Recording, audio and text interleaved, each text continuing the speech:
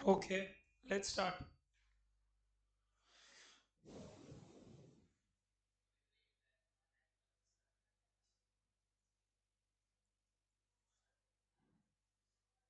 Okay, let's wrap up this part, guys. We'll start with debit note and credit note,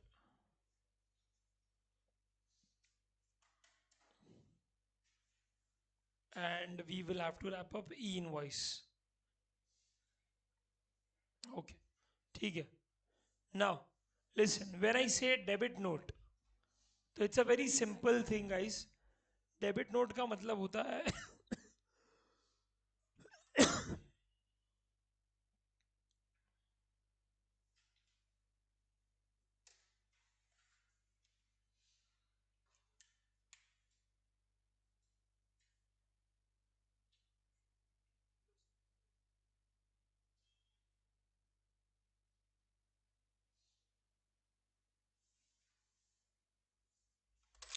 Okay. So debit word actually comes from the word what, my dear friends? Debtor. क्या बेटा? Debtor. And creditor and credit note comes from the word creditor. So debtor is who? Who is debtor exactly? Tell me. The person from who have to receive money or pay money. Correct. Receive money. And when it comes to credit note, creditor is a person to whom you have to pay money. Please understand one thing, the entire transaction you have to only look from the supplier's perspective. And remember, if supplier issues credit note, it is credit note or debit note for that matter. Okay, for example, let's say supplier issues a debit note. Then for recipient, it is a debit note only. It does not become a credit note. This is not accounts. Okay, this is taxation. So please, first things first, if supplier issuing a debit note, for recipient it's also a debit note only. Now the question is, when will supplier issue a debit note? That is the question. When? When he has to receive money from the recipient. But don't you think for that already he has issued a tax invoice? No. So where the supplier, I'm telling you the situation, where the supplier has actually supplied goods or service, but for a value that he has charged in the invoice is much lesser than what he should have charged actually. So he should have actually charged 10 lakhs, but he is actually charged 9 lakhs. Then in that case, he will issue a debit note. 1 lakh only, no? Why 9 lakhs? For 9 lakhs, he has already issued a tax invoice. And the tax invoice instead of 9 lakhs should have been what? 10 lakhs.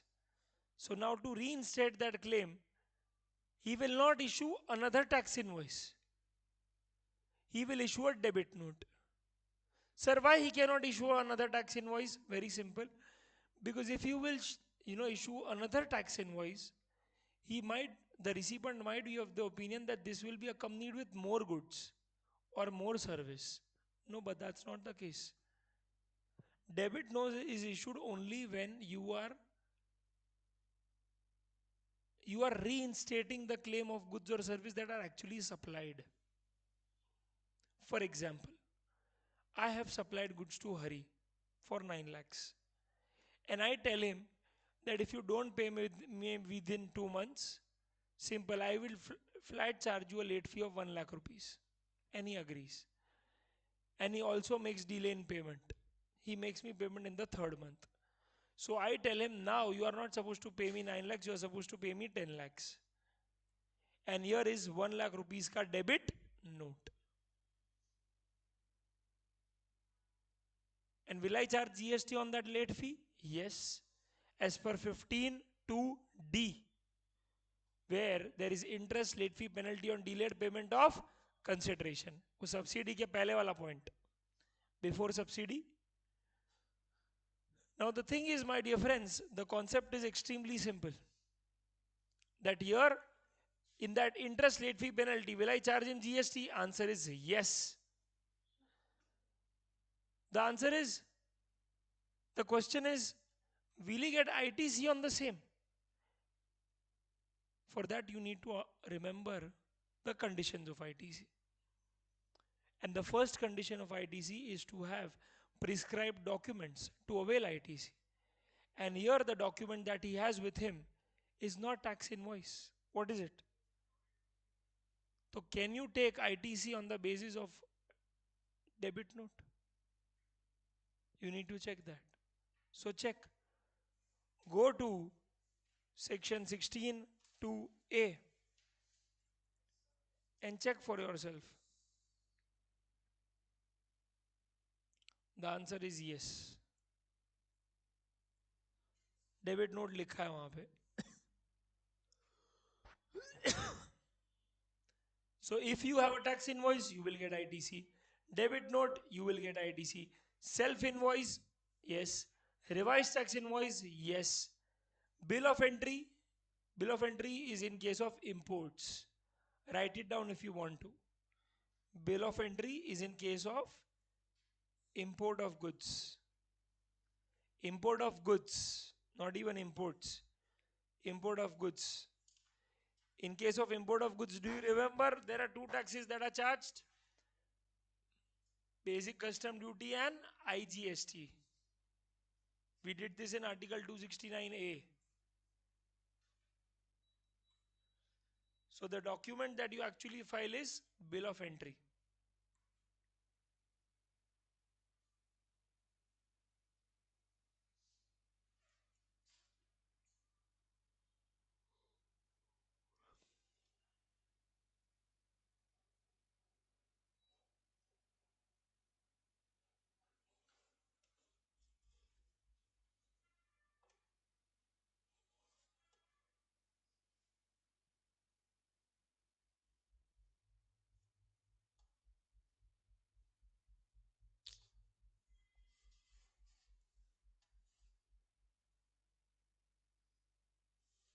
मजाक कर रहा बेटा ये.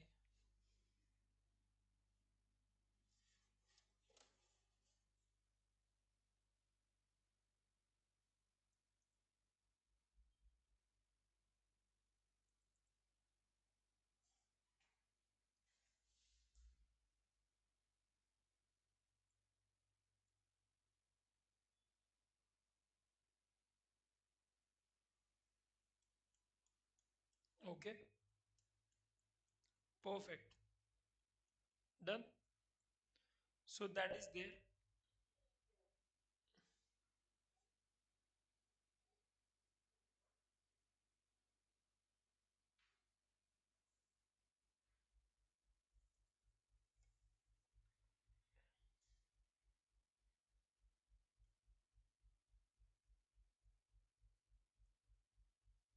Okay. So please remember, if the supply has been made, tax invoice has already been issued, but the taxable value or tax charged in the invoice is less than the taxable value or tax charge in relation to such goods or service, then definitely in that case, to reinstate that claim, you will definitely issue a debit note. Okay. So debit note is nothing but a supplementary invoice where, since you had undervalued the invoice amount, you are reinstating the claim with debit note. Please remember, with debit note, you are not supplying any additional goods or service. The goods or service that you've already supplied, you are reinstating the claim from 9 lakhs to 10 lakhs, right? And which is why you are issuing a debit note. Okay, please remember the situation. ठीक है? You will issue tax invoice only when you supply goods or service, but you will issue debit note only when you have undervalued your tax invoice and you need to reinstate that claim to the recipient and ask him more money for the same goods or service that you've already supplied. And yes, recipient will also get the ITC on the same. Okay, because under 16(2)(a you can definitely take ITC on the basis of a debit note. Is this very clear? Correct. Okay. Second is, my dear friends, Credit note. Now, what is a credit note? Very simple. You should you should first think about the fact that again you have to look at the transaction from supplier's perspective only. From the supplier's perspective only. Now, ideally, what happens is if supplier is supplying goods or service from the recipient, he is supposed to receive money, no? From the recipient, he is supposed to receive money, receive consideration because he has supplied goods or service, correct? But that isn't the case. In this case, supplier actually has to pay money to the recipient. Okay, supplier has to pay money to the recipient. He owes money to the recipient, and which is why he also issues credit note for the same. Now you should think, okay, which will be that circumstance where supplier instead of receiving money from the recipient is actually have to pay money to the recipient. What do you think? What will be that scenario? What advance?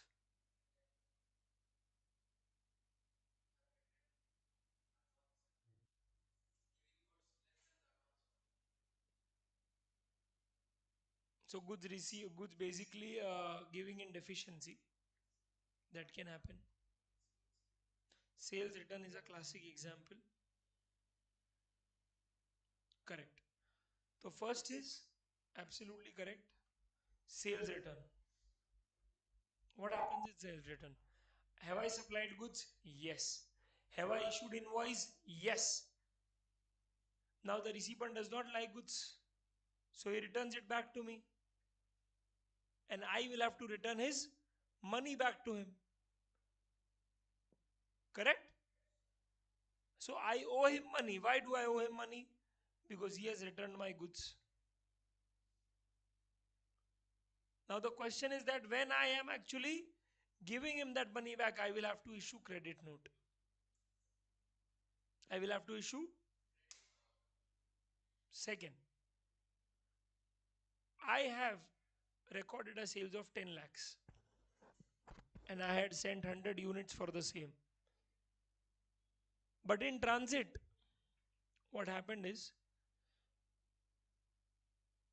there came pirates of Caribbean, all Bhallal Dev. कौन? Jacks? Jack Sparrow. Why Jack Sparrow? Pirates of Caribbean. And they stole 50 units. And my recipient only got how much? But he has made payment for how much? 100 units. Where you should have made payment of only 5 lakhs. He has made payment of 10 lakhs. Correct? Now that is the issue. I will have to return him that money back. I have to return him 5 lakh rupees back. And with that, I will also issue what? Credit note. Got it? Yes. And there is last example where you have charged more money to him than what you should have charged. So you have actually ended up charging him 20 lakhs where you should have actually charged him 10 lakhs. Now, how can such big error happen? How can such big miscalculation ever happen that I'm supposed to charge him 10 but I've charged him 20 lakhs? Classic example of this third wala case is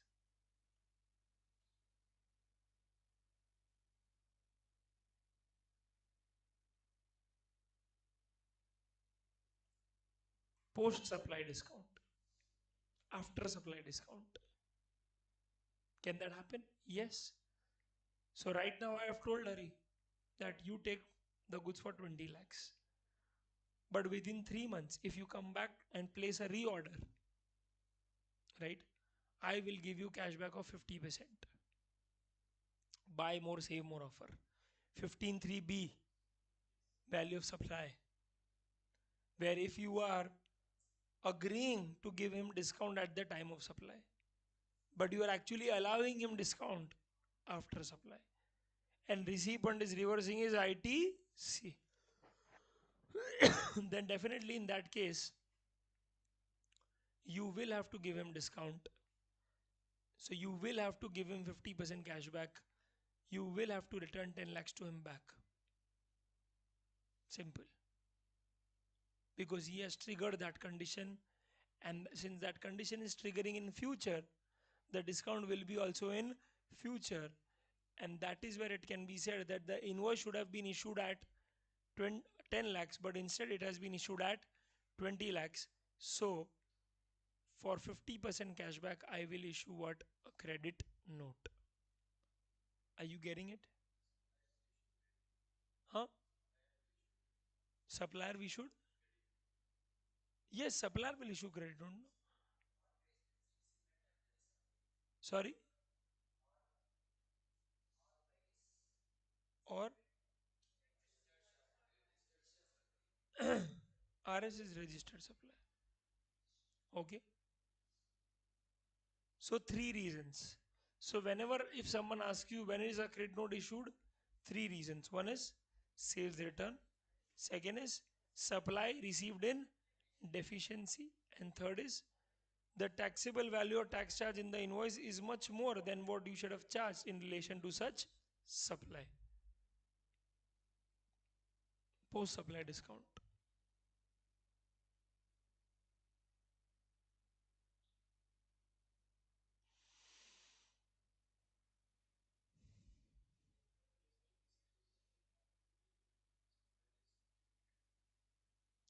Only when supplier reduces his output tax. I'm coming to that. See here, how credit note actually impacts supplier's tax liability. That is what I want to show. So on 1/4, you make sales. What will supplier record in his books of accounts?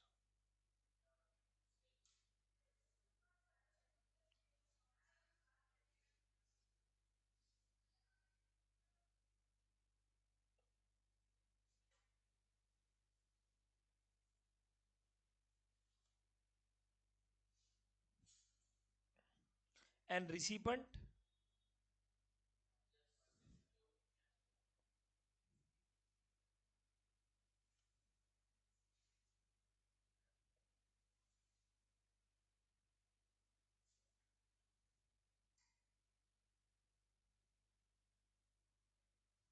Correct?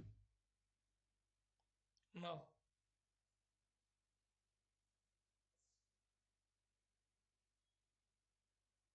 this is the due date of payment of tax.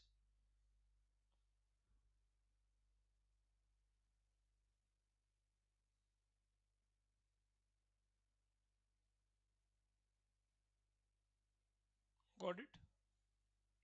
Correct? 1/6. 1/6 को क्या होगा? हाँ, 1/6 को होगा sales return.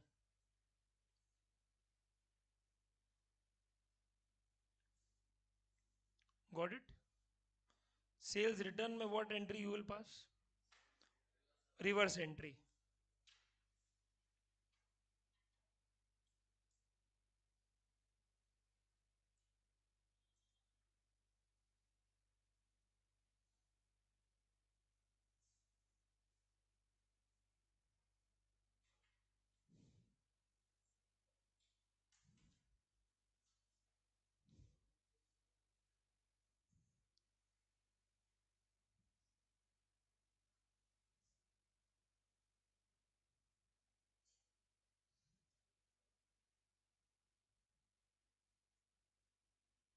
Got it?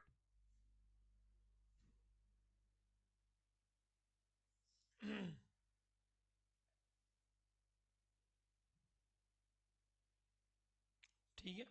So now, did you realize here what is happening? This person has reversed his ITC and here this person has reduced his.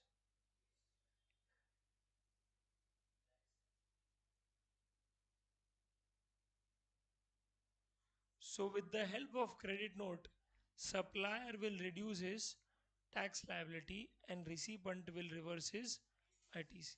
Supplier will reduce his tax liability and recipient will reverse his ITC. Is that very clear? Simple.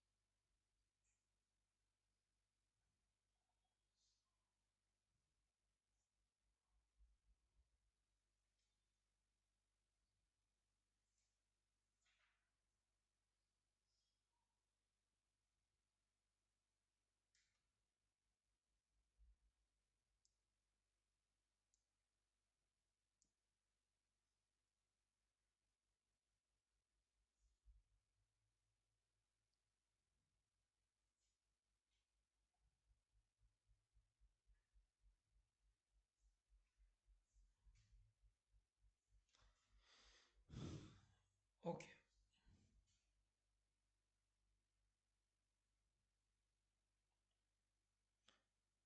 In case of credit note, my dear friends, the time limit for declaration in the return is very simple. There is definitely a time limit, okay, when it comes to credit note, my dear friends. So listen, ideally, if I am issuing a credit note in the month of April on 20th May itself, I should reflect it in my return. And the reason I will reflect it ASAP is because I will reduce my liability. Correct? The liability which I had increased unnecessarily, that liability will be what? Reduced. Very simple. So I would want to reduce my liability, no, ASAP. But let's say if you forget doing it, what is the latest time limit by which you can reflect it and reduce your liability? तो बोला है no next, no, not next month, बेटा, simple.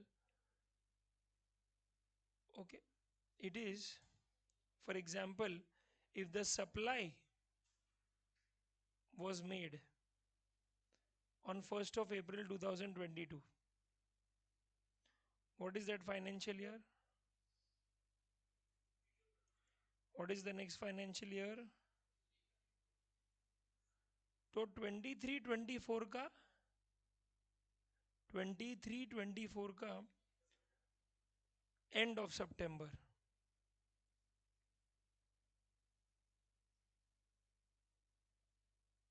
What is end of September?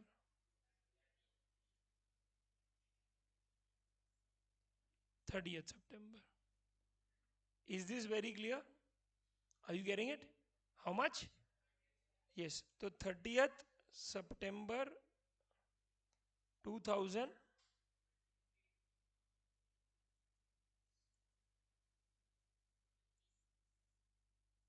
Got it? Or actual date of filing annual return.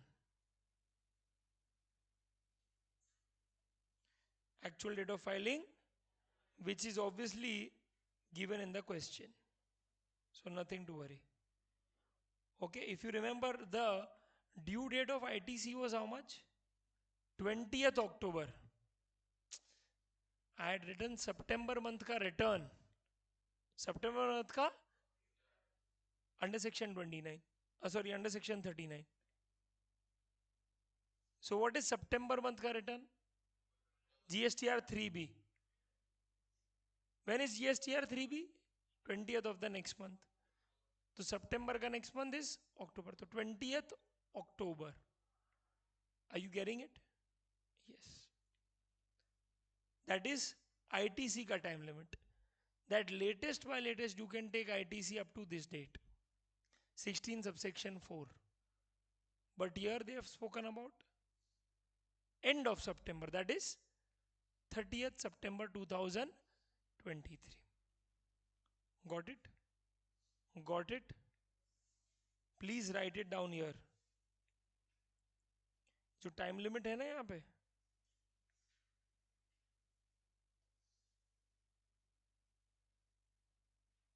here it is actually end of September.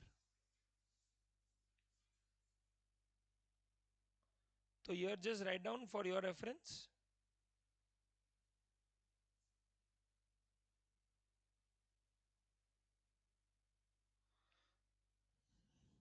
"30th September of next financial year in which the supply was made," or date of furnishing relevant annual return, whichever is earlier.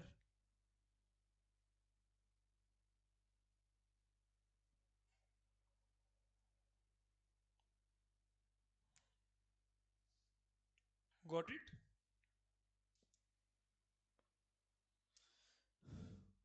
Got it, guys?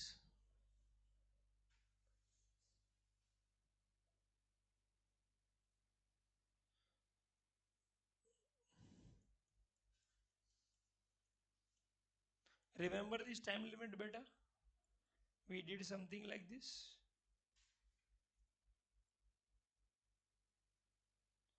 ITC chapter, ऐसा कुछ किया था बेटा. We did something like this. Okay?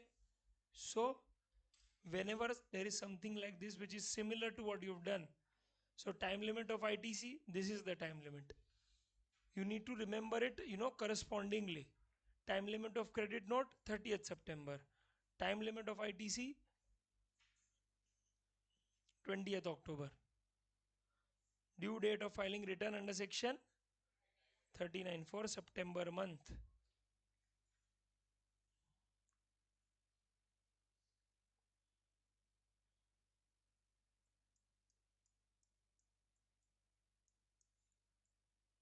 Got it? Done. Okay? That's it. That's it, guys. Okay? So here the conditions or the cases are given of credit note, and here the time limit of credit note is given. Are you getting it? Which are the three cases? Sales return, goods or service received in deficiency, and where your tax invoice ka value is much more than the taxable value that you are actually supplying for. Okay? So what you have charged is much more than what you are supplying. Simple. So when you will possibly do debit note and credit note, you just need to remember one thing. First, remind yourself, okay, when will debit note issued? Second, when will credit note be issued? Right? What is the time limit of debit note? What is the time limit of credit note? Right? Simple. So this is how I have summarized it.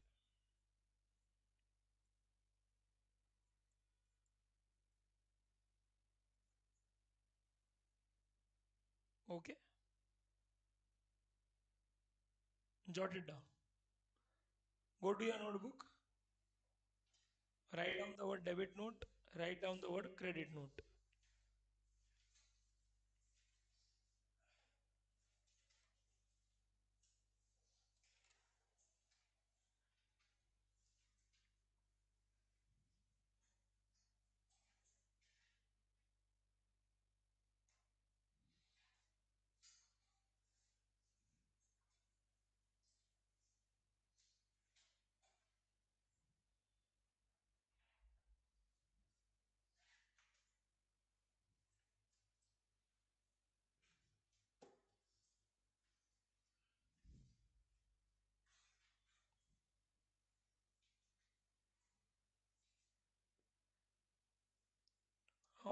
Paranex and Rama.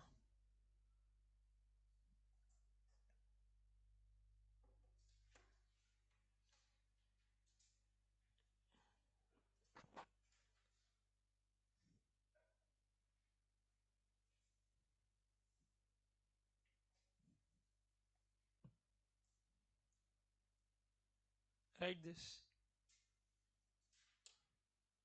Debit note.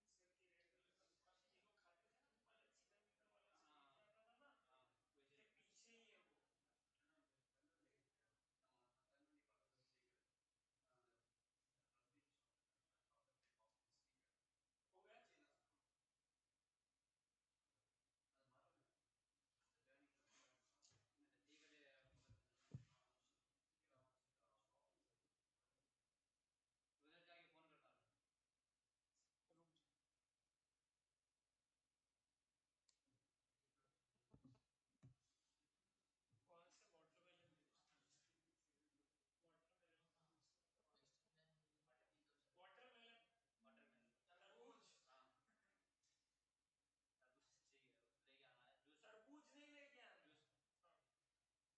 नहीं यार अच्छा नहीं है।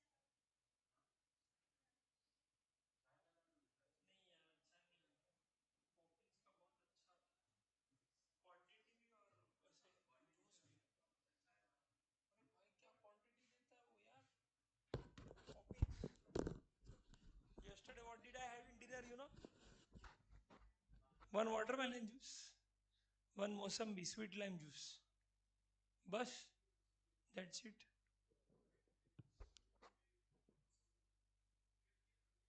No, I just had this two big glass. Done. Did not have anything. Very good.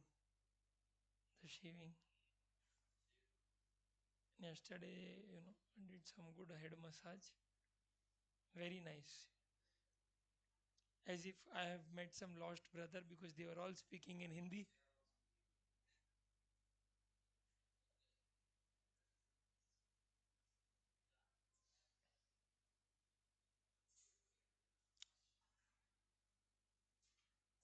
Balaji, so if the class is of 7:30, what alarm do you keep? 8:30 in your area. So you come through bus or but why can't you use umbrella? The water is still. But what if the rain stops? The water will still be there. Okay, then it is fine.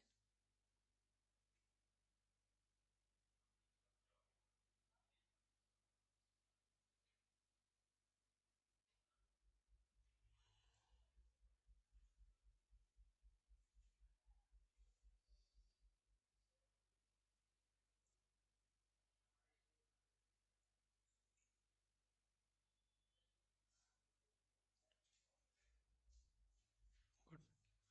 But it is not cheap. It is cheap and best, but it is not cheap. And I did not get any combo offer that you told me. Huh? Huh?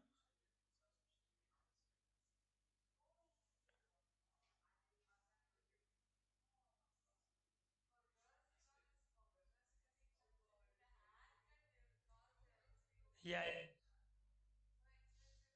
For girls it is very. But you are also no, because you all also cut hair once in a while, like once a year you all do, no? Once a year you all go, no? If you will do the calculation same for the guys, then it's in fact more expensive because we at least go like 7 to 8 times in a year for haircut,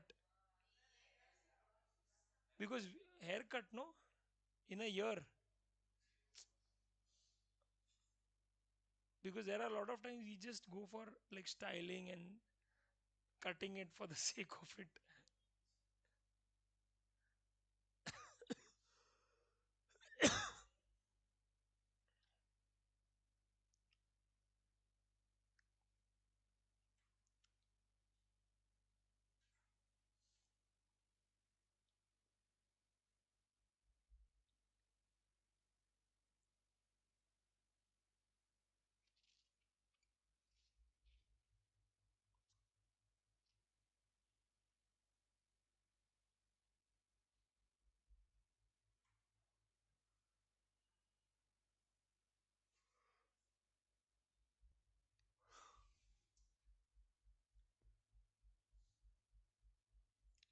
Chennai is not cheap that way. Huh? Chennai is like equally expensive in terms of all of this. Like only South Indian food is a little like cheap. Not cheap, I will say like ठीक है, reasonable. It is moderate. Only real estate is extremely cheap here, very cheap. बाकी दूसरे जो भी है goods woods, all of that is like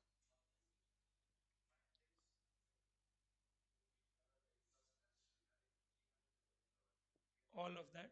Oh wow, fantastic.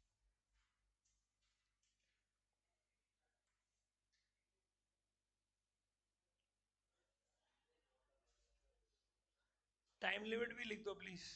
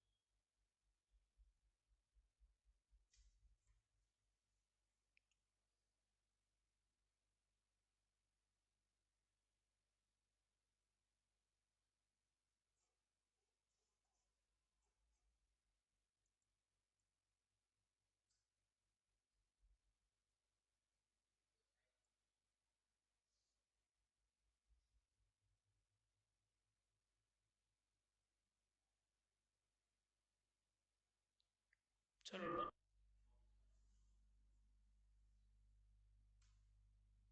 तू lefty है भाई. तू लिख. For that you have to be lefty also. That comes after rigorous practice.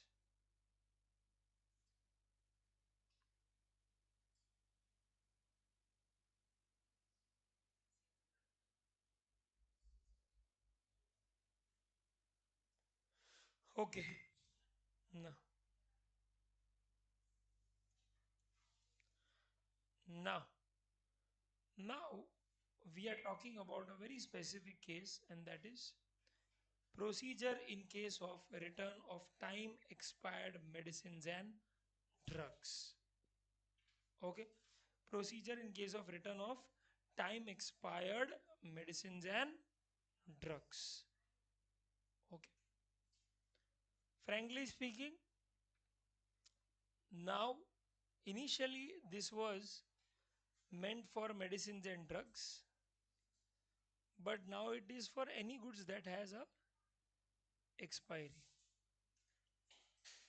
So just replace this nomenclature with expired goods instead of medicines and drugs. So initially when the circular came, it was only and only for medicines and drugs, but when it came to other goods, it was further extended to other goods which could expire. Can be anything like say any food stuff item or anything of that sort. This shop is very nice, a good looking shop, Daily 24.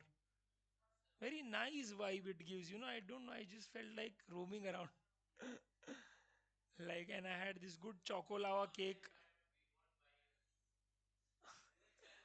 That happens. It happens like that because yesterday also I saw what they are offering actually, and after everything I bought this good choco lava cake which I wanted to eat for so long. I asked him to just heat it and then I ate it, and it was such a good delight, after having it after such a long time. So that is what Rakshi was telling actually. I thought there's something else, but it's a very good shop, like amazing stuff they give. And yeah, it was nice. So the thing is that now they are actually into those goods which can get expired, right, all those pastries and stuff like that. It's just a matter of like a couple of days. Now the thing is that all those goods which have an expiry date, no, generally manufacturer takes the onus of taking back those goods. Are you aware about this? So if I am selling any medicines or foodstuffs which has an expiry date, right, I will take the risk in case those goods are not being sold by my wholesaler or retailer. Samjha? Right? Because frankly speaking, it is limitation on my products end, no? That if cannot be sold within 3 months or 6 months or 1 month, right? It cannot be sold anymore. Why should the wholesaler or retailer bear the burden of it? I will only bear the burden because it's possibly it's the fault is in my goods that it is not in so much of demand. That it is not being sold in the stipulated period of time, and it gets expired and then it becomes redundant. So what the manufacturer tells to the wholesaler or retailer for that matter is that don't worry, if these goods are expired, you will return it back to me and I will give you the money back. Got it? Make sense? Right. So here, very simple. As a manufacturer, I gave goods to you.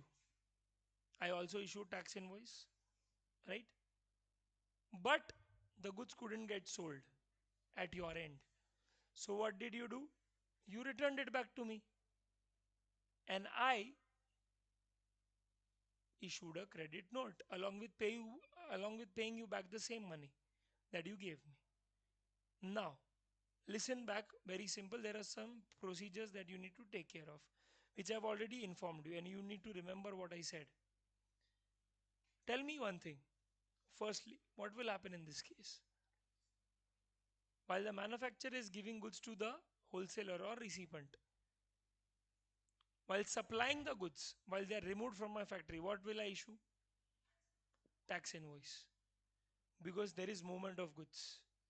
And in movement of goods, you issue tax invoice at the time of removal of goods. First point. Second point. Now the goods have been received by whom? By the recipient. So it will obviously take the ITC. Are yes or no? Because obviously to avail ITC, you need to receive goods, have the tax invoice, and the other conditions which are given in 16.2. So recipient will take the ITC. Now it has kept it in its store or go down, but it does not get sold to an extent that now the goods are expired. Can it be sold now? No. Are they redundant now? Yes. So he will send it back to whom? To the manufacturer as sales return. Now important is when he will send the goods from sales return, again he will take the help of some transporter. Correct? Are yes or no? What will he issue? Tax invoice? No. Because is he selling goods back to me or sending goods back to me? And whenever you are sending goods, what is it? Is it a supply? No, it is a transaction which involves a nature which is other than supply, which is called what? Sales return. But in that case, what document is issued? Yes, delivery challan. If you remember the very second case, reasons other than by the way of supply, where I gave you two examples: goods sent on approval for sale or return, or sales return. So, the wholesaler, while he's sending back the goods to me, he will issue which document? Delivery challan. Right? Now I have the goods back with me. Right? What will I do with it? Are they? Yes, definitely. I will now issue what? Credit note and also pay the money back to that person. Right? And reverse my liability by passing the entry sales GST payable to cash bank. Now I have goods with me. Are they of any use? No. So I will finally land up destroying them. But do you also know that if you are manufacturing any goods, obviously I must have taken some inputs and some input service. Are yes or no? To manufacture those goods, government said that now since you are destroying it, can you take the ITC of the same? No, because as per 17.5 block credit, there is a case that we actually read that if your goods are stolen, destroyed, written off, or you are giving it as free samples or gifts, are you charging output tax? No. And which is why you will not get its ITC. So now when I'm actually destroying those goods, I will, whatever ITC I've already taken for making these goods, I will have to reverse that ITC. Are you getting it? So what kind of ITC will I reverse? Of all those inputs which I have used to manufacture those goods which I have now destroyed, which were expired goods. Are you getting it? Make sense? Just check the diagram. So first, what has happened? First, there is supply. Okay, supply of goods. And you've also issued tax invoice, selling price 10 lakhs, GST 1 lakh. Wholesaler has taken 1 lakh ka ITC, right? Clear hai? Now,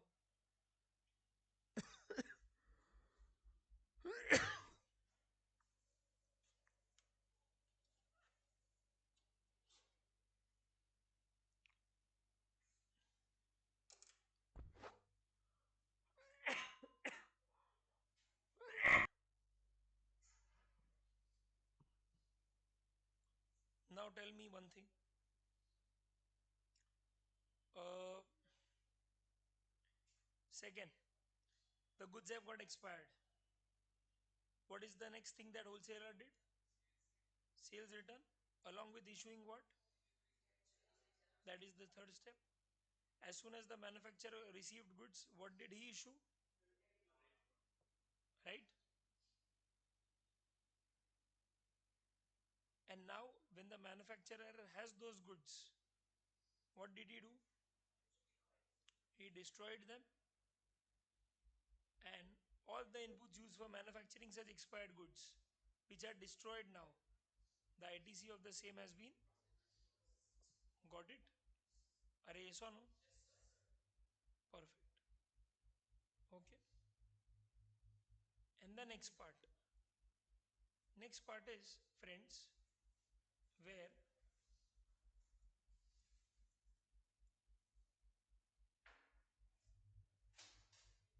the return of time expired goods have been treated as fresh supply. Are treated as what? Fresh supply. So here what is happening is, consider this example. Manufacturer supplied the medicines, issued tax invoice plus GST, recipient took the ITC. Now that the goods are expired, okay, now that the goods are goods received are expired now.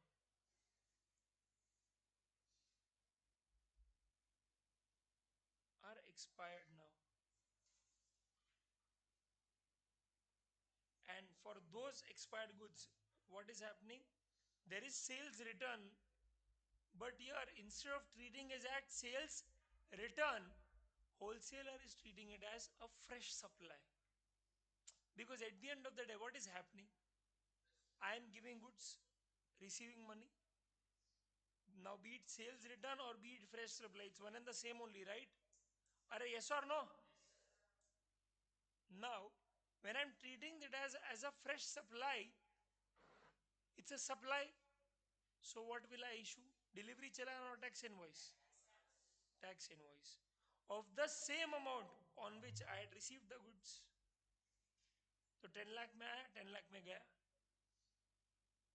You purchased it in 10 lakhs. Now you will sell it in 10 lakhs. And GST will be 1 lakh.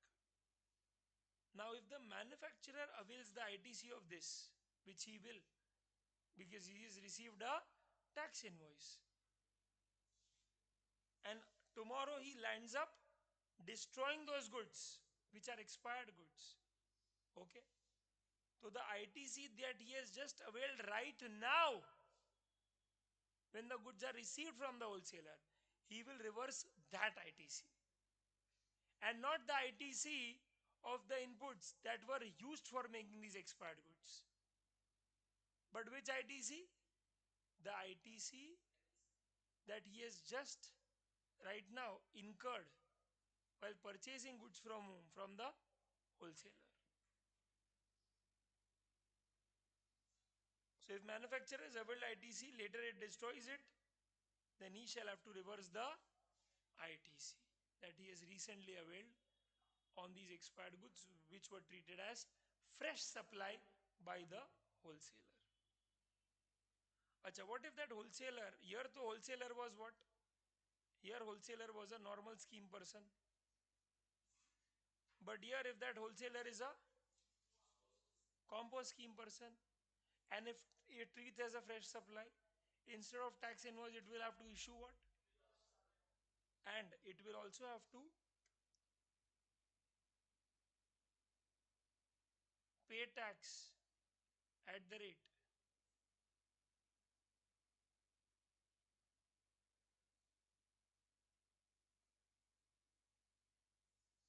1% on such supply, and it will have to pay tax at the rate 1% on such supply. Are you getting it? अरे होता है ना outward supply पे है ना 1%. Okay, and recipient obviously will not get ITC because I have not charged any GST. अरे have I charged GST? Can I collect tax as a composite taxpayer? And if the wholesaler is an unregistered person, then he will issue what? A commercial invoice. Will he able to charge GST? And which is why recipient will also not get. Is this very clear? Let's just read it once. Read it. Come on. Let's read it. Divya, read it.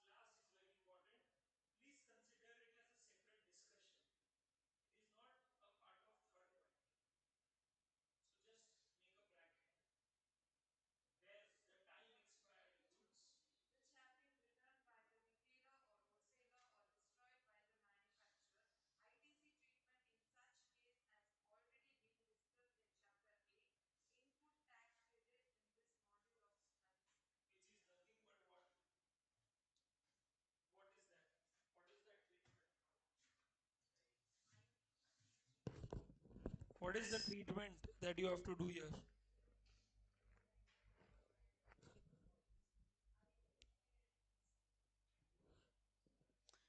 Please mark this as a separate discussion. Under section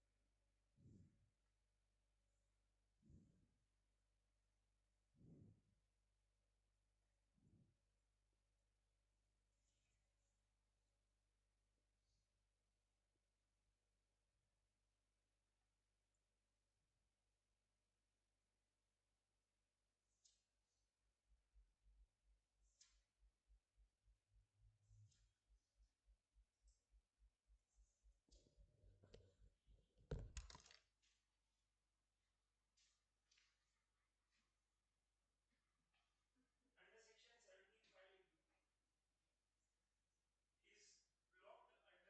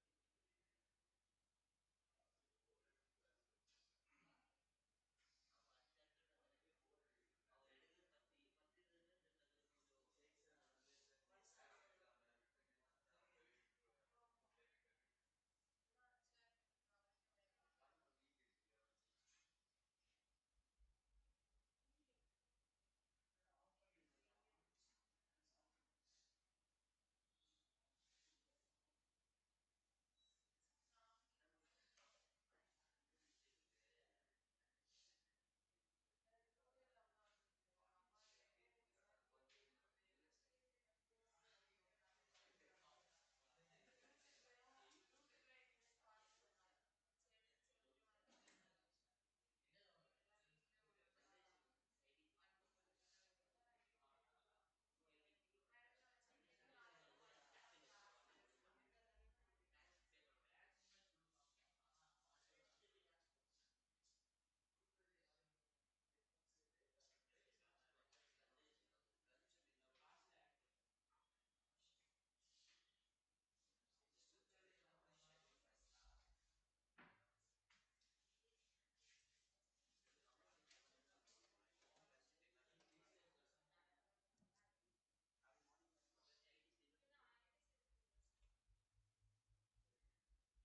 क्या पूछो जरा मेरे को यार. Ask me. You have some doubt to ask me, please.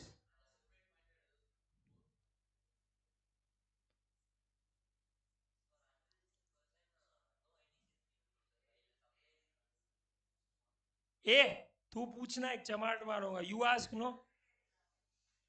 उसके why are you asking via him? अच्छा.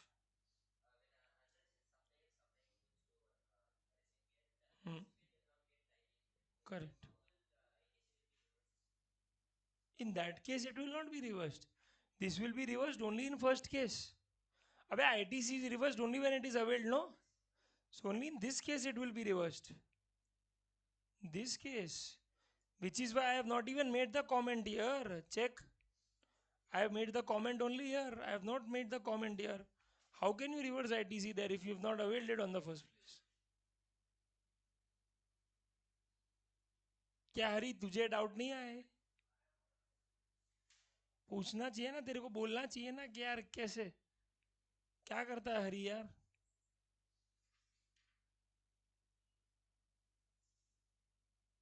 ठीक है,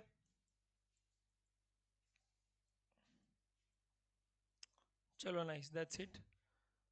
तो हाँ ये, हाँ डायग्राम तो ऑलरेडी है ना. That's it, great. चलो इसका डायग्राम ड्रॉ कर दो आप. इसका diagram you draw.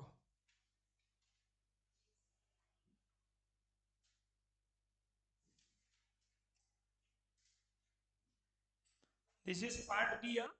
Part B का डायग्राम, दिस का डायग्राम.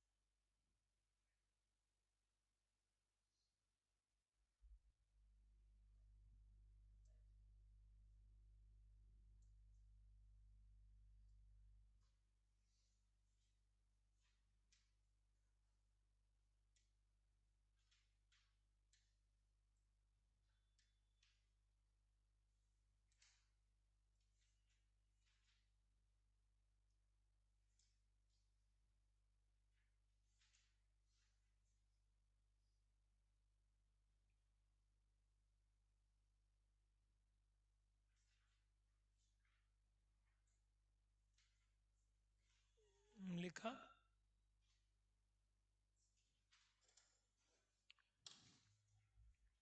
चलो. Now listen up, guys.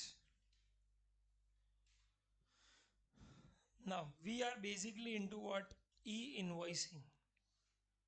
So firstly, what is e-invoicing? Very simple. Here what happens is that you will pass an entry in your tally.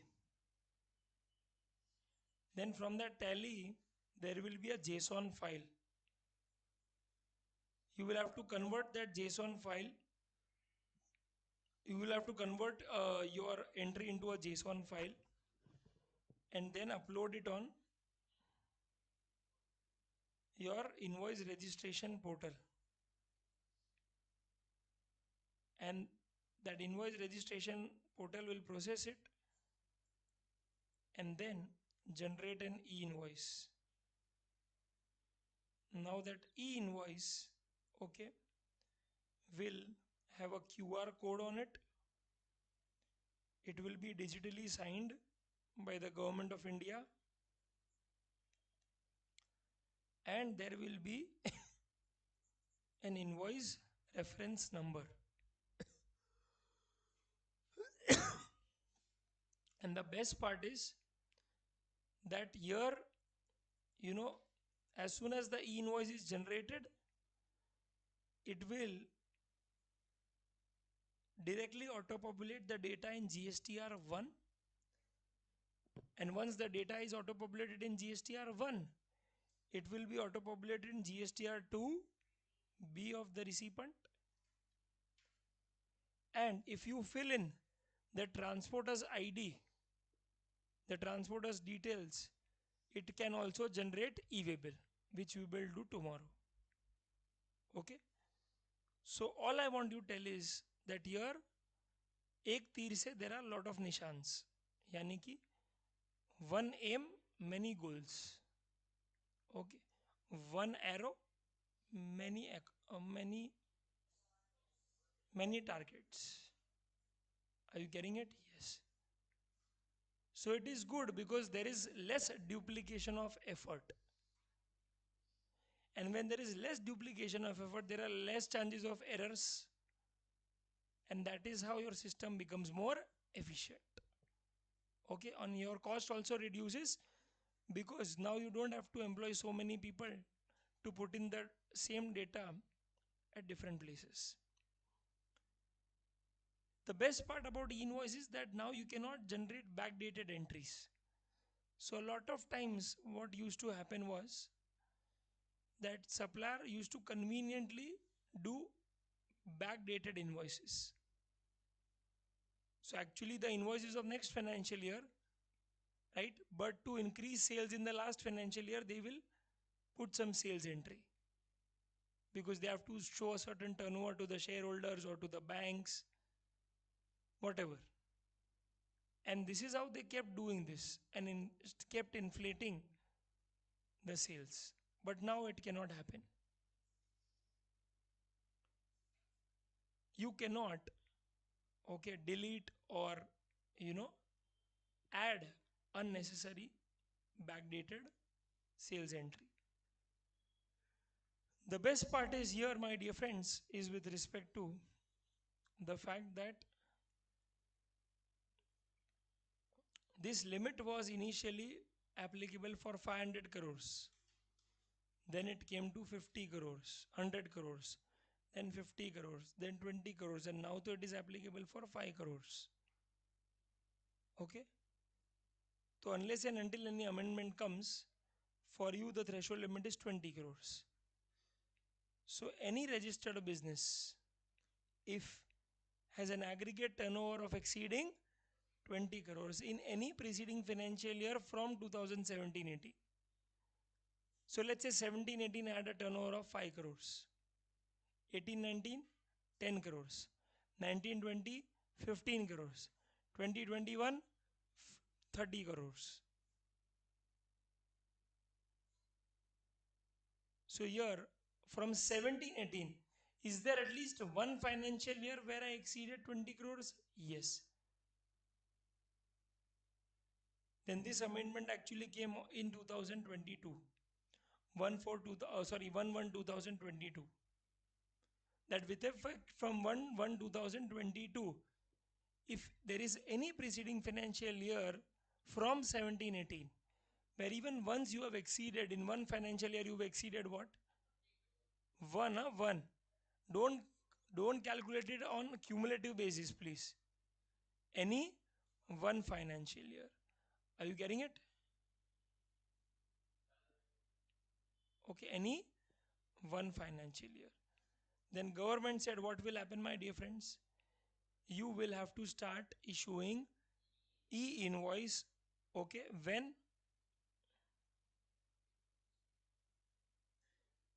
you are making B2B supplies.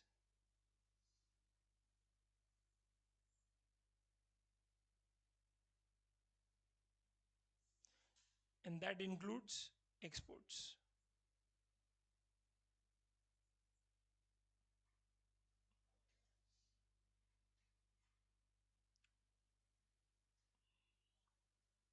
Okay. So e-invoice will be generated only in case of B2, B2, B2, B2C नहीं होगा, only B2B. Okay. अच्छा, come here. So is it applicable in B2B? Yes. Is it applicable in case of exports? Yes. Is it applicable in case where you are making supplies where taxes payable as per RCM? Yes. Does not matter. But where is it not applicable? B2C, ISD. Don't need to remember ISD actually, because it's the CA final concept, input service distributor, but still it is not applicable. In case of any inward supply where tax is payable as per RCM under 9(4), or for that matter import of goods. It is only applicable in case of outward supply. Okay, and which B2B, and it includes exports. Next, where is it not applicable? तो बोला special economic zone units, special economic zone, वहां पे note लिखो एक.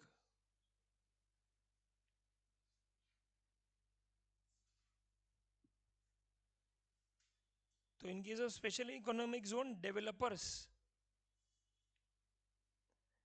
ई invoice is applicable.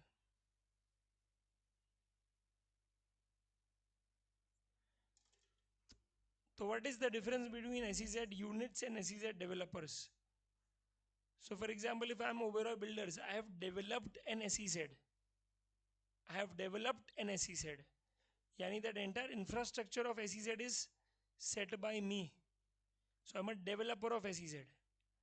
And in that SEZ, Reliance has set up its own unit for exporting goods. So Reliance is one of the units in SEZ. So understand that one big area has been developed. That is developed by whom? Oberoi. But in that there are a lot of companies that are functioning, like Reliance, Tata, Adani. So they are all units. So SEZ units are exempted, but SEZ developers are not exempted. Insurance, banking company, financial institutions exempted. GTA, supplying transportation of goods service via road, supplier of passenger transportation service, and person supplying services by the way of admission to exhibition of cinemas in multiplex screens. That is multiplex theaters. And two more people, local authority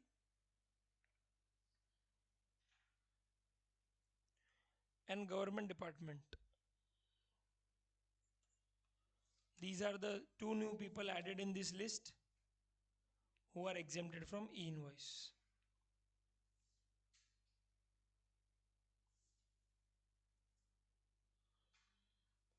So from e-invoice, what I would like to tell you is that this is extremely important. Mark this important.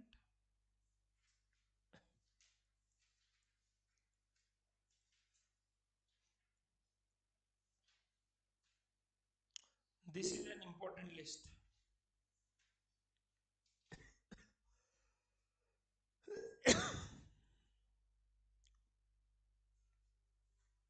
and this.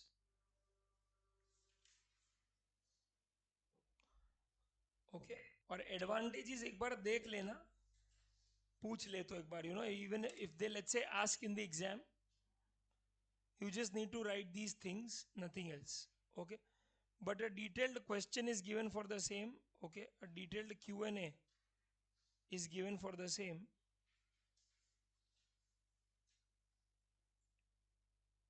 In your Q&A section, so refer that rather than this. Okay, these are just the head points. Okay, auto reporting of invoice into GST return, auto reporting of e-way bill, reduction in transcription errors, early payment, cost reduction, improved efficiency, reduces tax evasion, elimination of fake invoices. These are all the benefits that happens in case of e-invoice. That's it. Okay, so here we are done with e-invoice.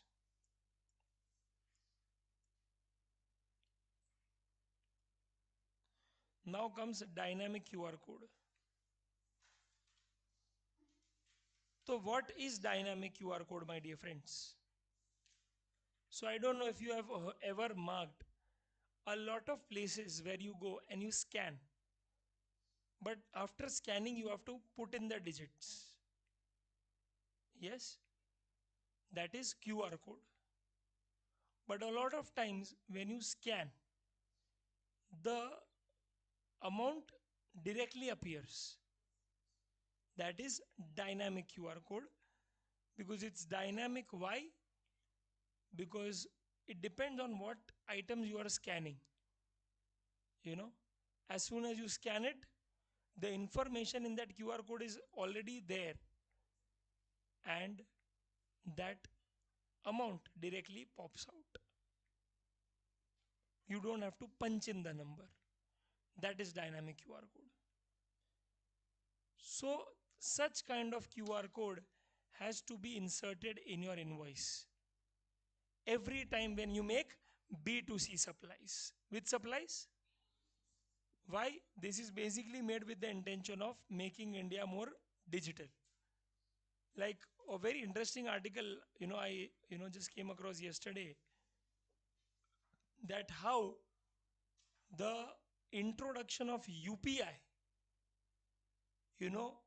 has put a danger to toffee industry.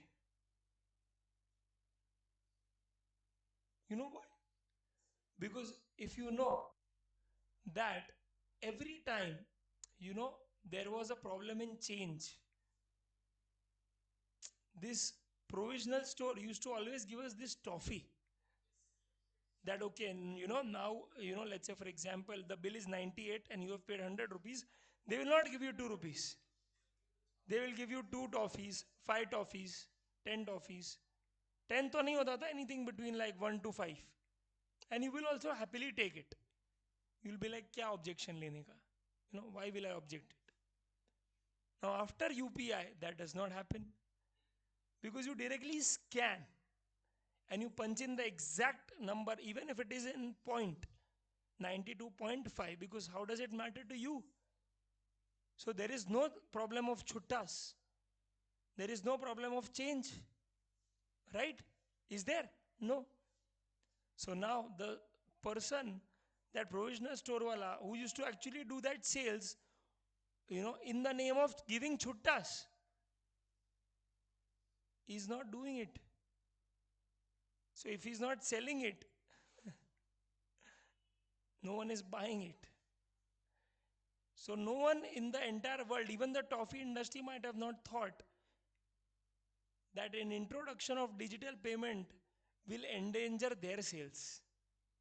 And imagine the amount of sales that used to happen on the counters of DMart. Think, no? For them, to every second there is a customer. And they used to give to 10 rupees ka Mentos de diya, ya Polo de diya, whatever. For them it's a sale only. Right? This is how it is. That sometimes uh, what can strike danger to your existence, even you have no clue about it. Fantastic. Okay.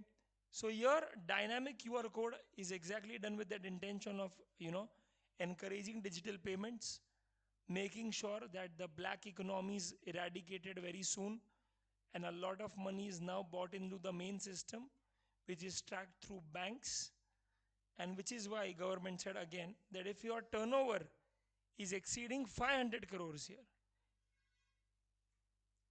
from when 17-18 in any financial year, then every time you do B2C supplies, B2B nahi, B2, in here it's B2C, upar it is B2B.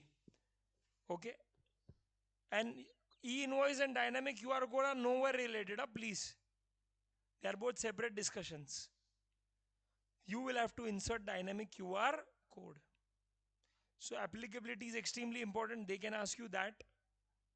And also they can ask you cases where it is not applicable.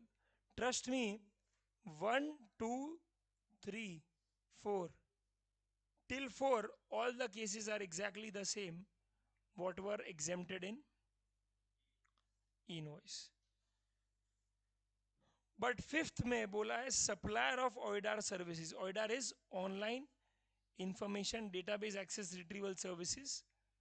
So basically, the classic example of this is online gaming, online access to movies, music, ebooks.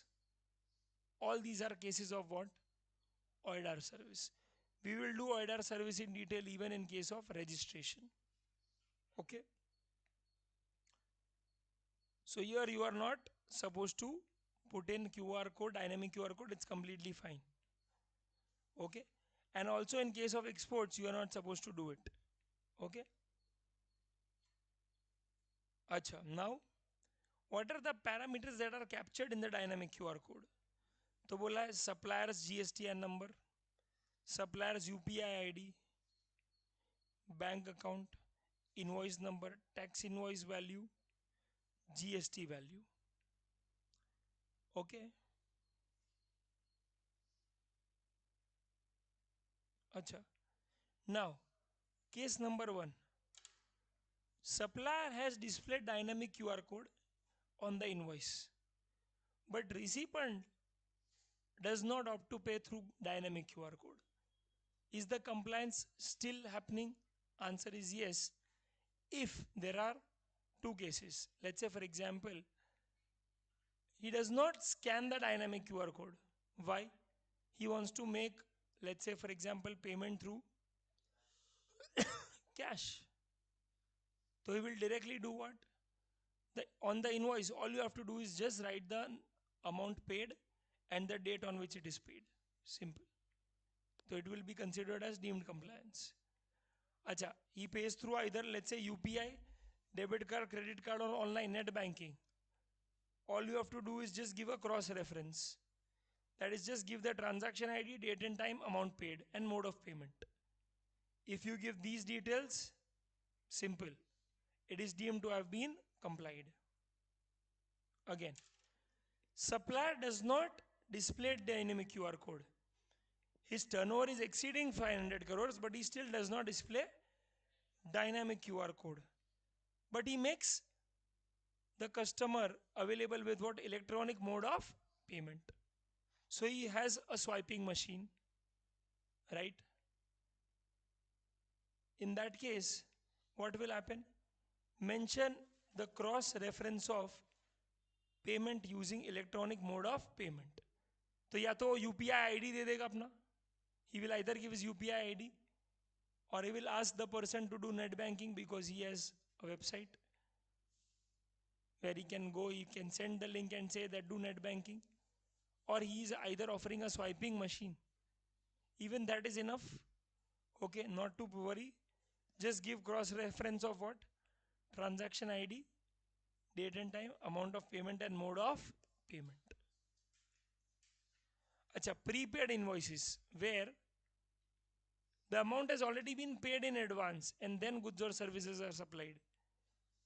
All you have to do is just give cross reference of date and time. And if you are supplying goods or service through ECO, again just give cross reference of payment received on invoice. That's it. Okay. Frankly, all these four cases, just go through it once, nothing important. In dynamic QR code, all you have to remember is only these 2 points. Those are the most important. Just read that and finish it off. Okay. So that is where, my dear friends, our discussion ends over with respect to what? Dynamic QR code and thereby tax invoice.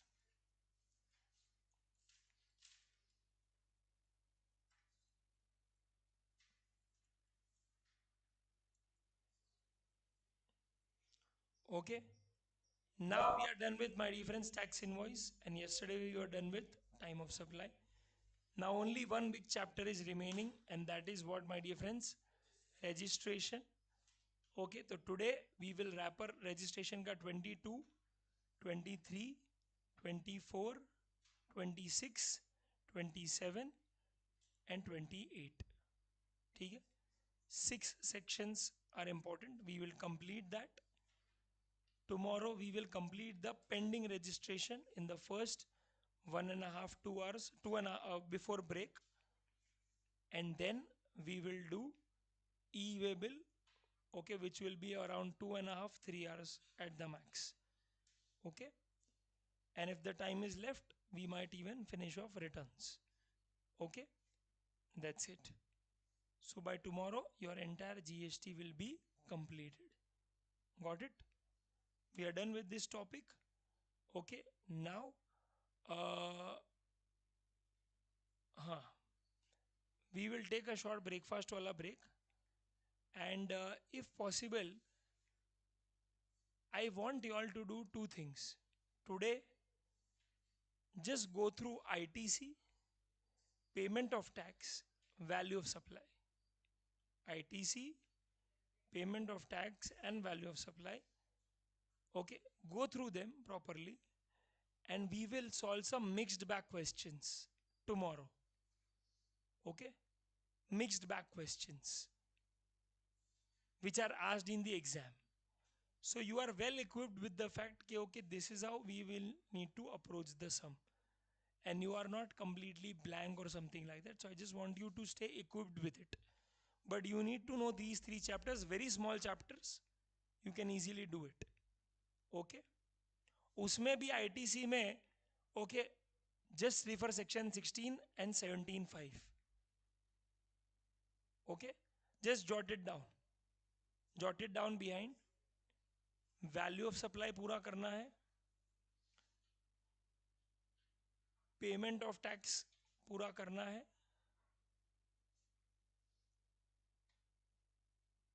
And ITC में 16, entire section 16 and 17.5. That's it. Okay, please make sure that today you refer all of that, right, so that tomorrow we can solve some sums on this. Okay, that's it, done.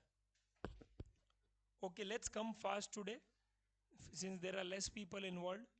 Okay, let's come directly at 9:45. Okay, and start with what, my dear friends? Registration.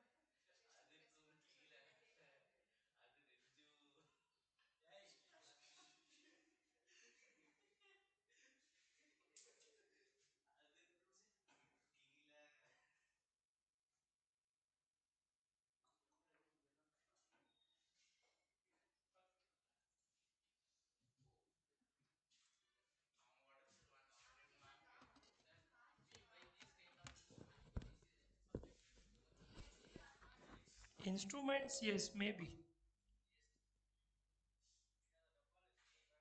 AC car, AC car, AC car.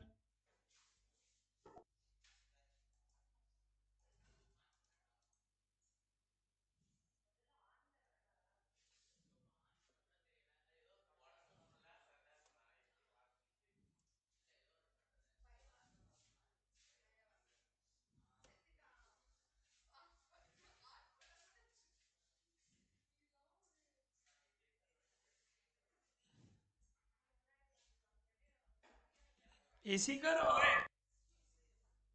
AC car. चलो.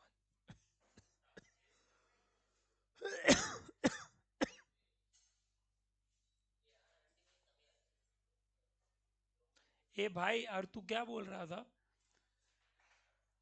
about that, about our competitor? They, you know what their deadline is? 31st March. 31st March is their deadline.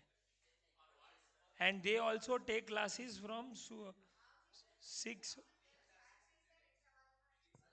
That is fine. But,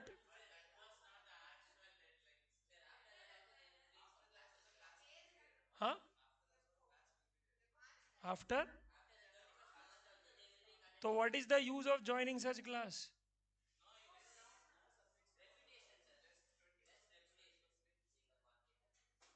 I'm just telling you, okay, that what that is that what does that, and they also have class from like 6 a.m. to 1:30.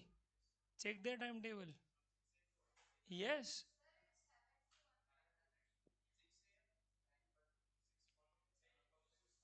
So what is the use? What I'm trying to say is that, boss, they don't have what. That is fine. That is a matter of subject, but that has its own pros and cons.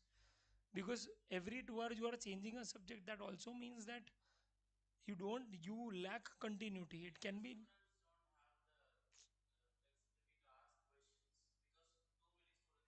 there are like almost 500, 600 students, no, or more than that. So it's a very wrong thing that people get to know, okay, bus. And and their portion never gets over on time till the time I know for a fact.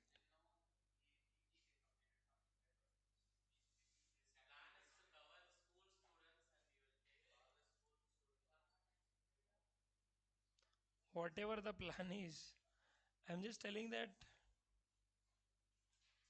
that is the fact. Or a baper. Then why are students going there? I guess that's the only institute which is famous right now.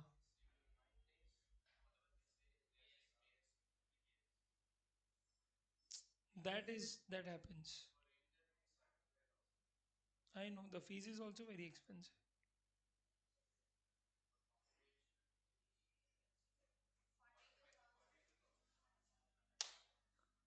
Okay.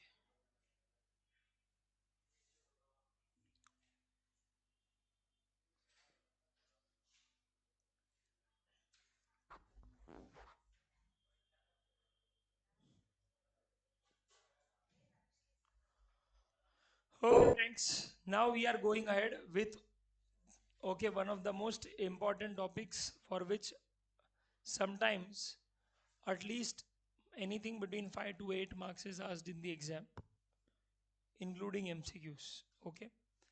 Registration is the key, my dear friends. Registration is the key. Let's focus on registration. And now the target is that by 1, okay, 11, 12, 1.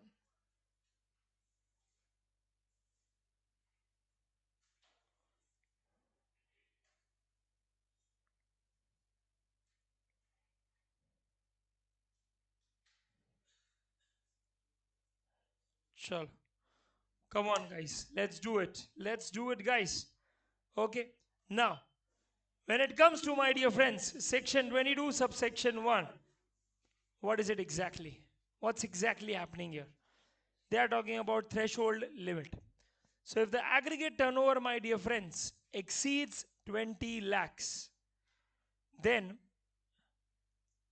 in that state or union territory where you are making taxable supplies, where you are making, it is okay, only in that state or union territory you are supposed to get registered.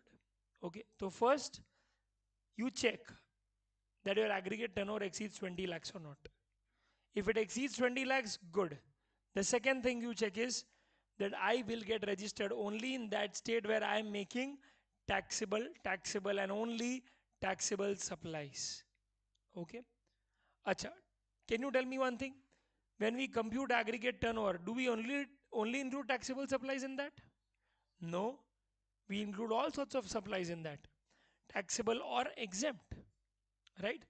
We did that in composition scheme. But my dear friends,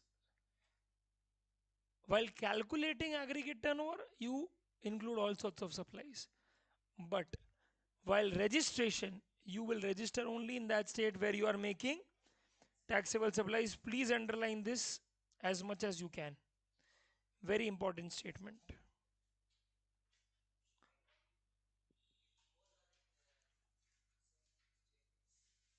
Same.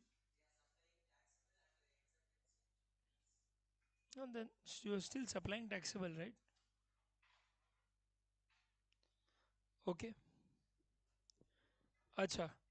But when it comes to special category states, like what? Like Manipur, Tripura, Mizoram, Nagaland, Mani, Mizo, Tripura, Nagaland, MMT, Nagaland, MMT, Nagaland. So with the help of MMT app, I will book a trip to Nagaland.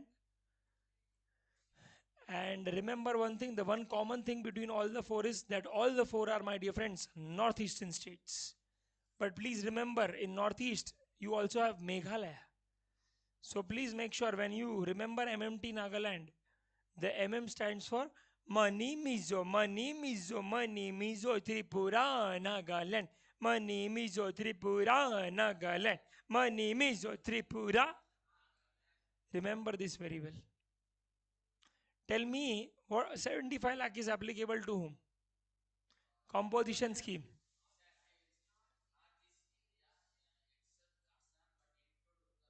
Perfect. All northeastern states except Assam plus Uttarakhand. Are you getting it? Yes. But here 10 lakh limit is applicable only to Mani, Mizo, Tripura and Nagaland. Okay. Very good. Very. Are Jiva, you came today? Where were you yesterday? Okay. ठीक. Done. Aggregate turnover, my dear friends, what will happen in this case? Chalo, come on. Aggregate turnover includes all types of taxable supplies, exempt supplies, okay, exports, interstate supplies, okay. नीचे यहाँ पे लिखो person having the same PAN and it is to be computed on all India basis. And it excludes what, my dear friends? CGST, SGST, UTGST compensation cess and inward supply where taxes payable as per RCM. Acha, does it include all outward supply where taxes payable as per RCM? Yes. Acha, exempt supplied includes what beta? Nil rated supplies and non-taxable supplies. Non-taxable supplies. Okay. Zero rated supplies exports beta. Okay. And the last is very important. It includes interest. This is the only difference between the calculation that you do for aggregate turnover and year. Aggregate turnover for composition scheme and in composition scheme you do not include what? Correct. You do not include. But here you do include. Okay? क्या? हाँ, interest and discount. Interest and discount.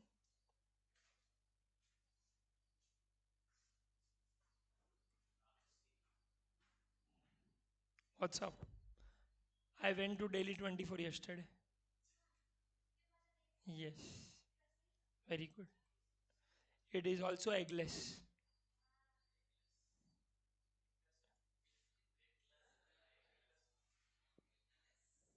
Okay.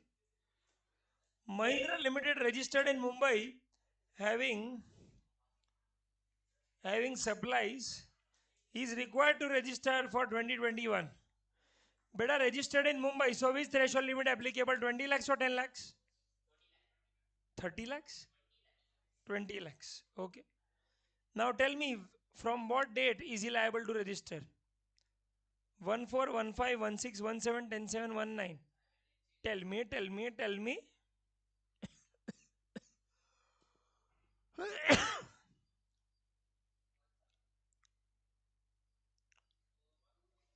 1 4.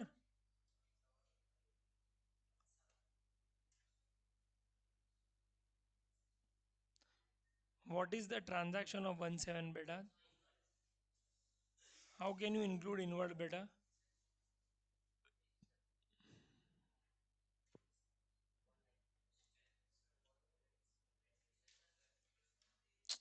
Arey, why are you flickering pages? You have to include everything except inward supply. Simple.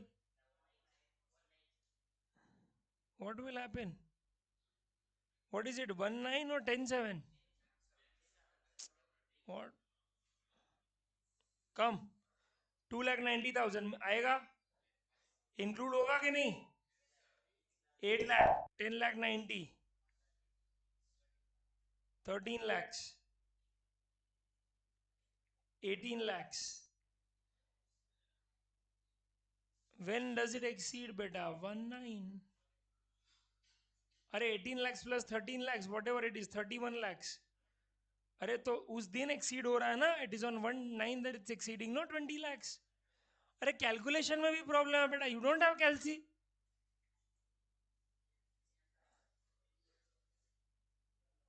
अरे inward supply है ना बेटा, right. M Limited is liable to register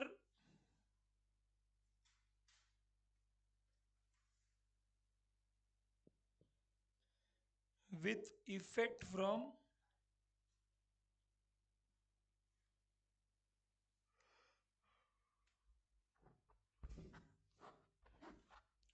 1 9.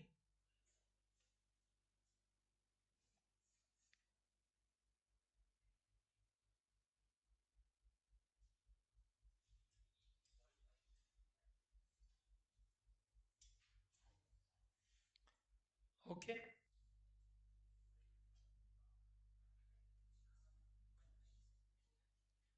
got it. With effect from 1 9. चलो, क्या 1 5? अच्छा this. Yes, yes, 10 lakhs liable to register with effect from 1 5.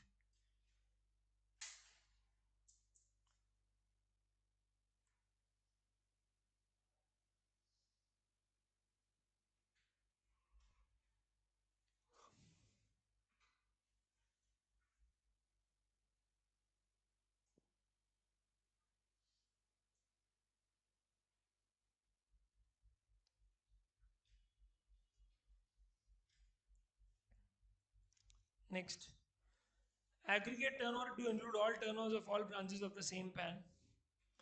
Okay, ITC has two branches, one is MP, the other is in UP. Okay, tell me what will happen. When will you be liable to register? Remember, you have to include all the turnovers of all the branches across India.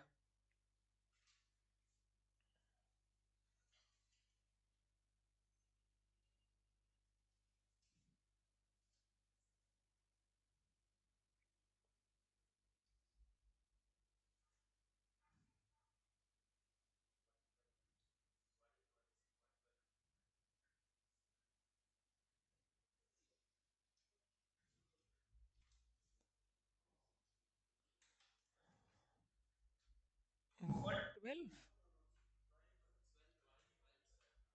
12 12 है बेटा. Got it. 12 12 to go, it's exceeding 20 lakhs, no? I've also given you the calculation below. Just make this correction.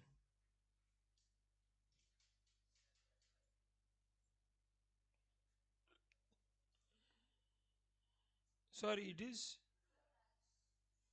2 lakhs.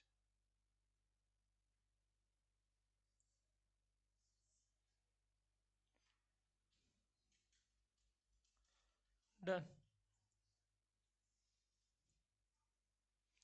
Okay. Since the aggregate turnover of ITC, which is computed on all India basis where they have the same PAN, it exceeds 20 lakhs, ITC is liable to get registered on 12/12. Both branches, Mumbai and Ahmedabad, with their respective GST acts. Okay. So one will be under Maharashtra GST Act and the other will be under Gujarat GST Act. Are you getting it? Okay. Now there are this array of questions that I have planned for you.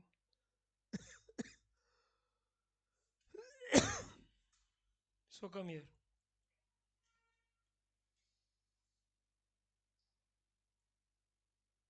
Okay. Okay, before I go ahead with that, just a second. Let's do this. Amendment for supplier of goods. Okay. So listen up here.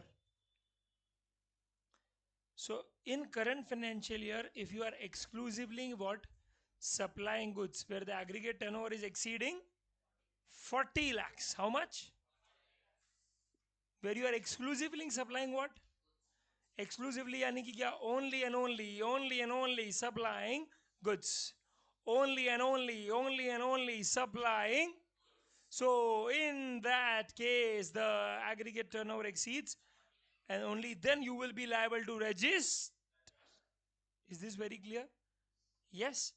Perfect. एकदम सही जवाब. But there are exceptions. First exception is if you are liable to compulsorily register under section 24. So here does not matter whether you have exceeded 10 lakh, 20 lakh or 40 lakh. Okay. If your name is covered under section 24, you have to compulsorily register irrespective of your turnover. Is this very clear? No one can save you.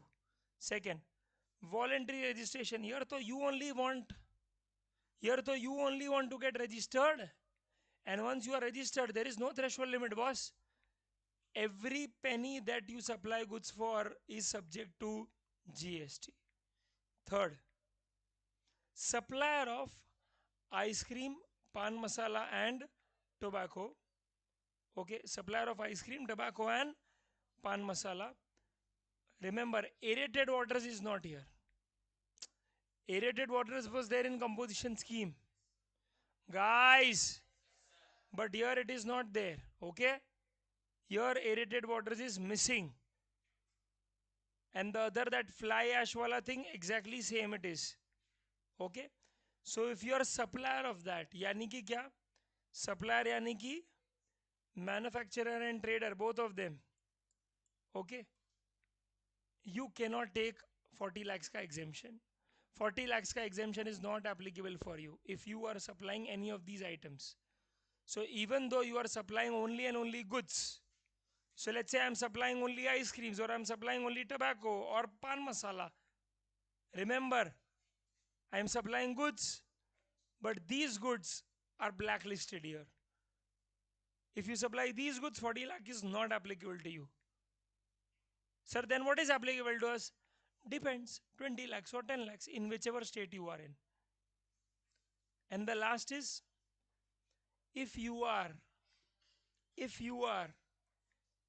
situated either in the northeastern state except Assam, plus, now tell me one thing. Whenever you forget password in Facebook, how do you retrieve it? OTP. OTP आएगा. So OTP is there. Here UTP is there. Okay. UTP. Okay. UTP में U stands for Uttarakhand. It's the same as combo wala. Okay, two more states are added, Telangana and Pondicherry. Why? Why? Telangana, very specific reason. They are a newly formed state. They cannot afford to have an exemption limit of 40 lakhs. Because if that happens, a lot of people who are supposed to register after 20 lakhs will now register after. So now the government will get tax not after 20 lakhs but after. So that is a loss for them, which they cannot afford at this juncture. So which is why they said, I am out. I am out. And Puducherry is a union territory. Even they cannot afford it. So they said, okay, not 40 lakhs, only 20 lakhs. Okay. So all northeastern states except Assam and UTP all have told 40 lakhs will not be applicable to us. Even though there are suppliers exclusively into goods, 40 lakh is not applicable to us. We will either go with 20 lakhs or 10 lakhs. Is this very clear? Yes or no? So in composition scheme 75 lakh limit, there is all northeastern state except Assam plus U. And here it is UTP. That's it. Okay. So these are the exceptions. Tell me here what will happen in this case. And don't look in the book, look here.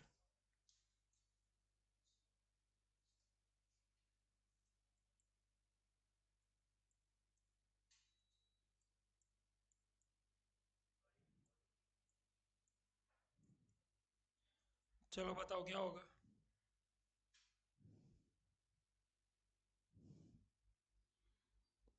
Whether liable to obtain registration. चलो. Prithvi Raj of Assam exclusively what? Exclusively in supply of shoes. Aggregate turnover is 22 lakhs. Applicable threshold limit for registration. Tell me.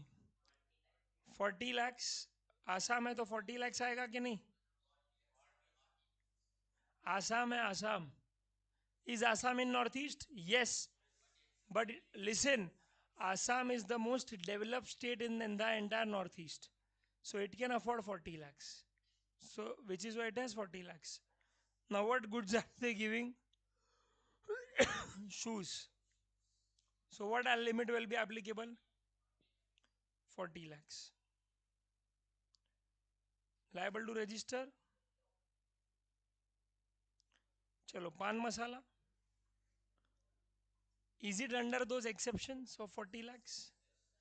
Tobacco, pan masala and ice cream. So what will be applicable? 40 lakhs? Either 20 or 10. It's Assam, so it will be 20.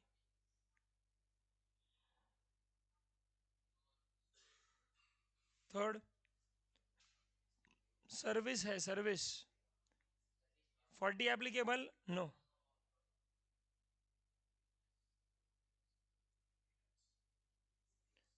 Goods and service.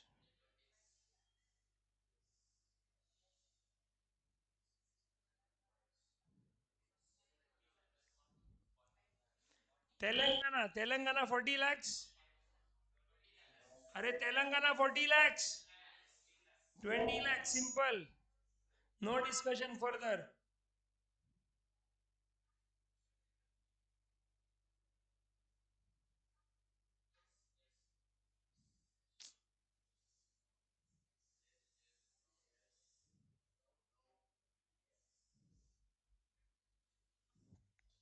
Manipur 40 lakhs? No. 20 lakhs? No. 10 lakhs? MMT Nagaland, money mizo.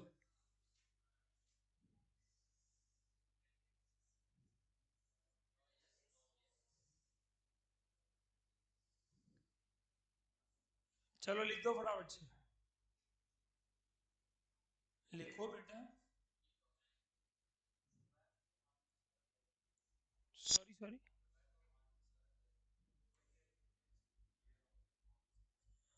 Because ice cream is subject to, I guess, 28% GST rate. So they don't want to give these people any exemption, because it's firstly it's not even a necessity, it's like a luxury item. Dessert, eating dessert is a luxurious item, so government wants to give least benefit to them so that they can be benefited at the most.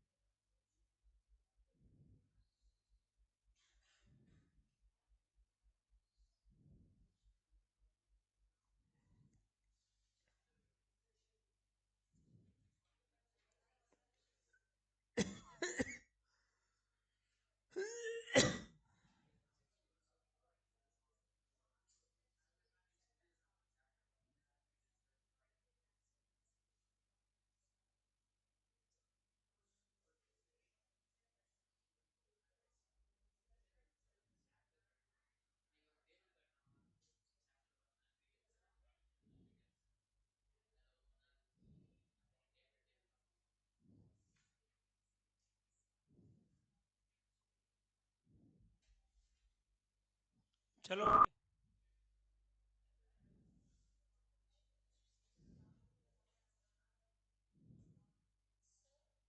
Hmm. Yes. Which flow chart? हाँ.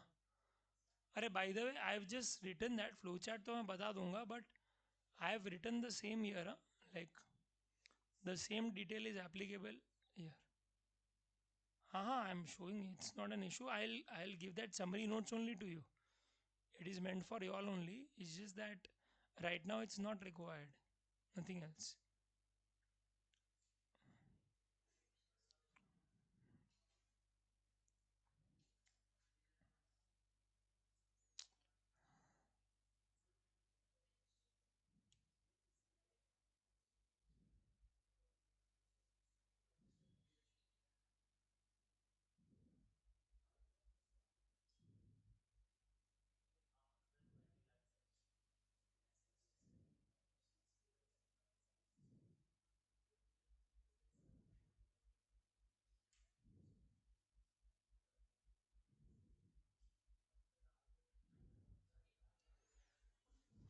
Okay.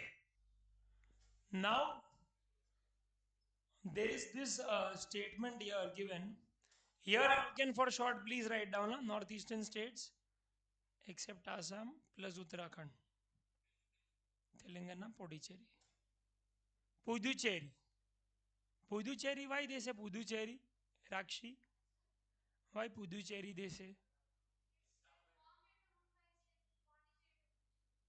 Okay. Which language they speak in Pondicherry? Tamil only, no? French? They know French, but you know French?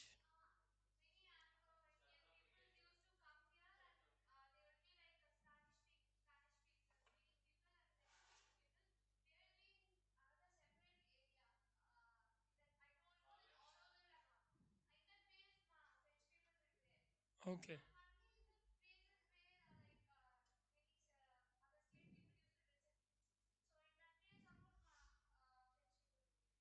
French people will be there.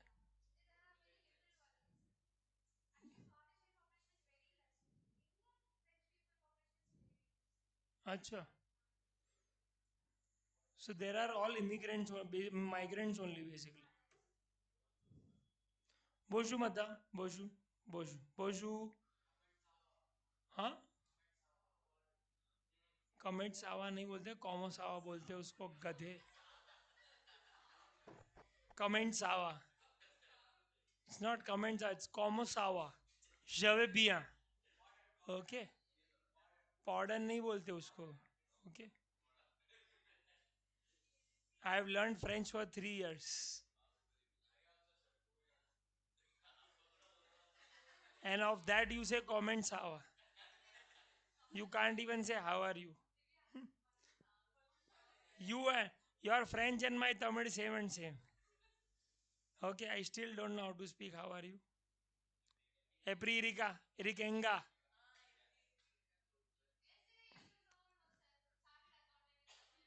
Yes. पन्ना. आज हम लोग एक quiz खेलेंगे जैसे हम लोगों ने हिंदी दिवस में किया था. You saw my हिंदी दिवस video? Yes. On Instagram. I will show you. Okay. So it is very similar to what we would want to do this here also, and we'll play a good finance quiz and something like that. I need some content. Let's see. Okay. Chalo. So now there is this statement here. Uh, Frankly, exam perspective say ignore it, but I'm just telling you what it is exactly, so you don't get confused in case it is asked in the exam. There is no way it will be asked, but still. Uh, Listen. So, if you remember, if I give you loan and I charge you interest, that interest portion is called service, and that service is exempt. Again, what is happening, beta? I am giving you loan, and for that I am charging you in. That interest is called service. So now, let's say I am a supplier of goods. The money goes in my bank account, and in that bank account I get interest. Why? Because I have locked that as a deposit with the bank. So it's as good as I am lending money to the bank, and bank is giving me. Now, a lot of people were confused. Does this transaction still make me exclusive supplier of goods? Because in a way I've actually also earned some money by giving service. How? By earning that interest. But 40 lakhs का जो limit है, that is only applicable when I'm exclusive supplier of goods. But here I also end up giving some service. This was the confusion. Now, if this is the confusion, the government said, beta, don't worry. Even in this case, you will still continue to enjoy 40 lakhs ka benefit. Because if I take objection in this, then no one in the world will able to ever take the benefit of 40 lakhs, because your money is always credited in the bank account, for which you always get interest. So in that case, everyone is giving service at some or the other juncture, and hence there is no supplier who's exclusively supplying goods. So to avoid that confusion, to avoid taking that benefit from everyone, government just said, don't you worry. Even if you are extending any loans, deposits or advances, in so far as the consideration is by the way of interest or discount, you will still continue to get exemption of 40 lakh rupees. Is this very clear, guys? Yes. Sure. Nice. Section 22 subsection 2. Okay दोस्तों, अच्छा sorry, ये यहाँ पे आने से पहले there are few very important things that I wanted to discuss. Okay, now friends, what if your branch is in both the states, one Maharashtra and the other is in Manipur. In Maharashtra, let's say you are enjoying an exemption limit of how much? 20 lakhs. In Manipur, you are enjoying 10 lakhs, and both are taxable supplies. Both are taxable supplies, but one, the threshold limit is 20 lakhs, one is 10 lakhs. When will I register? Because while calculating the aggregate turnover, I will have to calculate the turnover that happens in both the branches. Right? Are yes or no?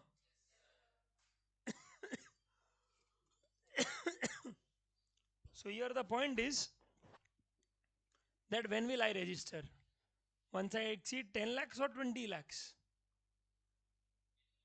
My question is there, beta. No. ICI says that whenever you are having true threshold limits, so you have, so it's the same pan. It's Thankyou in Chennai and it's Thankyou in Mumbai. It's the same pan. Both academies are run by Sheikh sir. But one is in Tamil Nadu, one is in Maharashtra. In our case, one is in, let's say, Tamil Nadu, and another is in Manipur, Mizoram. So in one case, the applicable threshold limit is 20 lakhs and one is 10 lakhs. So what threshold limit will I apply? Are you understanding? There is a confusion, no? Acha, Tamil Nadu and Maharashtra, is there any confusion? Because both में 20 lakh applicable. So only 20 lakhs, no confusion. But here it is 20 lakhs and one it is. Now what will I go ahead with? What will I go ahead with? Government said whichever is early, whichever is lower, whichever is. So your applicable threshold limit will be how much? Got it? So you will register only after 10 lakhs in both the states. So as soon as, okay, both the branches ka turnover exceeds 10 lakhs, simple, I will register in Maharashtra also and Manipur also. Do you understand there is a sense of confusion which is right now resolved? Are yes or no?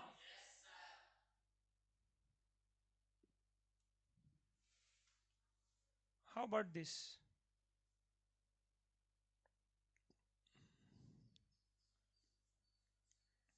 X is in Maharashtra, X is in Gujarat.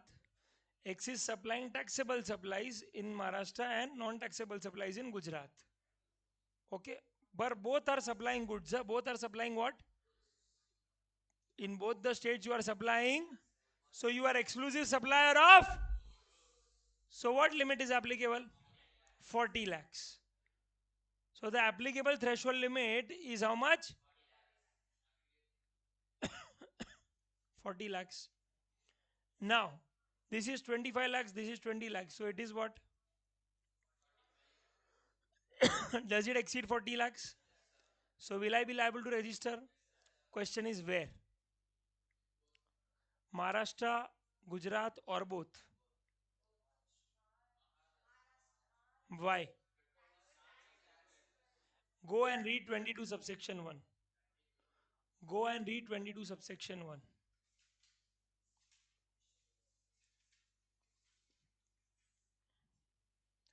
I asked you to underline something.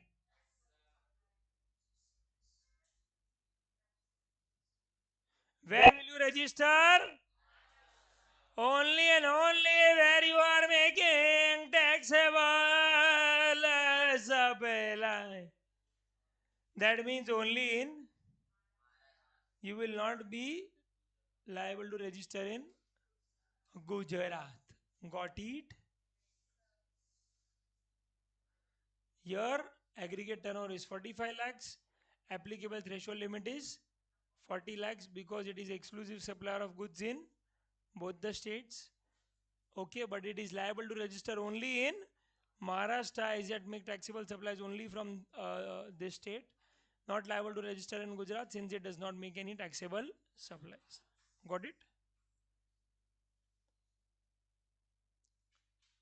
Next. So in Maharashtra you are making taxable supplies, but in Manipur you are making non-taxable supplies. Achha. Both case you are supplying goods only, but one is taxable, one is non-taxable. Achha. Now Maharashtra, what limit will be applicable?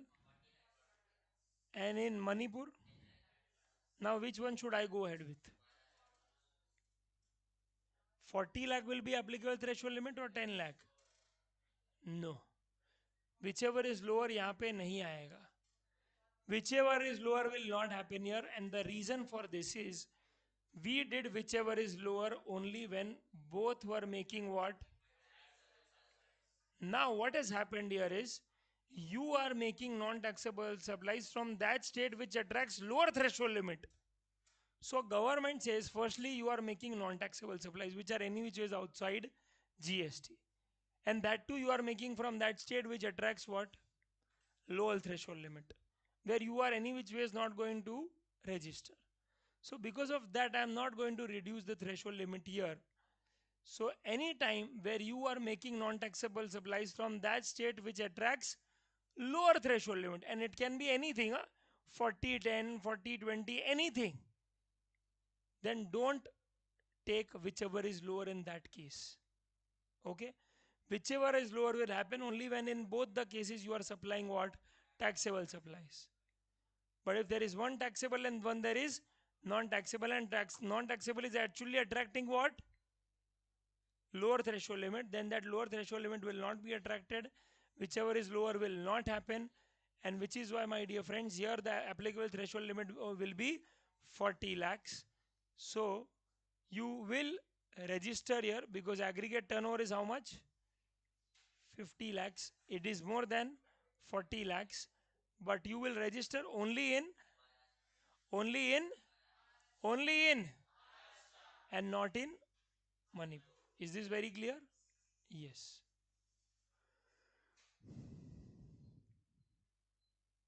ठीक है. So in this case, where in one state taxable supplies are made and in another state non-taxable supplies are made, both have separate threshold limits. Then in case, instead of comparing both and taking the lower one, okay, only take threshold limit of that state which makes taxable supplies. So it's 40 lakhs or 20 lakhs that you decide. And because the state with lower perfect, okay, only take the threshold limit of that state which makes taxable supplies, okay, because the state with low threshold limit makes non-taxable supplies, so you will completely ignore that, okay. And and finally, since it is exceeding the threshold limit, a limited will be liable to register but only in that state where it makes taxable supplies. ठीक है, तो open your notebook बेटा.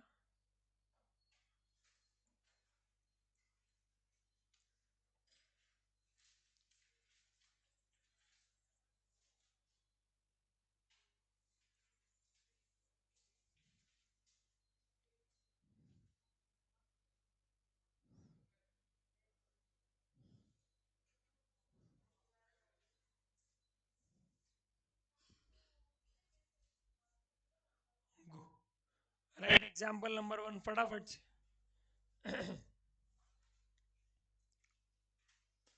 अरे बेटा notebook में लिखो example, notebook notebook में लिखो.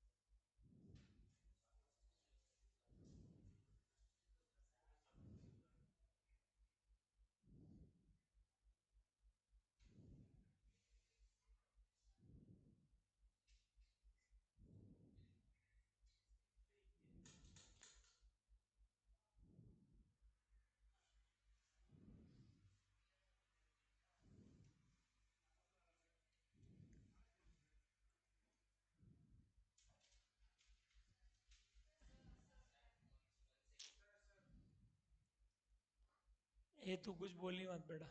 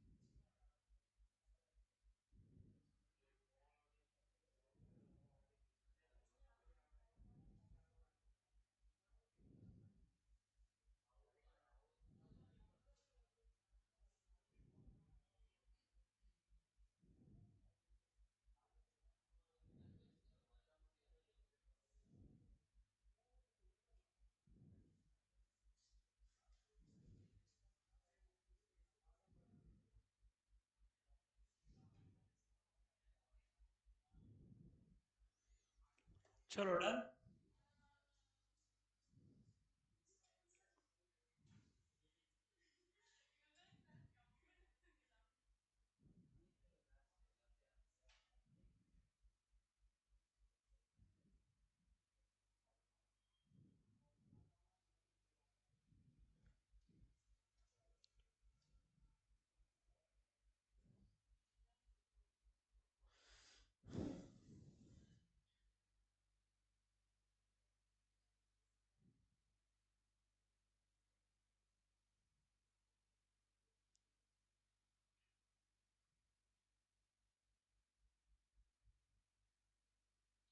Where are you, सलाम? क्या हैवी रेन बोलते रहते हो तुम लोग? बकवास मत करो. He was with? Where were you, Rahul?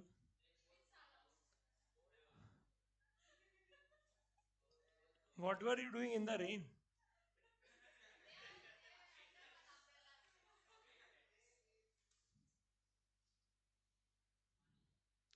I don't know if you understand Hindi, but there is this amazing shairi which says, ख्वाहिश. ख्वाहिश, you understand? ख्वाहिश is a wish. ख्वाहिश है ऐसी कि पूरी हो जाए एक ख्वाहिश.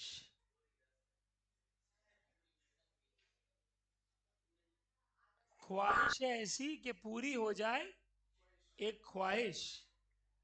छाता हो एक और हो जाए बारिश.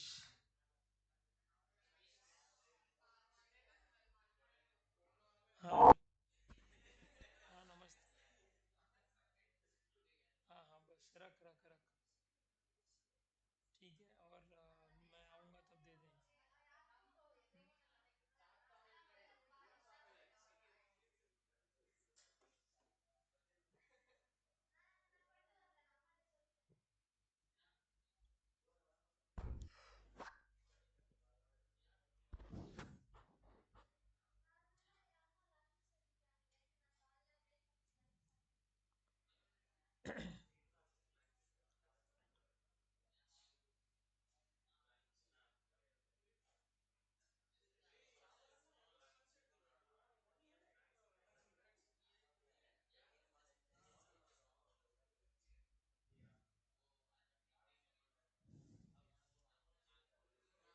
Hey, did you get it? चलो हो गया.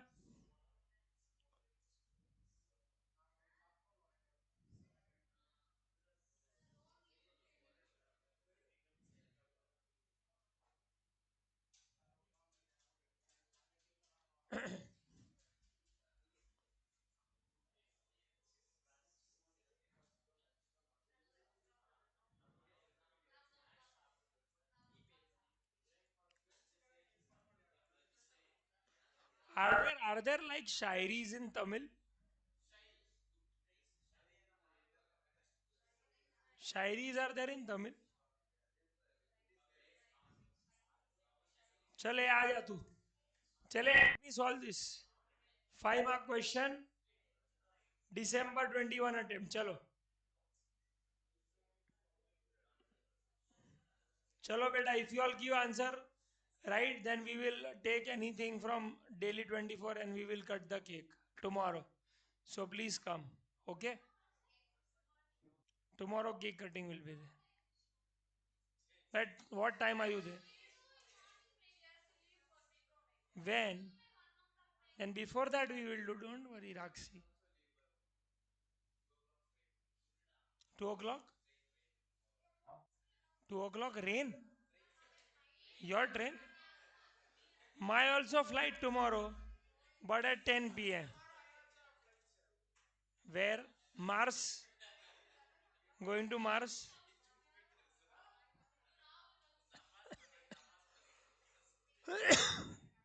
Okay. Chalo, we will party tomorrow, beta. Chalo. Diwali party. Tomorrow I am going to give you all a surprise. Yes. Okay. Chalo. First, First one, is he liable to register? What is the threshold limit? First tell me that.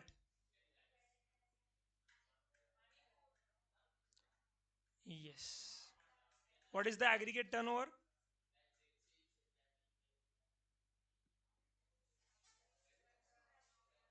What is the aggregate turnover?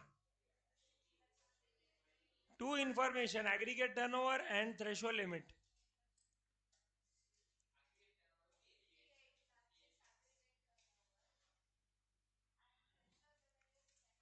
Yes. Threshold limit is 10 lakhs and aggregate turnover is 15 plus 25 makes it to what? 40, 40, 58 lakhs, my dear friends. And is 58 lakhs exceeding 10 lakhs? Will he be liable to register?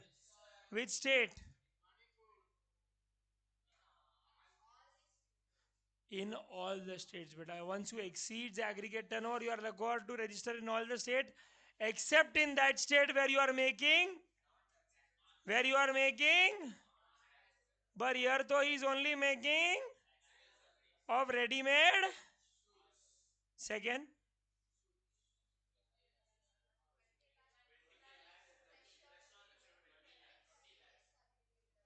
threshold limit will be Telangana 20 lakhs and aggregate turnover liable to register.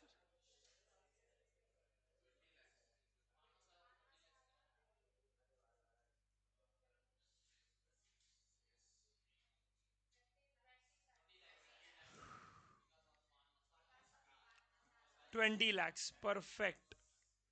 Okay, liable to register. Very good, very good, very good. Cake, tomorrow cake, definitely for sure. Just give me your preference.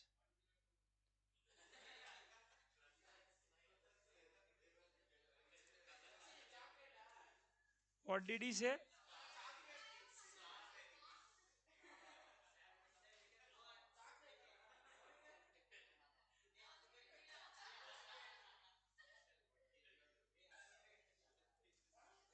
What? One.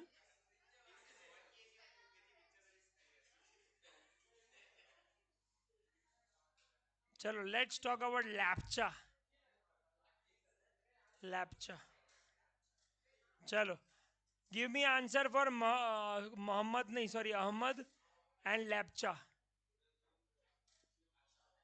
Still zoom. Zoom. Arey, oi! Answer. Otherwise, one piece gone from that cake, beta. Then small, all piece will go, beta. 20 lakhs? Yes. Liable? Yes. Second,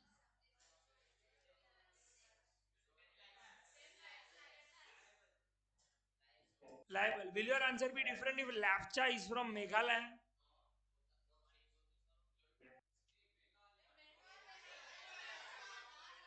What, Yusuf? 20 lakhs or 10 lakhs? 20 lakhs. Got it? Chalo, very nice. Okay, done. ठीक है? त्रिपुरा नागालैंड.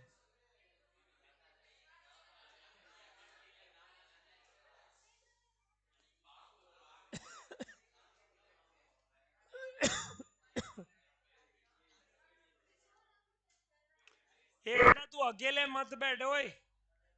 तू आगे आजा किसी के साथ.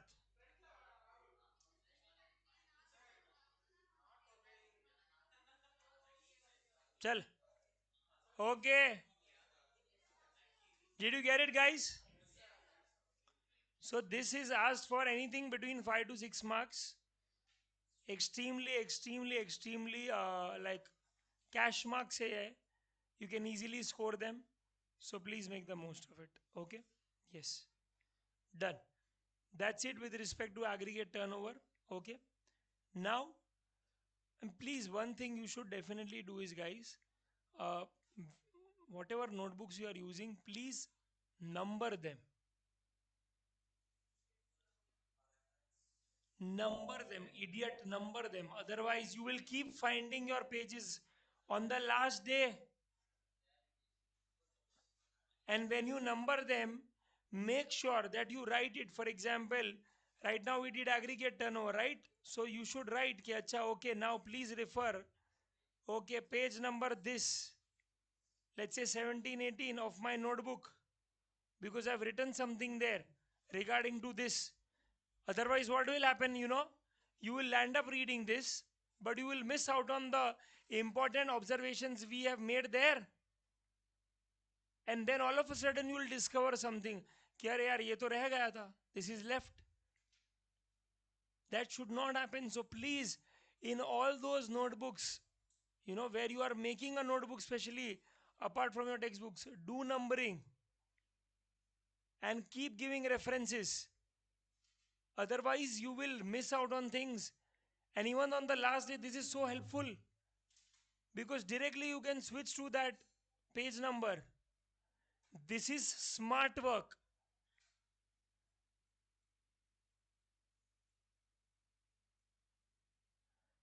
Okay, guys.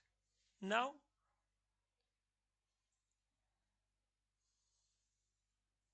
so what happens is, if you are registered under previous tax laws, like what? VAT, excise, customs, or service tax. Government said you are compulsorily required to register under GST law. With effect from which date?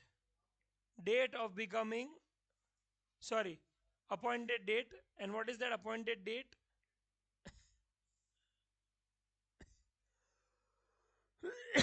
It was 22nd June 2017. So that's how it is. So 22 subsection 2 covers which case? If you are already a registered person under previous tax laws, you have to compulsorily register under GST law with effect from the appointed date. Is this very clear? Next. Sorry. You have to start paying GST from that date. But for that you have to register, no? So government wanted that all those people get registered first. And as soon as 1st July comes, which is just 8 days from here, you start paying tax. If you will register only on 1st July, when you will pay tax? So government wanted everyone to register first. That firstly get into that GST system. And from 1st July start, say, okay, 22 subsection 3. So if there is any transferor who is transferring business, okay, then please understand, it's extremely important to understand that it's the transferee who is liable to register. It is the transferee who is liable to register, and liable to register from which date?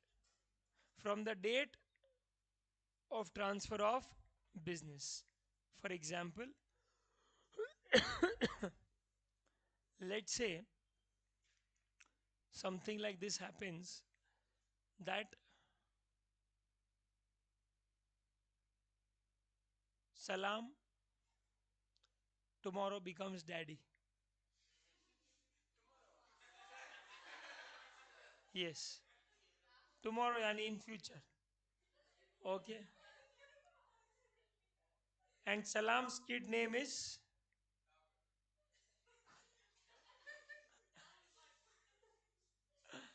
okay, let's say Salam's Salman. Okay. Now Salam will transfer his business to whom? Salman, because it's time for Salam to get retired. So he will transfer his business to Salman, his child. So Salman is liable to register with effect from the date when the business is transferred. So initially the business was a sole proprietary in the name of Salam. Now it is in the name of Salman. So who is the owner? Salman. So whose PAN will come into picture? Salman. And GST is a PAN based system. So the GST will also be changed. And now it will be the GST of Salman. Are you getting it? Who is the transferor? Salam. Who is the transferee? Salman. Who is liable to register? Salman. From with effect? Effect from which the business is transferred. Got it? The example is clearly given here, beta. Okay? You know Mirzapur? You have seen Mirzapur?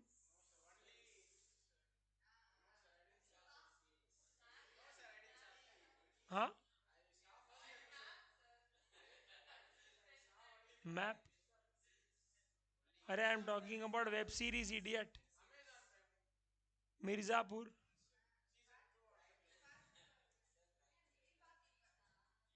That how you understand in Hindi? Subtitle? कुछ भी.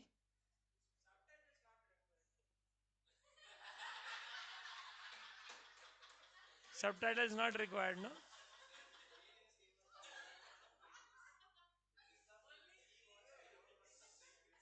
So that means you don't see the web series. You see only certain part of web series. Where you clearly don't require subtitle. Where you only need your eyes and your dirty mind. Okay. Headphones. Clearly headphones. Okay. So yeah, that is how it happens. Now 22 subsection 4 is also with respect to transfer of business only, but only in case of companies. Okay. With respect to amalgamation, arrangement, merger, demerger, which will obviously happen only after the permission of either court or tribunal, yani ki NCLT, National Company Law Tribunal, where again the transfer is liable to register with effect from the date on which ROC issues COI. Okay. So for example, there was K Limited and S Limited which got amalgamated into KS Limited. Now who is liable to register? KS Limited. With effect from which date? When ROC issues COI. When ROC issues COI. When ROC issues. Here, what is the date?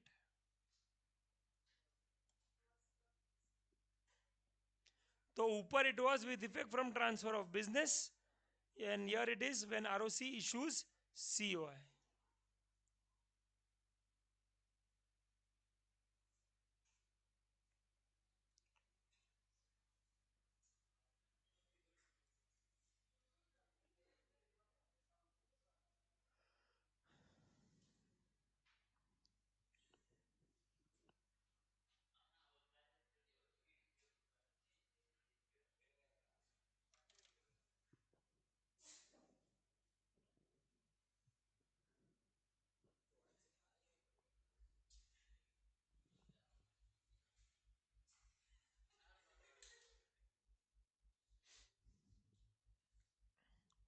Okay, that's it. So that was section 22, 22 1, 22 2, 22 3, 22 4. Okay. Now we are heading a very important section, my dear friends. Very important section, my dear friends. 24. What does 24 mean? Compulsory registration. So here you have to compulsorily do what? Compulsorily do what? Hands down you have to do compulsorily register, my dear friends. Come on.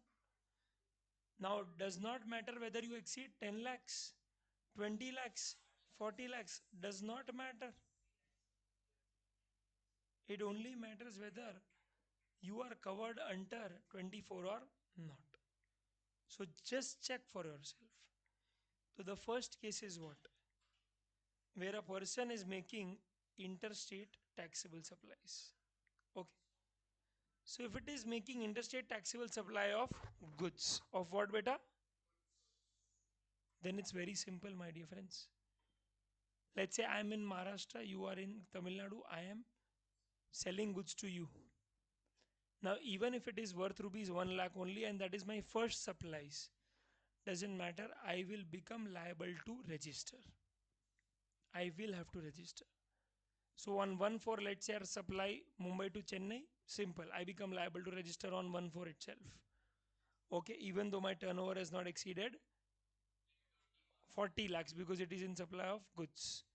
Okay, so I will register, very simple. But a small exception has been created for people who cannot afford these compliances at an early age. Two people. First is notified handicraft goods, and second is notified products when made by craftsmen predominantly by hand, even though some machinery may be used in the process. What do you mean by this? Clearly, it means is that uh, tell me one thing, handicraft or these craftsmen, generally where do you think they must be situated? Rural area, urban area? Rural area. But they sell goods where? Because only then they will get the price. Gotcha? So now the thing is, my dear friends, that they will do interstate supply, let's say for 10,000 rupees. They will become liable to register. Will they be able to afford the fees of a chartered accountant? No. Will they be able to afford the fees of an accountant? Buy a computer? Waste electricity on it? No. Which is why government said you don't do these compliance. Even though you have made interstate supply of goods, you are not covered under section 24. You will be covered under section 24 only after 20 lakhs. Only after? And why do I say this? Because actually, a person who's exclusively supplying goods, the exemption available is how much? 40 lakhs. How much? How much? But since here he is doing what? Interstate supply. Government has given exemption but not 40 lakhs. How much? Okay, after 20 lakhs, you will have to compulsorily be liable to register.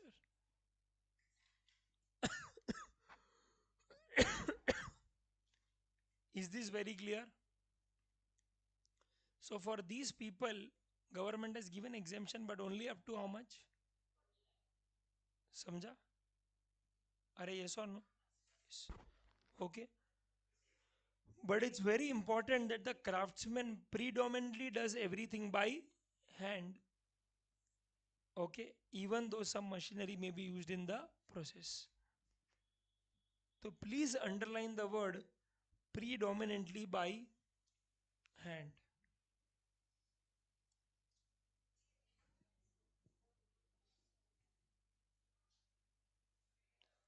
So tell me one thing, my dear friends.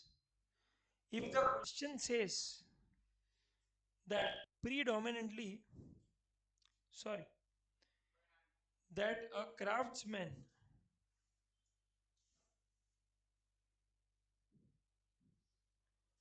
okay, makes his products 60% with the help of hand and 40% by machine, will he enjoy the exemption? Will he enjoy the exemption? Obviously yes, because predominantly there is use of hand. So he will enjoy the exemption up to 20 lakhs. But my dear friends, if for the same case, let's say I tell that by the way of hand,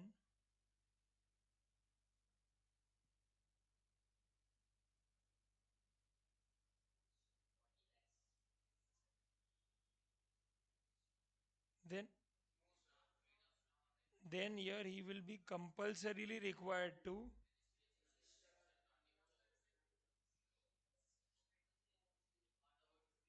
are you getting it? You only tell me, beta. What is the word written there? Is it predominant? End of discussion. Got it? Predominant is 51. End of discussion. So please write this down. Write this example.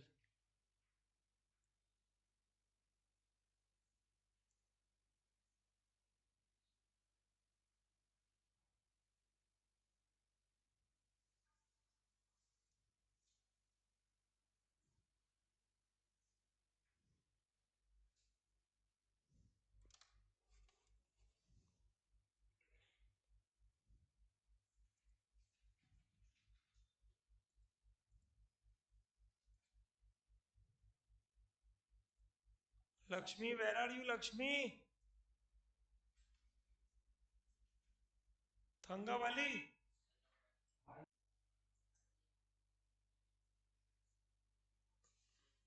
Thanga.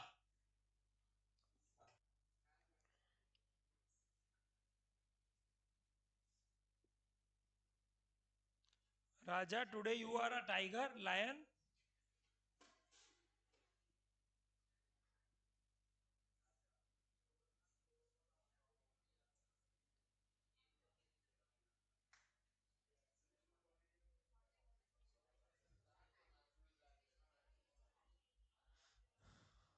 Arey, got it, guys? Chalo. No, no registration. Only after 20 lakhs you are liable to register.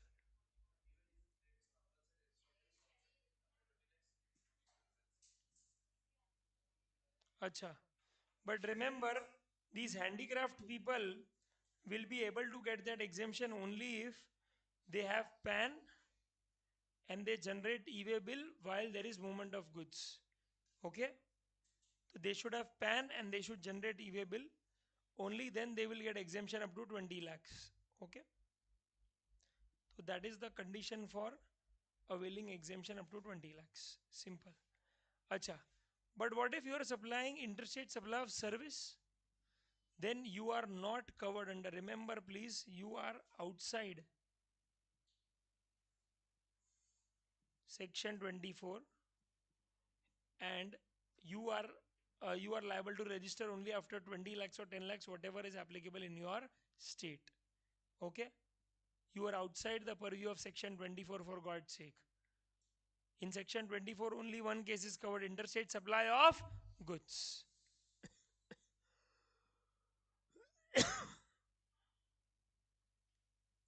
Please write this down. You are outside section 24. चलो बताओ.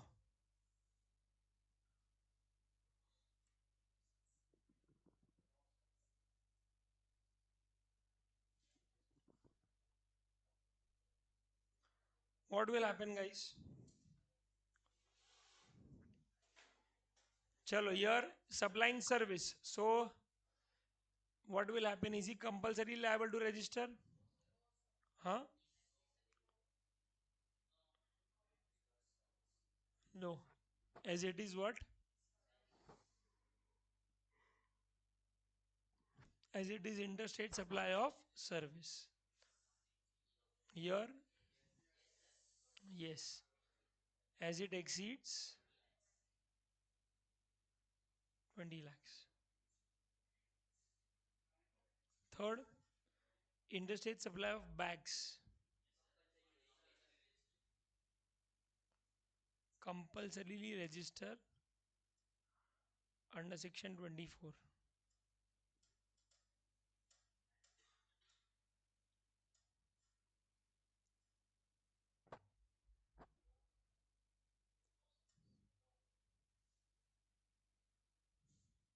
Huh?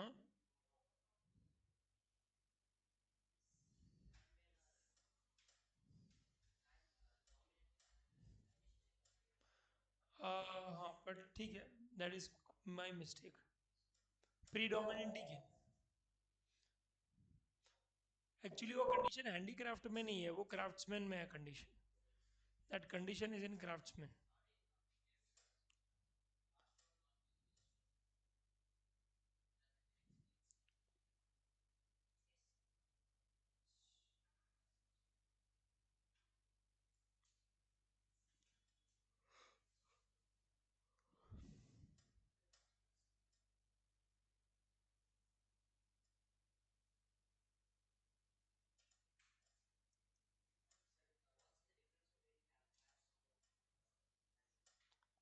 Nothing as such.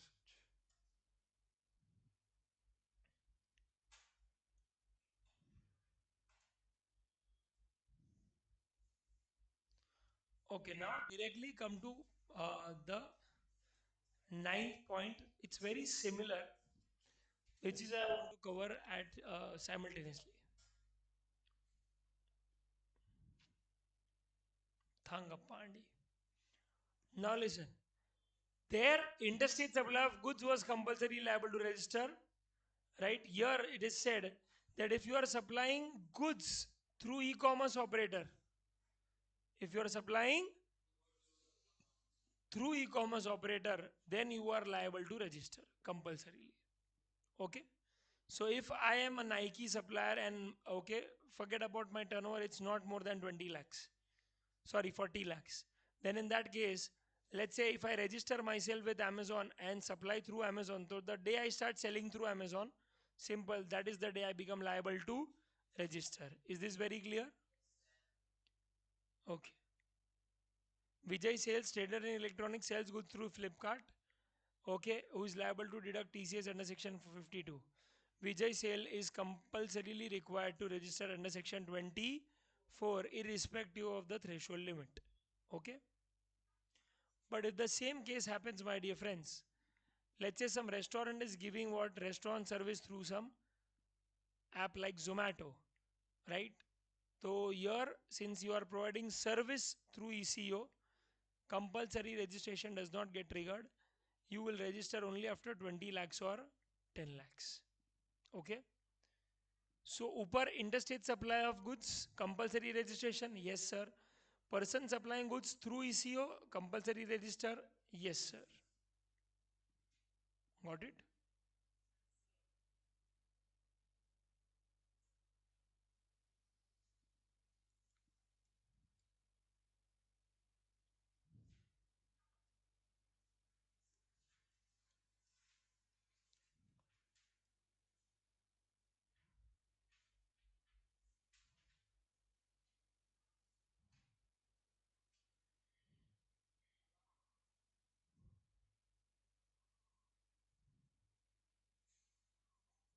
Okay. Now my question is, I want to wrap up this part also. Understand. Understand there is a Nike who is supplying goods through Flipkart to the buyer. Okay. So is Nike supposed to register? Yes. Because it is a supplier of goods who is supplying goods through ECO. Okay. So Nike is definitely liable to register. But even even Flipkart is compulsorily required to register under section 24. Now the question is why Flipkart comes into picture. So there is a reason. So what happens is here there is a concept of TCS that needs to be understood. So what happens is Nike sells shoes to the buyer. So if the shoes are let's say of 10,000, GST is let's say 12%, 1200. Okay, this is Flipkart. Buyer gives that 11,200 to whom? Flipkart. And Flipkart gives it to whom? Nike. Nike gives has to pay GST liability of how much? So do you realize why was Nike registered? Because who has done the crime of supplying goods? Flipkart or Nike? Nike, right? So Nike pays 1200 to government. But here comes the concept of TCS at the rate 1%, which he cuts on 10,000. So 10,000 ka 1% is basically idiot 100. So here instead of giving 11,200, he will rather give how much? 9,900 plus 1200. So instead of 10,000, I have only remitted how much? 9,900, 100 rupees I kept with myself. As what? As TCS. Okay. Tax collected at source. And as soon as Flipkart deposits this TCS with whom? With the government. Okay. Supplier's e-cash ledger will be reflected with 100 rupees. So now, to pay the liability of 1200, I will no more have to transfer 1200 from my bank account to e-cash ledger. I will only have to transfer how much? 1100, because 100 rupees is something that Flipkart has already deposited, right? So here, the reason why Flipkart will have to register under section 24 is because it has to deposit. It has to deposit.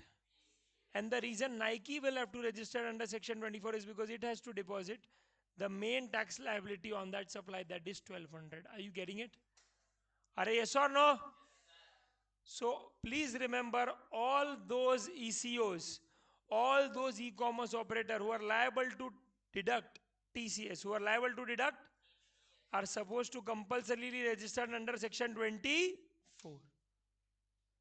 But do you know something like OLX? OLX पे बेच दे, right? So OLX is generally a second-hand goods product. It's a C2C market, right? Customer to customer. So has anyone sold anything through OLX up till now? You? What? Chairs? Or home ke chairs the?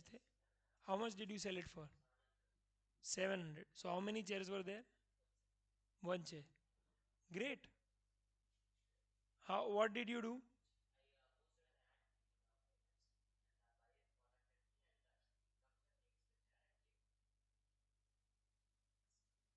So do you realize, does this happen with Flipkart? No. This does not happen with Flipkart. In Flipkart, you have to pay the money to the Flipkart guy. Are you getting it? And since Flipkart has the money, it can deduct TCS. Here, OLX does not have money only. Directly, the buyer has paid to whom? Seller. Are you getting it? So there is no scope of what? Deducting TCS. Are you getting it? And which is why a ECO like OLX is not also required to deduct TCS. And which is why they are not even required to what? Compulsorily register under section 24. That's it.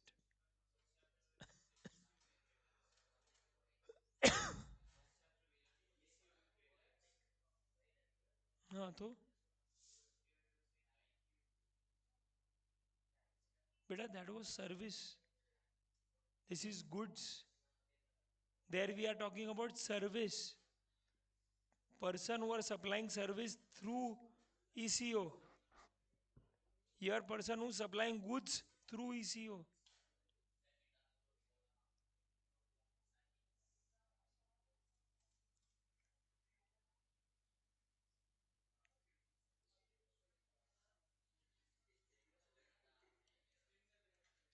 Read this.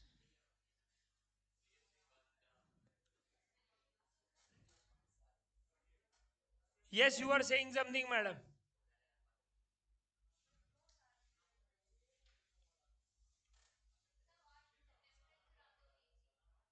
I don't.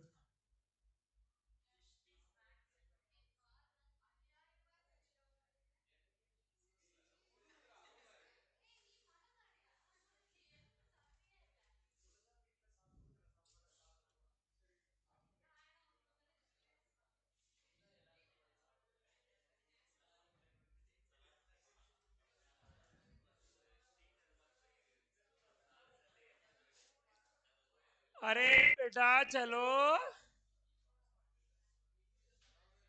Come on, beta.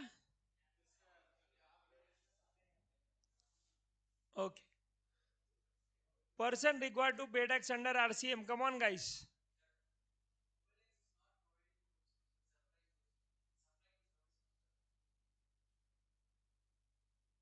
Beta, what I am talking about there is person who is supplying goods through ECO. Right? I am not talking about OLX. I am talking about people who are supplying. First, I am talking about persons who are supplying through ECO. So I am not talking about ECO. I am talking about person who are supplying through ECO. So I am talking about Nike. And here I am talking about all those ECOs who are required to deduct TCS. So I gave you the justification why OLX will not deduct TCS, because the transaction is never routed through OLX. So if it is not routed through OLX, the consideration is never received through OLX. So how can there be a possibility of deducting TCS? And which is why there will be no compulsory registration there. OLX is giving service, but we are not talking about that. Depends, if it exceeds 20 lakhs, it will. But we are not talking about 20 lakhs. We are talking about compulsory cases. And in compulsory cases, you will only come when you are such kind of ECO who is deducting TCS. And is OLX deducting TCS? No. Because is the transaction routed through OLX? No. But does that happen in case of Flipkart, Amazon? Yes. Do they deduct TCS? Yes. So are they compulsory required to register? Yes.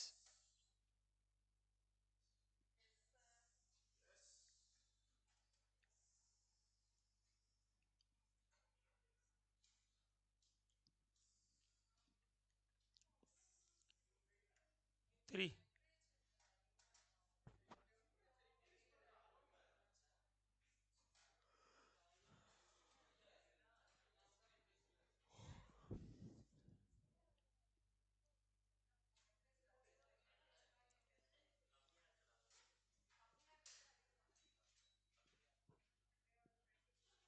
Okay. Next is person required to pay tax under RCM, my dear friends. Tell me, if you are covered under RCM, yani 9(3) has already told you to pay tax. Will you wait for any threshold limit? No. Directly pay tax. Okay. Under RCM. So you are first compulsory required to register and then pay tax under RCM 9(3). Okay. So insurance agent providing service to insurance company, the day he starts doing that, he is liable to pay tax under RCM. He will have to register under section 24. Same goes with point number 4. So every time if you are covered under 9(5), so let's say there are persons who are supplying through you transportation of passenger service, hotel accommodation service, or housekeeping service. And in that case, it's the ECO who is supposed to pay tax. Then I will not see whether Ola, MMT, or for that matter Urban Clap have exceeded 20 lakhs or not. I will directly see, okay, I am supposed to pay tax as per 9(5). I will have to register under section 24. Simple. I will not check anything else. So these are charging sections. 9(3), 9(5). If responsibility is given under that section, you will have to pay tax compulsorily under, sorry, you will have to compulsorily register under section 24 and pay tax under 9(3) or 9(5).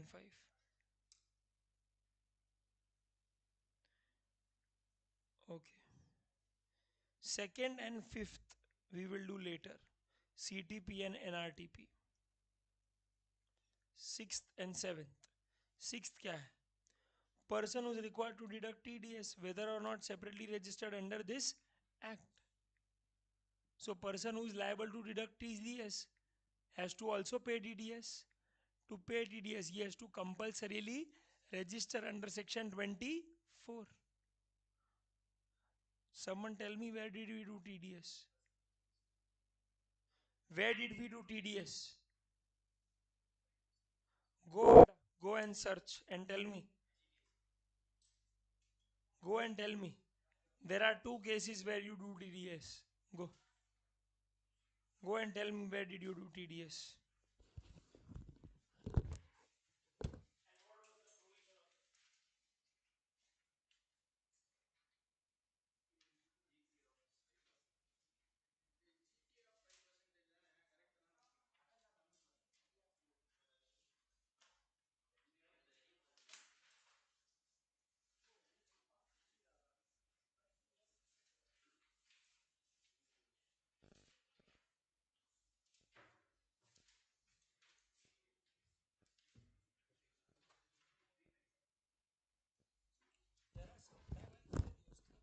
Why is he wasting time? Salam. Just tell him no to make good utilization of his time. If he does not come, firstly, he does not come half of the time, and if he also comes, he's not utilizing his time, and I'm just worried about that. Okay, he's not even studying, neither in the class nor by himself. By doing this, he does not realize he will pile up a lot of portion that needs to be done, and when he will realize that it is and it will be too late. So just explain him that I'm just concerned about that. Okay. First is GTA service, correct? Where the recipient, my dear friend, if he's solely a deductor of TDS and is registered only for that purpose, there is exemption. And second is security service, where again, if you are a registered person, but you are a registered person as a TDS deductor, then I wouldn't want to give compliance to you. RCM will not apply, and what will apply is FCM. Is this very clear? Yes. Okay. And what is seventh? Person who makes taxable supply of goods or service on behalf of other taxable person. So, if you are an agent and if you are supplying taxable goods, but the goods that you are supplying, which are taxable goods, if it is on behalf of principal, and that principal is also a taxable person, only then that agent is required to compulsorily register. So, two things. Firstly, the principal on behalf of whom is actually selling goods is a taxable person, and the goods that are being sold are also what? Taxable goods. In that case, definitely the agent will have to compulsorily register. No, this is goods for service, but majorly here the cases that cover here are goods. Services also they have mentioned frankly, but there are not any landmark cases which are available here as such. Okay.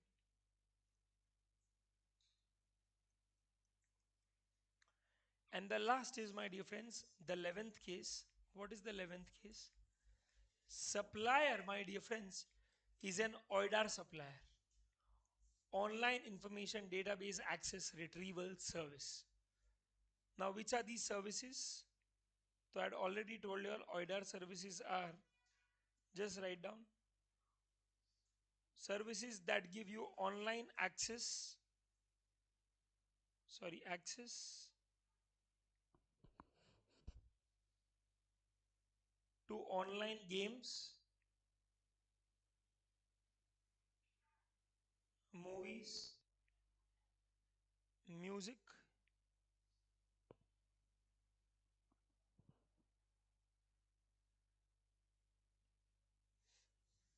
books,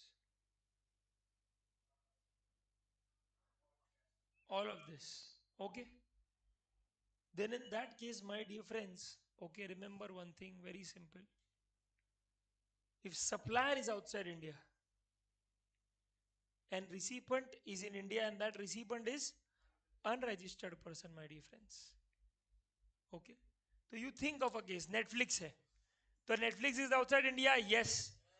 Is the recipient in India? Yes. He's unregistered person like you, beta. So will government ask you to pay tax? No. Government can't ask you to pay tax. Because then you will be like, okay, first I will have to register, then pay tax, then log in. Then I have to also remember the login password and ID. How much time will this consume? It's better I rather than seeing Netflix, right? I either see Sun TV. Are you getting it? Surya TV. So that is what I want to tell you all. That it is not possible for the unregistered person to pay tax. Because if that happens, then the entire India will come under what? The GST purview, which will clearly just load the system, load the site, and reduce its speed by even more. Government did not want this clearly, so government told that supplier, I don't give a damn even if you are outside India, you will have to get registered in India and pay the tax, because I can't ask the recipient to pay tax for sure under this as per RC. So supplier, you will have to register. So Netflix better get registered in India and pay tax, or else it will just take me 1 minute to call Sundar Pichai and take you out of Google Play, and the entire Indian market of yours will be gone, right? So you better not do this, please. Okay. So this is all I wanted to tell you, my dear friends, that if you are a supplier who is basically an OIDAR supplier, and that supplier is what, better outside India, and recipient is an unregistered person in India, since you can't ask the unregistered person, you are asking the supplier to first register and then pay tax. Okay, that's it. That is section 24 for you. Okay. So which are the cases did we do under section 24? Tell me. First is interstate supply of goods. First is interstate supply of, except handicraft and craftsmen, where predominantly what is used, beta? Hand. They will get exemption up to 20 lakhs or 10 lakhs. But the condition is you have to have a PAN and you need to generate e-way bill. What in case of interstate supply of services? Exemption up to 20 lakhs or 10 lakhs. Next is, my dear friends, person supplying goods or service through ECO. So if is supplying goods, then compulsory registration. If it's supplying service, then exemption up to 20 lakhs or 10 lakhs. Then ECO itself, if you are deducting TCS, compulsory. If you are not deducting TCS, that not compulsory. You register after 20 lakhs or 10 lakhs. Then we came to person who is liable to pay tax under 9.3 or 9.5. 9.3 recipient, 9.5 ECO. Then in that case, who will pay tax? Okay, recipient or ECO. First, before paying tax, they will have to get registered compulsorily under section 24. And then, my dear friends, the last was agent and TDS. So if you are a TDS deductor, okay, you have deducted TDS. Now to deposit TDS, first you have to register. Second, if you are agent, so if you are supplying on behalf of a taxable person, and that too taxable goods, then definitely you are liable to register, okay, as an agent. And the last part is, my dear friends, in this case, where supplier is where the supplier is an OIDAR supplier but is situated outside India, and recipient is an unregistered person in India. Here we can't ask the recipient to pay tax, which is why we will ask the supplier only to pay the tax by registering in India first.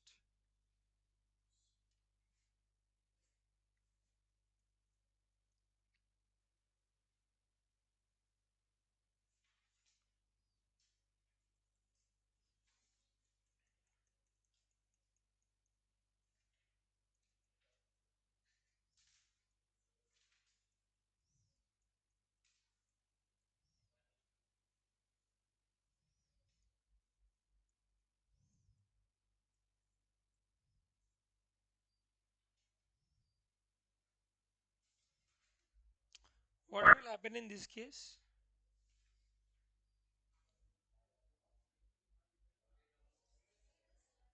अरे page number छोड़ना तू देखना पहले. Tell me what will happen in this case.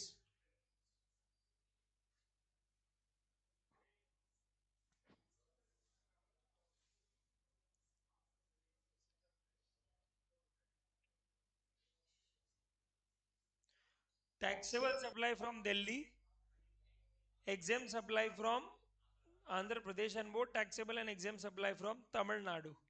What is the aggregate turnover of Mr. Bantu?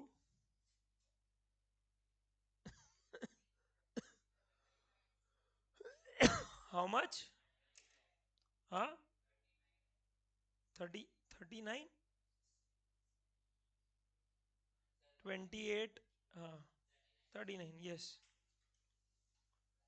What is his aggregate? What is his threshold limit?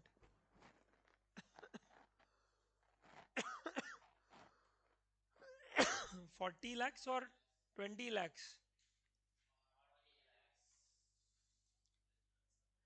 Please read it again, you blind person.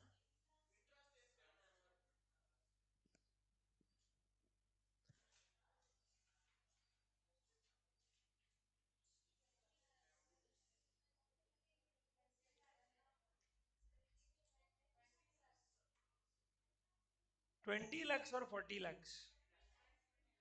Acha, why madam 20 lakhs? Huh? Do you know when is 40 lakhs applicable? Exclusive? So what reason are you giving then? Where does intrastate come then? Either tell me that sir he is not completely into goods, he also provides goods and service, or either tell me sir he is completely into goods, so it is 40 lakhs. And if you are saying it is not 40 lakhs, then tell me sir ये goods भी दे रहा है और service भी दे रहा है. Interest rate कहाँ से है?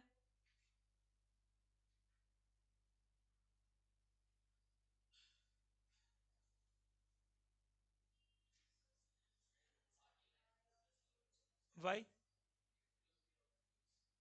Where is it given? चुप बैठना पहले देखना है यहाँ पे तू अंधे. हाँ. How? No, you don't need to assume. It is already given in the question. You can't read it, blind person. What? एक second.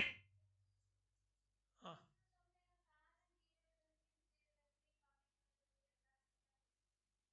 What are you saying, Rakshi? That all that comes when you make interstate supply. यहाँ पे कहाँ बोला interstate supply? यहाँ पे तो intra बोला in fact. Correct. Do you trade in services? How can you trade services? You are a trader only of.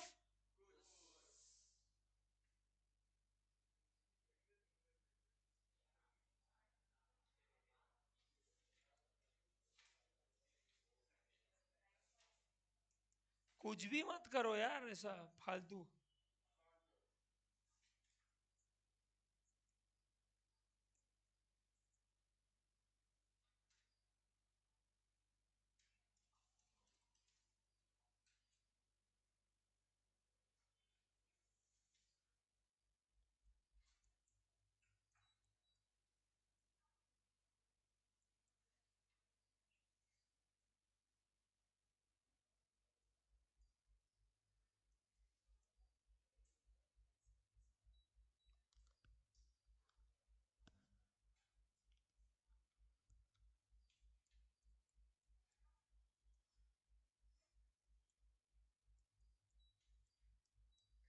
ठीक है.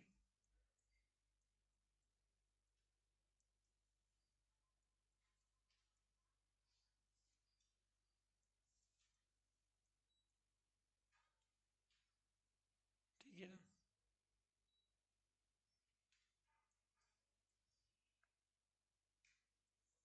Okay, now we are heading towards section 23.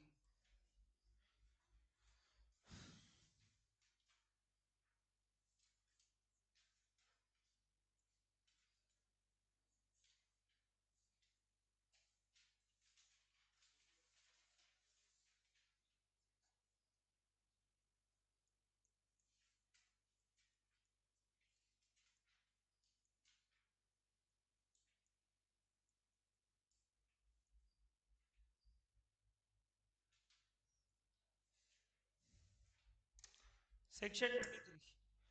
Person who are exempted from registration. So basically, my dear friends, what they're trying to say here is there is a person who is an agriculturist. An agriculturist is someone, okay, who produces goods out of cultivation of land. So basically, he does farming. He's an agriculturer. He's a farmer. Because here only those people are covered, either individual or HUF. Underline that, underline that. I don't underline for the sake of underlining, idiots. When I underline it. So if you are an individual or HUF and you are doing any agriculture activity, okay, why are you doing an agriculture activity? Because you want to cultivate something from land. It can be food grains, it can be fruits, it can be vegetables, anything. If that is coming out of land and you are selling that part, then definitely government says that you will be covered under section 23 and you are not supposed to register. You are exempted from registration if you are cultivating something from land and using labor. That labor can be anything, either you have your own labor whom you are giving wages, or you have recruited labor through a labor contractor, or you are using your own family members for the purpose of labor. That does not matter. What matters is that if you are an individual or HUF who's basically supplying goods out of agriculture produce that you have made out of cultivation of land, definitely you will enjoy section 23 and you can definitely be exempted from registration. But for this you exclusively have to be a person who cultivates from land and then supplies the agriculture produce. Now what happens is that, let's say, if you are a farmer who is cultivating tomatoes, so if in year 1 you are cultivating only tomatoes and you sell the tomatoes for rupees 100 lakhs, which is more than 40 lakhs, even then you are exempted from registration. But because you are an agriculturist who's cultivated agriculture produce and supplied it. But year 2 you become greedy. So from those tomatoes that you've cultivated, you now start making tomato ketchup out of it. So 30 lakhs is tomatoes, 20 lakhs is tomato ketchup. That is the ratio now. Now, can you still enjoy the exemption under section 23? No, because now you are not exclusively supplying agriculture produce, and which is why you will be outside section 23. And now it will depend clearly on the aggregate turnover that you clock and the threshold limit that is applicable to you. In this case, it is clearly 40 lakhs. If the aggregate turnover is more than 40, you are liable. If not, then you are exempt. But that is a matter of section 22 then. You are not covered under section 23 anymore. You will get covered under 23 where you only do what? Kheti badi, farming. That's it. The classic example is given here. Mr. Bhuvan is an agriculturist in cultivation of wheat in the field of state of Punjab. He exclusively is engaged in supply of wheat cultivated in his land in the previous year. He was not liable to register, is exclusively engaged in supply of produce out of cultivation of land. But in the current year, he decides to also do trading in, and rice, remember, rice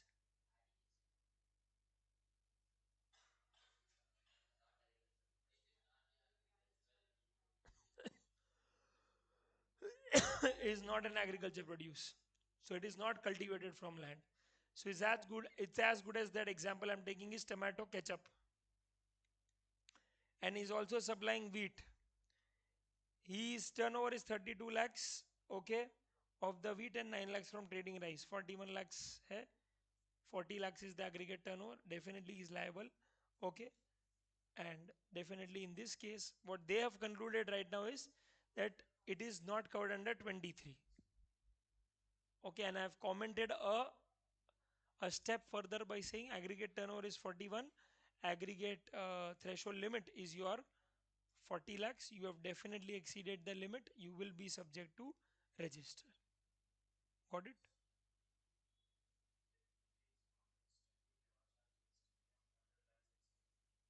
If he is, no, obviously not. And why will he?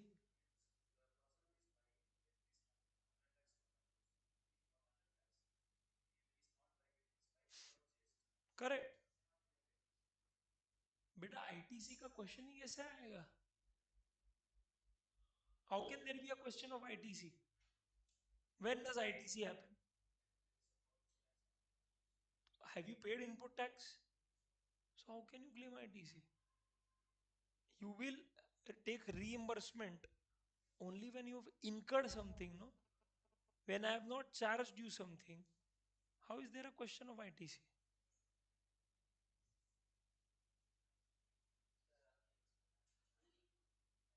Huh?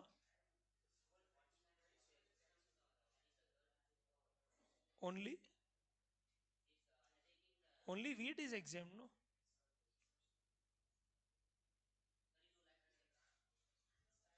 You are first liable to register, you conclude that. And then henceforth, only that turnover will be taxable, which is actually taxable in nature. You will pay tax only on those goods.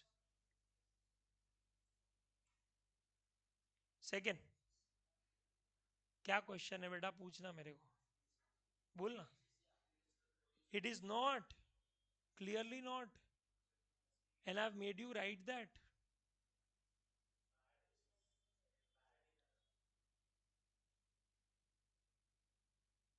What are you finding? Tell me. Oi, what are you finding? What? It is because it is transporting through rail या फिर क्या है उसमें GTA and that is a special exemption given for rice check the second item ऊपर ओए हाँ see rice is given there if rice wouldn't have been given it wouldn't have been taxable it will not be covered under the first part agriculture produce the reason why rice is exempt is not because it's agriculture produce it's because it's specifically mentioned there why is wheat not mentioned why is bajra not mentioned jawar not mentioned fruits not mentioned vegetable not mentioned because they are all covered under what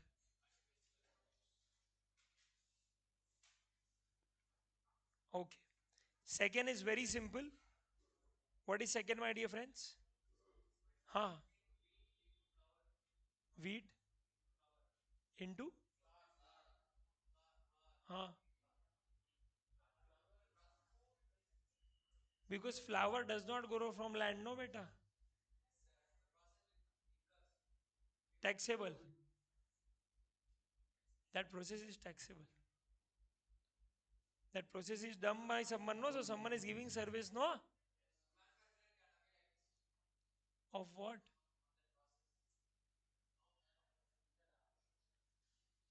beta what are you saying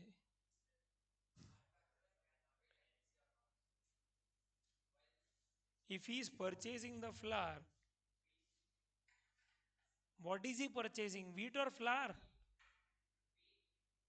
but wheat is exempt no beta listen he will purchase wheat from farmer then he will himself make it into flour then how is he taking service from someone no right it's his own machinery no huh, huh? That he must have taken gst for which he can definitely avail itc in case with that machinery he is producing flour and that flour he is selling so that flour is subject to gst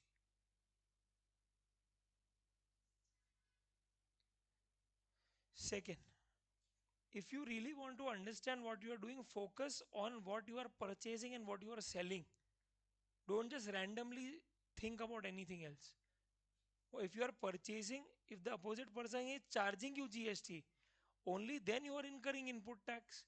Only then there will be question of ITC. And you will get ITC only if you charge GST. Because if you don't charge GST, there is no scope of taking the input tax from that person. What are you doing? You incur 120 and you charge 144, no? That is basically an amount which is higher than your input tax. And that is where there is a scope that out of that amount you will keep something with yourself and remaining you will give it to the government. First, any person who is exclusively in the business of supplying goods or service that are wholly exempt from tax. And second is not liable to tax. What do you mean by this? If I'm a doctor, I am wholly into what? Supplying exempted service, and that is healthcare service. So I'm only providing what? Healthcare service. Am I charging GST? No. Am I collecting GST? No. Am I paying GST? No. So why will I register? Second, not liable to tax. Now all these five petroleum products and alcoholic liquor, they are subject to VAT and excise. Again, is there any implication of GST? No. So am I collecting? No. Am I paying? No. Then why the hell will I register? Does this make sense? Which is why we are exempted from registration. Now you should ask that, sir, what is the need of even writing this? It is so much of understood that a person who is actually selling petrol will never be registered under GST law. No, there is requirement to, there is actually a very important requirement to mention this. Otherwise, there would have been a lot of confusion. Ask why? Because aggregate turnover, do you include exempt supplies? Yes. Do you include non-taxable supplies? Yes. So if I am selling petrol of 100 lakhs, my aggregate turnover is standing at 100 lakhs, which is more than 40 lakhs. So that means I am liable to register. And section 23 has overriding effect.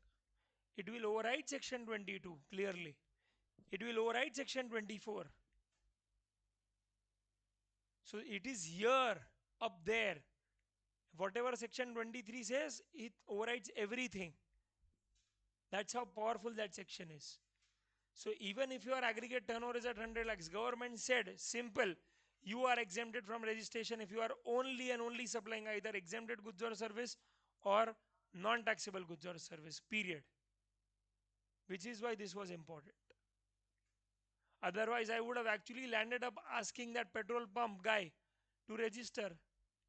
Whereas the fact is, there is no requirement because he is neither going to pay tax, neither receive any ITC. So why the hell should he do any compliances of GST by just filing returns every month and incur expense by giving it to a CA? So government has clearly taken off that compliance by saying you are not liable to register. You are exempted from registration. Third, person who are exclusively supplying goods or service which are taxable as per RCM. I want you to give the example of this. Give me an example for this. What are they trying to say?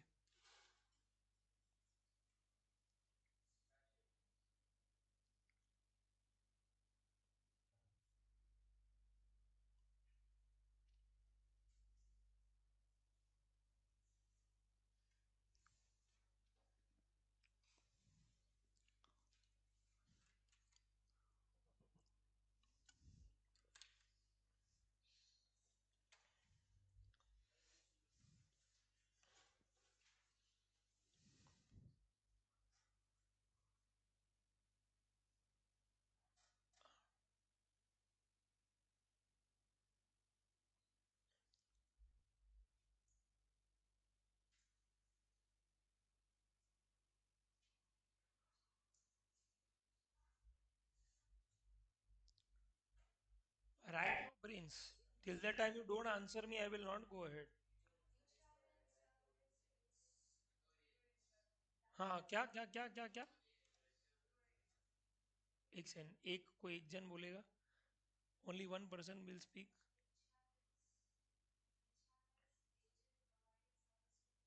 तो whom are you talking about insurance agent or insurance company हाँ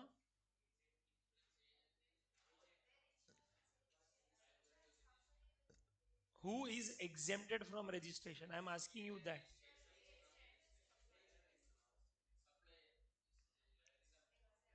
that's absolutely correct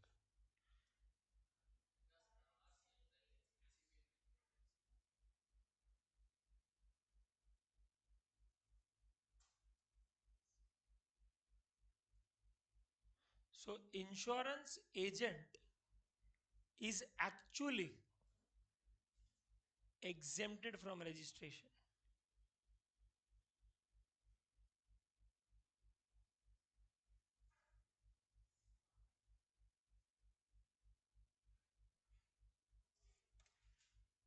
an insurance company is compulsorily liable to register under which section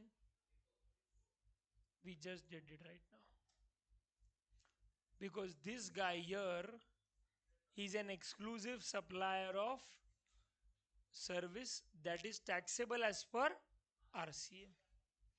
So you only think in such cases will such kind of supplier ever collect GST? No. Ever pay GST? No. Simple. अरे यार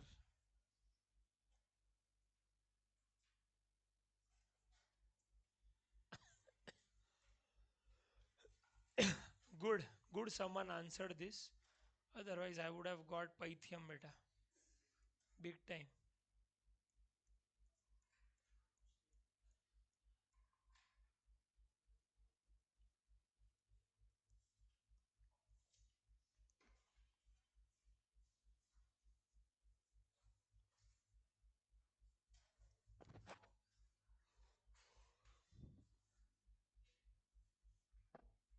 Yes, just 2 minutes and after then we will take a break. Okay. Section 26 and 27 and then we'll take a break because then after break all we will have to do is section 25, 28, 29 and 30. Four sections. And then we will wrap up the session and we will be done with registration.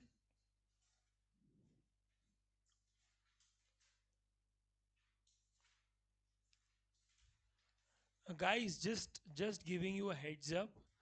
Guys, uh, understand you don't have time. If you don't study daily, no, trust me, there will be a time where you will become very frustrated and no motivation in life will help you. Go ahead, please. Because if you don't do things daily, you are losing out on time. And understand if you are losing out on time, the classes is not going on a break. You are going on a break. So every day, some or the other portion is getting piled up. So if here, okay, in 1 week IDT got over, tomorrow audit will get over. Day after FM will get over. So classes ka portion will happen. Your portion will not happen. So please don't waste time. Make a schedule. Make a schedule and try to respect it every day. Only then will you be able to get your desired results. Understand if you don't respect yourself today, no, you are not going to respect your word tomorrow. And that will keep happening. And then your goal will only not be satisfied because the steps that you had to take to achieve that goal, you didn't take that on the first place.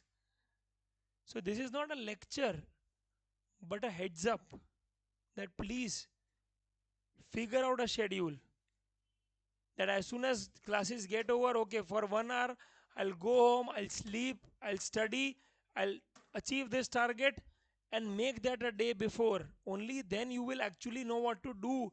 when that moment arrives. Otherwise, you will be clueless like every time. And respect time, please.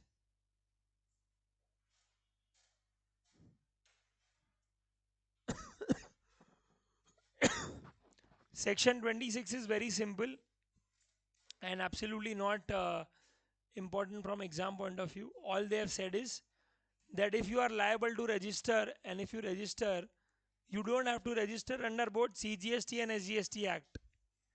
You just register yourself under SGST Act, and you will deem to have got registered under CGST Act. Got it? And if your application is registered under SGST Act, it will be deemed rejected under CGST Act. Okay?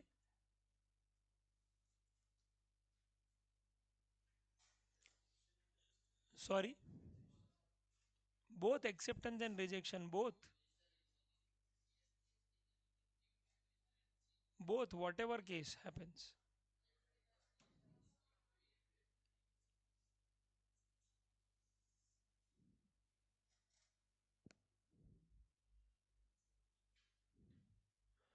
Okay. ठीक है? Last is casual taxable person and non-resident taxable person. Casual taxable person and non-resident taxable person. Okay, now the thing is very simple, my dear friends. Very simple. Who is CTP, who is NRTP? First understand that. So if I have a fixed place in Mumbai where I do business from, okay, and I come to Chennai for an exhibition. So do I have a fixed place of business here? No. But if I get some buyer in this exhibition, I will sell it. So to make sure that Tamil Nadu state government gets the revenue, I will charge here what? CGST and Tamil Nadu SGST. But for that I will have to register myself with what? Tamil Nadu state SGST. Are you getting it? Yes. So what government said is that when you are actually okay going to some other state and either selling goods or giving service for a temporary period where you don't have a fixed establishment, then in that case you are temporarily required to register as a casual taxable person, and then as soon as you are done with the business you come back to your own state. Same goes with NRTP, non-resident taxable person. So where someone from outside the country wants to come to India to do business or to perform service, it can come, but the state in which it is actually performing okay anything, any service or supplying goods, you have to register in that state where there is no fixed establishment. For example, recently, actually time ho gaya thoda, but Justin Bieber had come to India in Mumbai. Chennai also he came. So one ticket it costed 25,000 rupees, and all he did was Alan Walker had come, no, and all he did was sing in chaddi, and that too lip sing. That much money you give to Arijit Singh, he will come to your home and he will make you cry. Yes, but we don't respect our Indian artist. We want to do baby, baby, baby, ha. We want to listen all of that nonsense. Chaddi, not happening, yaar. Come on, are you getting it? So now what is happening? He came to, let's say for example, he came to Maharashtra. Example kya? He came to Maharashtra to perform in DY Patil Stadium. So he had to register under Maharashtra GST Act. Are you getting it? Because government wanted a share of it, its revenue. It actually made a sale of some 100 crores in 3 days. So उसका 18% GST is 18 crores. Obviously, the government will not let it go on sale of tickets, because sale of tickets is exempt only when it is up to 500 rupees. Beyond that, it is taxable. So Justin Bieber was supposed to register under Maharashtra's GST Act. Are you getting it? And it has to pay tax for the same. That is what I want to tell you. Okay. So now the problem is section 27 talks about this. That when CTP or NRTP, who is NRTP? Person who is coming from outside India to in India where he does not have any fixed establishment. And casual taxable person from one state to another state where he does not have fixed establishment. So he will get registered but for a temporary period. How much is that? Or period specified under his application. So let's say Justin Bieber had come for 3 days. So he will apply for 3 days. So his registration will also be valid for 3 days. So 3 days or 90 days, so whichever is earlier, 3 days. Acha. Can he take any extension? Let's say he got amazing response and he loved the place. So he thought, okay, now I have done one concert in Chennai, one concert I will do in Coimbatore, one I will do in, let's say, Madurai. So till what extent can he extend his? So bola maximum 90 days. Okay. Now listen. To avoid something like this, where Justin Bieber comes, sings, collects the money, goes. To avoid this situation, what government did? Listen, Mr. NRTP, or listen, Mr. CTP. In your case, I am not going to come behind you to collect money. You will have to bloody first pay advance tax. And this happens only in NRTP and CTP. Otherwise, there is no case where in GST you have to pay advance tax. Sir, what is advance tax? Very simple. Advance tax is basically tax which is based on your estimated tax liability. That is your estimated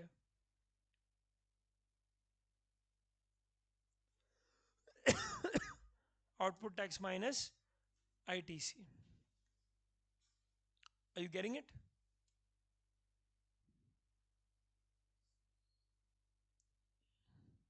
सही है? Okay.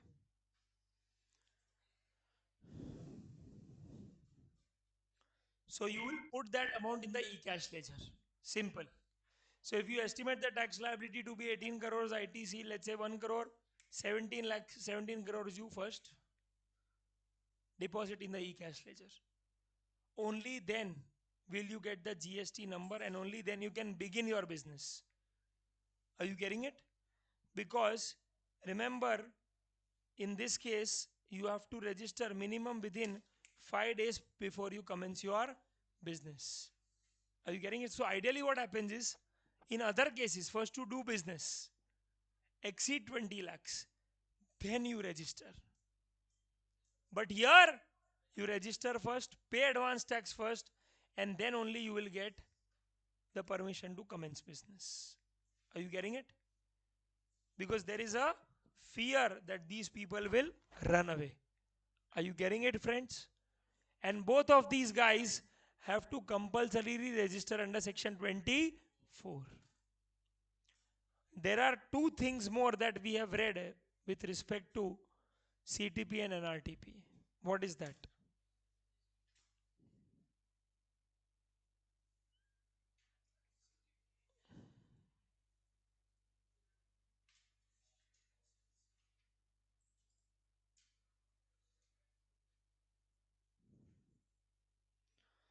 CTAP and NRTP cannot take ever composition scheme. If you read 10 subsection 2, you will realize there is a restriction there.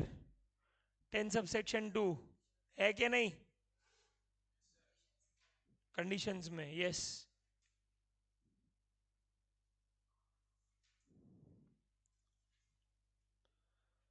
Both CTP and NRTP can never opt for what? Composition scheme.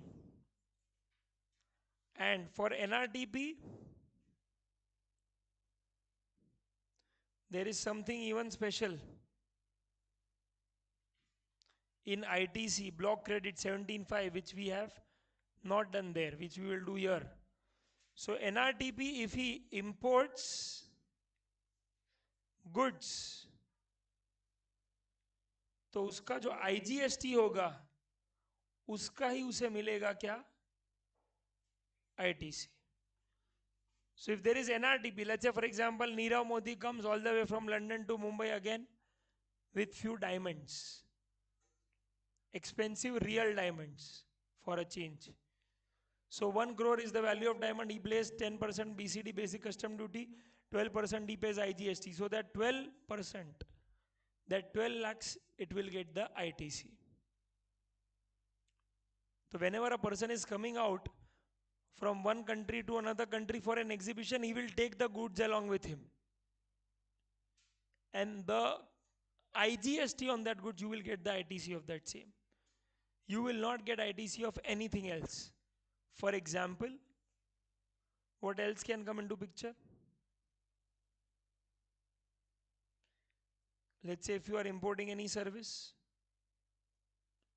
no ITC. Let's say if you are purchasing any domestic goods or service, even then there is no ITC. So government has specifically done a biased behavior where they have specifically told that, listen boss, I will not favor you in any way. If you want to do business, I am not favoring you anyway with respect to ITC. I want my domestic supplier to prosper, not you. So if you come to India with goods, okay, fine. ITC of IGST will be given. But if you import service or even if you purchase any domestic goods or service, let's say some laptop or anything of that sort, no ITC. Simple. And the diagram is drawn in ITC chapter 17.5, it is already drawn. Okay, you just give a reference with respect to, yes, NRTP का reference दे दो 17.5 का, page number भी लिख दो वहाँ पे. If you don't want to draw this diagram, you can just give a reference of the page number.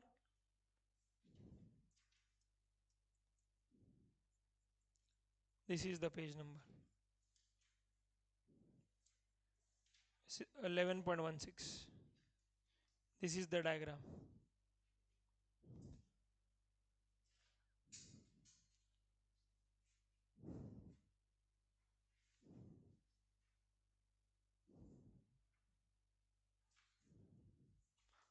Done. That's it. We are done with section 27. So we're done with 22, 23, 24, 26 and 27. Done. Yes, yes, yes. Let's meet at 1.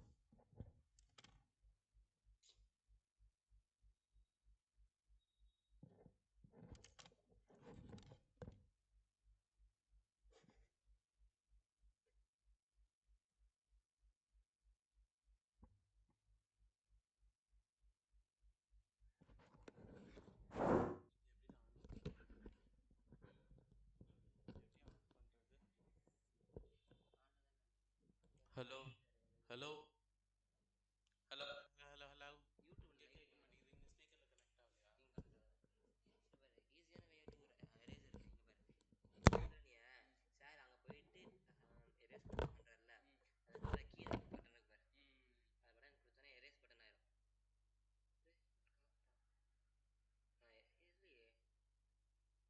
இல்லையே இப்பதானே work ஆச்சு. ஆமா அதான் நினைக்கிறேன்.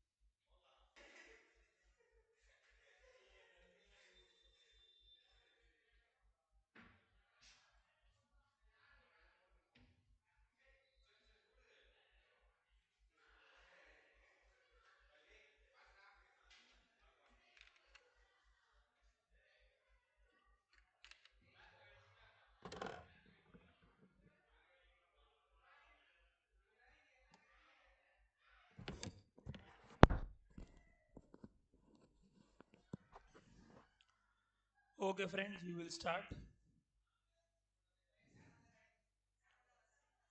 Aja Thanga.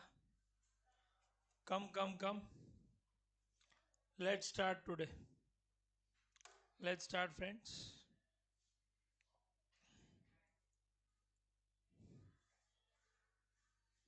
Chalo Thanga. Kashish. B3. Play. हाँ then कौन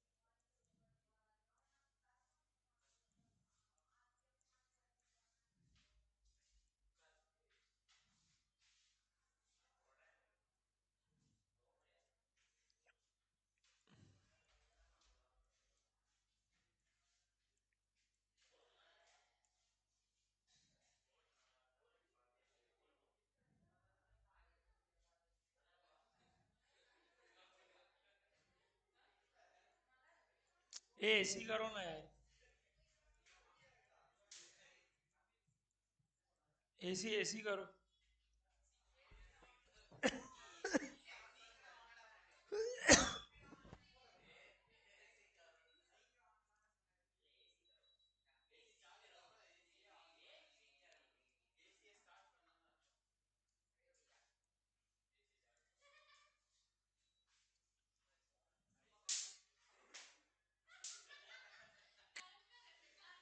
क्या है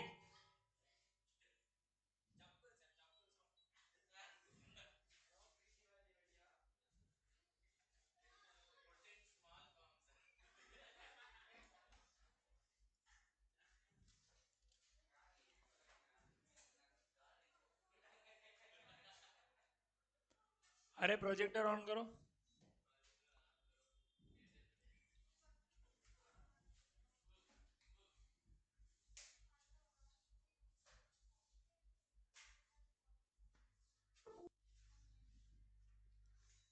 what happened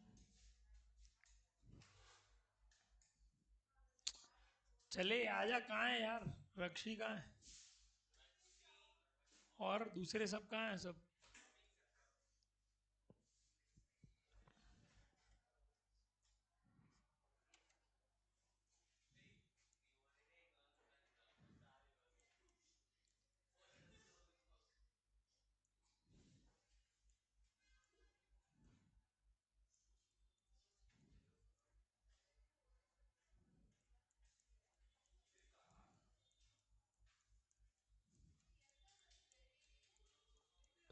Rakshi, there is a shop in front of here in the name of Rakshi.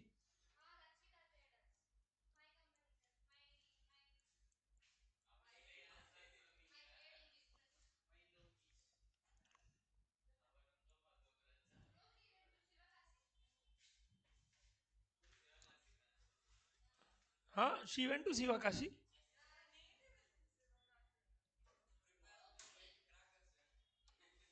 अरे ये फैन भी कर देना चालू when did she go yesterday Sivakasi I know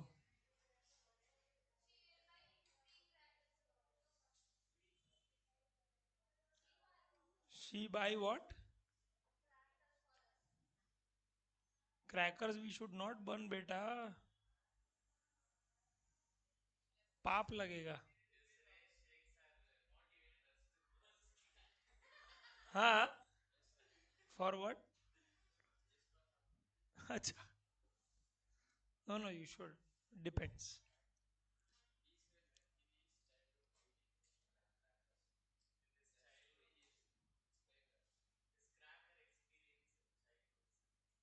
How was it?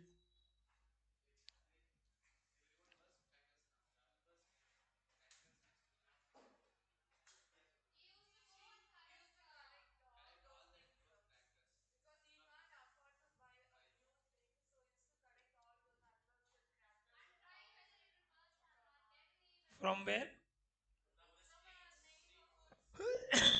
Okay. So burst and then burst crackers. Nice.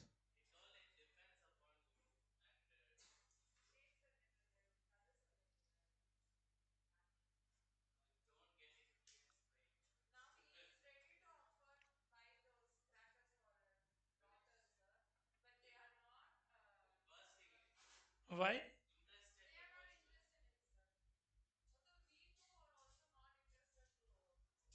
I feel it's very like far fetched now. It just feels like why? I have to never like. It was not like I could not afford. Like my father could not afford. He's a very rich person, so he thought definitely could afford. But in our culture, it is told that you should not burst crackers because no, no, I have, but like not. I can't remember like every like standard that I've spent Diwali like this. So in Diwali I don't burn crackers. Once ऐसा कुछ हुआ होगा कि किया होगा. Yeah, once I must have done, but not recurringly.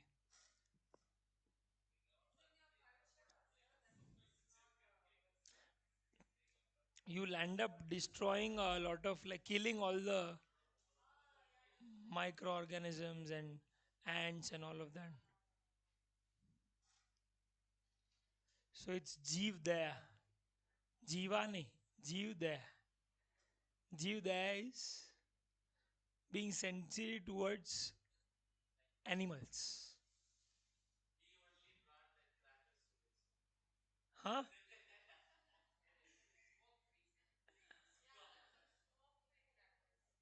Acha. So today we will do. Today we will. Today we will fire crackers, burst crackers.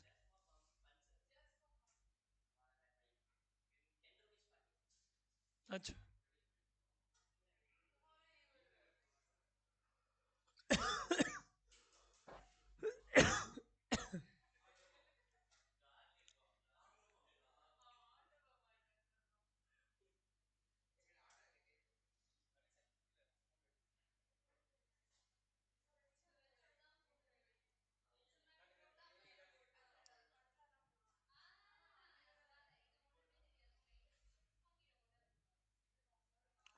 चलो भाई मुझे जाना भी है अभी 2 बजे ऊपर. आ जाओ.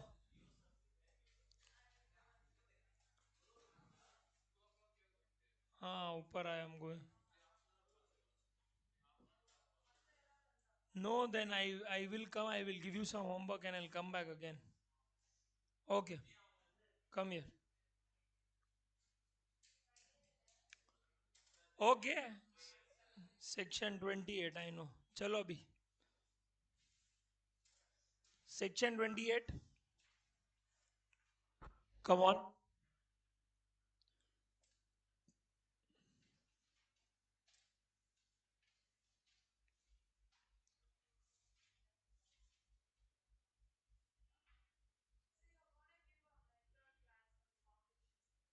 I know. Who told you this?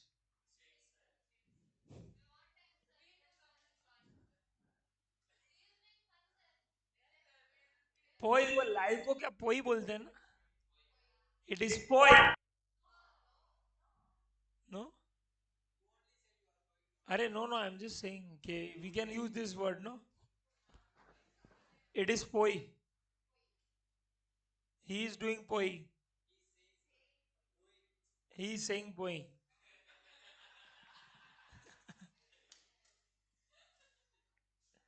और फिर को वल्गा ना. वल्गा तमिल. वाड़ग तमिल. वाड़ग तमिलनाडु. हाँ.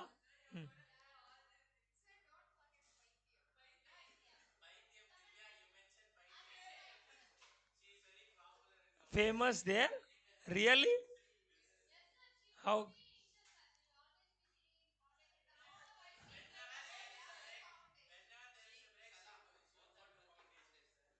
Huh?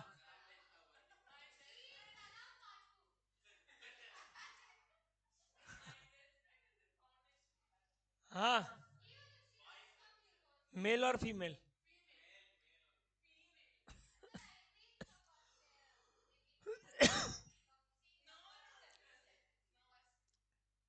Okay.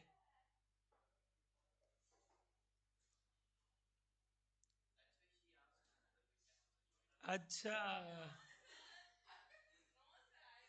So what is the reason why Salam goes up there? To meet you only, no? Acha. Okay.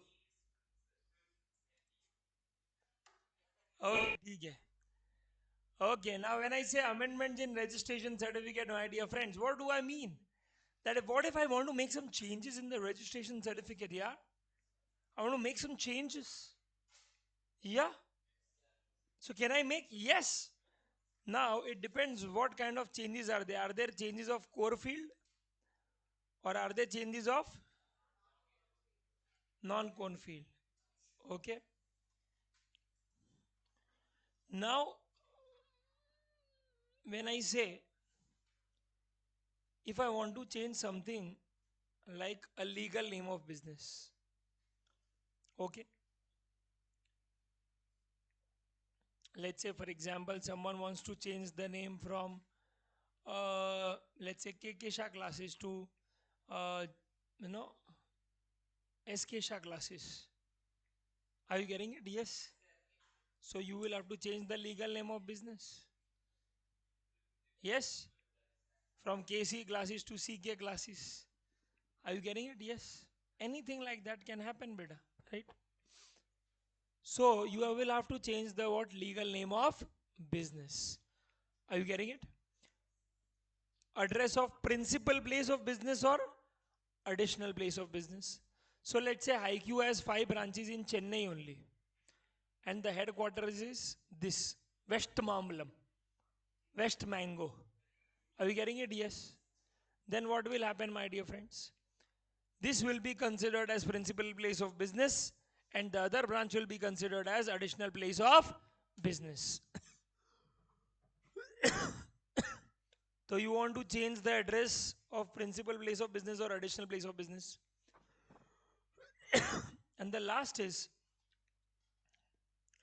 addition, deletion, retirement of partners or directors, Karta, managing director, board of trustees, CEO, or people who are responsible for day to day affairs of the business.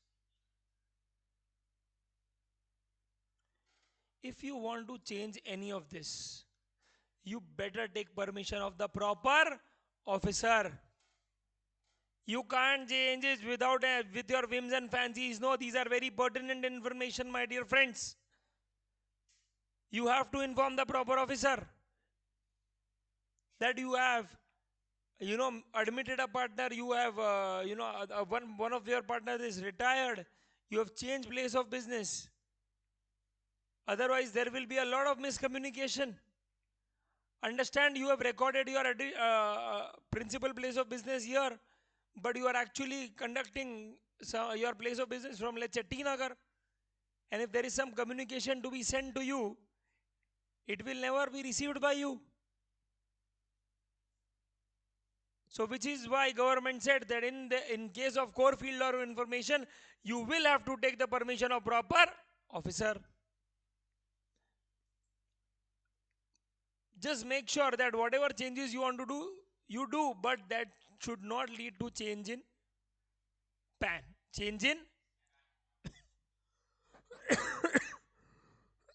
it should not lead to change in PAN, because if it leads to change in PAN, if it leads to change in, it will also lead to change in GSTIN.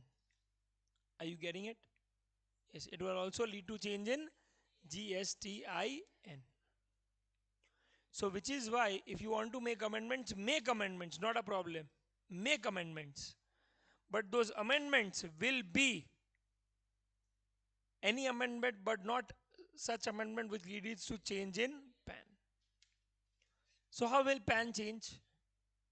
Let's say initially I was running a partnership firm. Now I want to turn it into a company. So it will become from, let's say, LLP to private limited. So the PAN of LLP and private limited both is what? Different. Are you getting it? Non-core information like mobile or email ID. So let's say in the starting, okay, in the hurry, you are in some hurry and you gave some very, very bad email ID which does not look professional, just like crazydivya.com @gmail.com, right? Correct. Paithyam hari क्या है अपना gmail.com, कुछ भी ऐसा बना दिया आपने, angel Priya @gmail.com, hot hottie Pranav @gmail.com, hot hottie Pranav Bunty, my friend Bunty, hot hottie Bunty, घंटी नहीं बंटी @gmail.com. तो ऐसे तूने किया है भाई, ऐसे सब all such email IDs are there. Yes. Jiva Jiva is nothing is rhyming better. Okay. So such stupid email ID you have put, then in that case you don't need to take permission of proper officer. Okay, directly go to non-core field, one OTP will come, validate it, and there you go, your email ID is updated. Okay, for such petty matters you don't have to beta, okay, seek the attention of proper officer, is a very busy man. Okay, nice.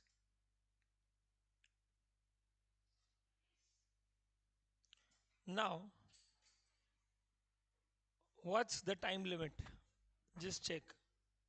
Let's just check. So registered person or UIN holder, it is said that submission of application will be done within 15 days of change. So whenever you do the change, okay, just make sure, my dear friends, that change is within 15 days. That you submit for such change within 15 days, okay?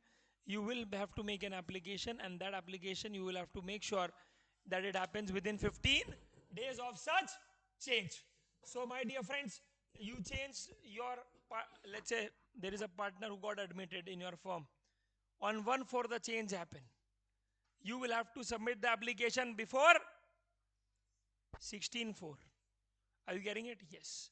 So now you have given the application, photograph, right? All of that you have given, Aadhaar card you have given. Now it will be, now who will verify this? Proper officer. So how many days does he have? 15 days. So 15 days now he has to reply. If he finds the information correct, complete, done, amended, RC amended. But what if he does not, my dear friends? Remember, he will not directly reject. He will give you an opportunity of being heard. Yes, audi alterum partem. It's a Latin dictum of opportunity of being heard. Now, how will he give you? By giving you a show cause notice. By giving you a show cause. So in 15 days, 3 outcomes can happen. One, he will check if everything is correct and complete, done, amended. If not, and if he finds there is inaccurate information or incomplete information, he will issue a show cause notice. And if neither of them happens, then it is deemed considered that it is amended. If no action is taken within 15 days. it is deemed to be amended. Okay. Now, now show cause notice was given. So now the ball is in the court of taxpayer. He will have to give reply. He will have to give reply. That reply he will give within 15 days again. Okay. 15 ही है ना कि 7? Sorry, 7 working days. So 7 working days you have to reply कि why your amendment should not be rejected. Now again the ball is in the court of proper officer. Whatever reply has been given, he will read it. And if he finds it correct, then amend. Not correct, then reject. And if you do not communicate anything, then deemed to have been accepted. Got it? So what are the time limits? Tell me first. Change has happened. Now within change, how many days will he submit the application? Now, once the application is submitted, the ball is in the court of. Yes. Within how many days will he say that it is accepted or show cause notice will be sent? 15 days. If show cause is given, now the reply has to be done within how many days? Now the ball is in the court of proper officer. Within 7 days only either accept or reject. And if nothing happens within either 15 days or 7 days below, it is deemed to have been accepted. Okay. So if the proper officer fails to take any action, right side, right side, right side, within a period of 15 working days from the date of submission of application, or within a period of 7 working days from the date of receipt of reply to the show cause notice, the certificate of registration shall stand amended to the extent applied for, and the amendment certificate shall be available to the registered person on the common portal.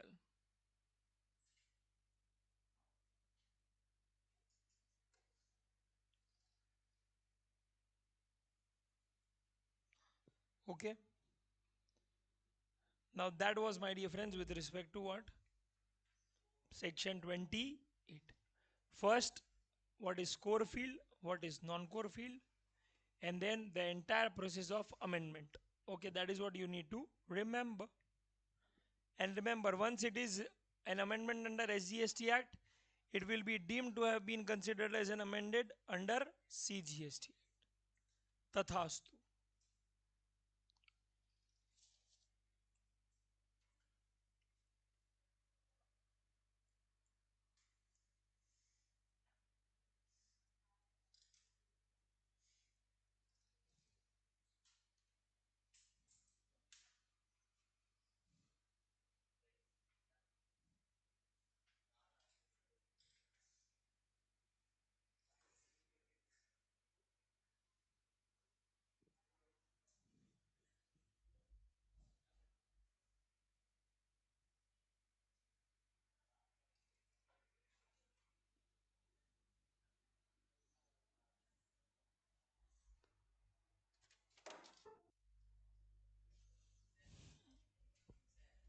हाँ क्या हुआ?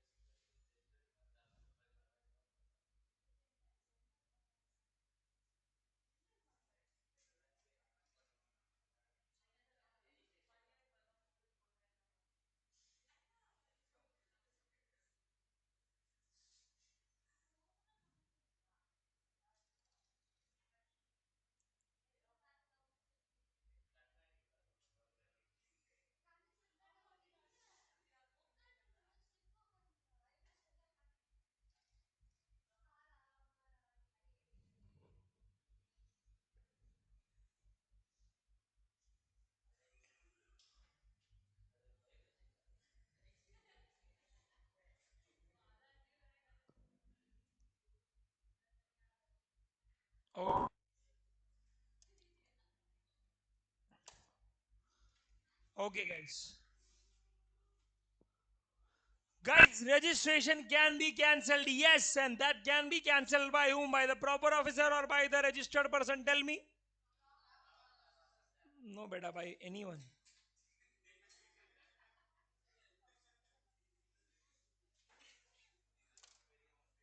How can a registered person cancel his own registration certificate, and when and why will he do this? Come on, rack your brains.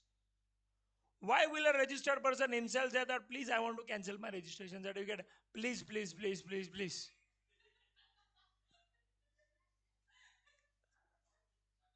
Classic example. When he closed down his business. When he shuts down his business, you are crazy.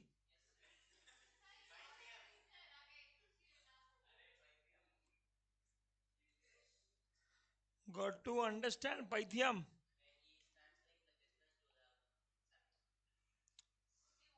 Yes, वो भी एक अच्छा था. कौन बोला वो? You said yes. When he is actually transferring business to his son. Yani when he is transferring business, then the transferor will have to cancel the registration certificate and the transferee will actually apply for new registration. Yes or no? So either you have transferred the business fully for any reason, okay, including death of proprietor, amalgamation with other legal entity, demerged or otherwise disposed of.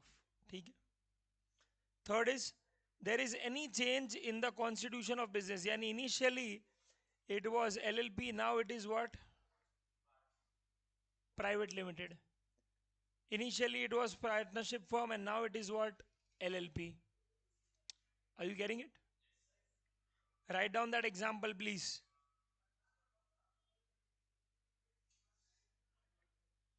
And the last is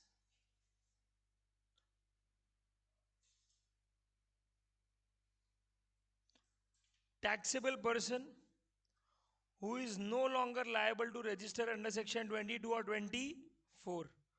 And ये काट दो जरा. Taxable person who is no longer liable to register under 22 or 24. Example here can be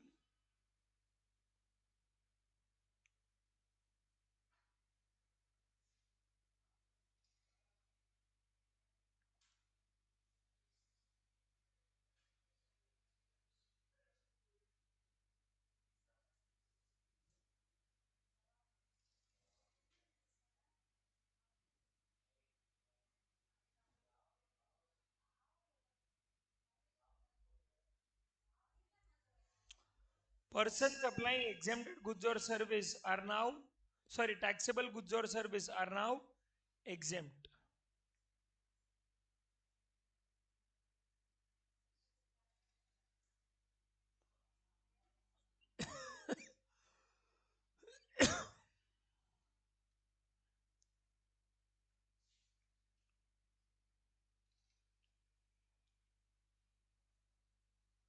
और एक last लिख दो, person opted for voluntary registration.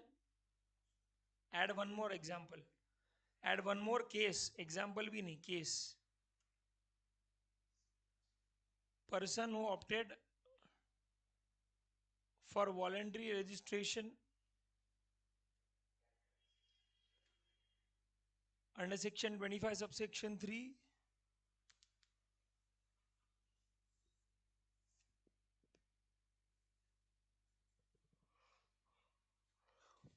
25 subsection 3 wants to opt out for it, wants to opt out of it.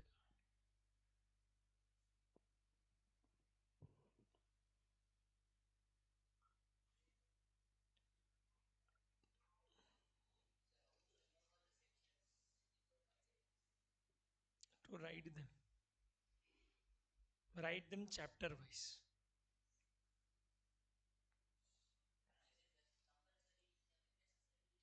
Yes. In indirect tax, yes. Okay. Now, now comes my dear friends, 29 subsection 2. where proper officer, okay, is deciding to cancel your registration certificate. Now tell me, if proper officer will cancel your registration certificate, you will be unregistered. Will you be paying taxes anymore? No. So is that of a big loss to you or to government?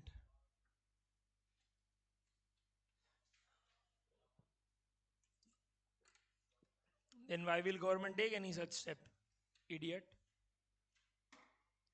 If it is more dangerous and harmful to government, then why will government even have such section and even create a remotest possibility of the same? Why? Huh? But it is supposed to it, but it will also get output tax, no? ITC can happen only when there is some value addition and you have also supposed to be paying tax, right? So here it is a very big danger for the taxpayer, idiot, not for the government, because it is the taxpayer's business which will go for a toss. Because now he will no more be eligible to take IT. Yes. Are you getting it? The entire costing will go for a toss. Where your costing should be 100 rupees, it will directly go to 128. It will directly go to 118. So what is actually your profit margin will become your cost. That is the amount, that is the percentage with which your cost will increase. Are you getting it? And which is why, my dear friends, it is more harmful for the assessee, and which is why the assessee would not want to invite any such reason where the proper officer cancels his registration certificate. Now, which are those cases where it will get cancelled? तो सबसे पहले बोला contravention. That if you make these specified contraventions under law, which are prescribed as follows, then definitely government has a case against you where it can cancel your registration certificate. First, you are conducting any business which is other than the declared place of business. So you have declared West Mambalam, but you are doing it from T Nagar. You are doing it from Coimbatore. You are doing it from Pondicherry. What the hell is happening, beta? Second, you are issuing invoice without supply of goods or service. If he violates the provision of section 171, I am coming to that. Violates the provision of rule 86. 86B kya hai? Anyone, come on. This is your favorite provision. Which chapter did it come into? Yes. Payment of tax. Where if your taxable supplies in a particular month exceeds 50 lakhs, you can take ITC but not 100%. You can take ITC only to the extent of 99%. And 1% you will have to pay in cash. Right? Correct. Next is furnishing the details of outward supply in form GSTR 1 for one or more tax period which is in excess of outward supply declared by him in his valid return under section 39 for the said tax period. What do you mean by this? That all the outward supplies that you have shown in GSTR 1 should match with the outward supply in GSTR 3B. Sir, 3B?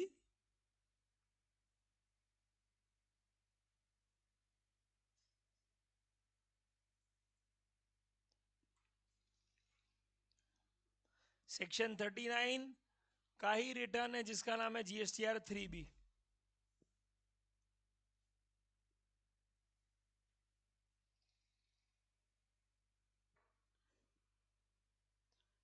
Okay. So in 3B also you have to put the data of outward supply which should match with your GSTR 1. Does not avail ITC as per section 16 or as per the rules. So all the section that is given 16 to A, B, C, D, 16 to double A. Acha, that proviso to 16 to, that is what 180 day wala condition, where you have to make payment within 180 days. All of those conditions, only if that is satisfied, will you get the ITC. If you don't satisfy either of the condition and still take away the ITC, then it is incorrect. Government can definitely cancel your RC.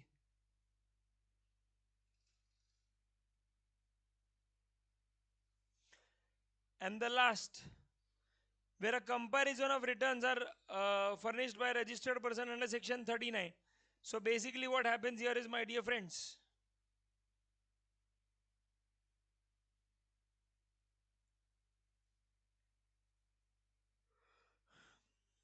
the return filed under section 39 yani GSTR 3B, the details of that same has to match with outward supply of GSTR 1 and inward supply of GSTR 2B.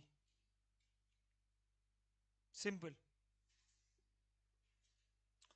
Returns filed under section 39, that is GSTR 3B, you will have to compare it with the outward supply of GSTR 1 and inward supply under GSTR 2B.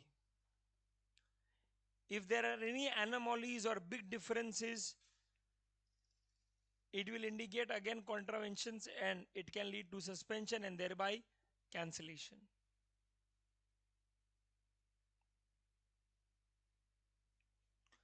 अच्छा, what are the other matters? तो बोला है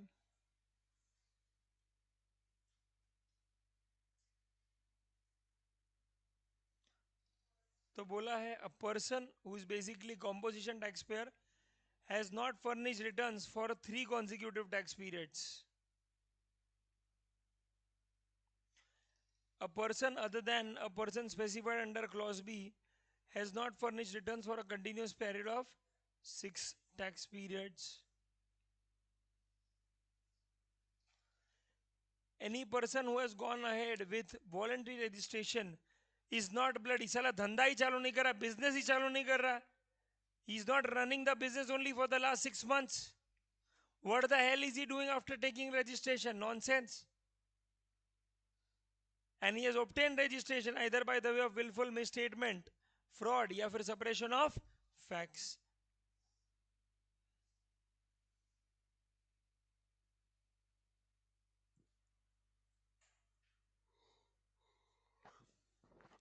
So in such cases, my dear friends, what will happen? Registration certificate shall be cancelled. Okay. Now suspension, my dear friends, depends whether you have done it by yourself, you applied for cancellation by yourself or by the proper officer. If you have applied for cancellation, then suspension will be date of submission of application or date from which cancellation is sought, whichever is later.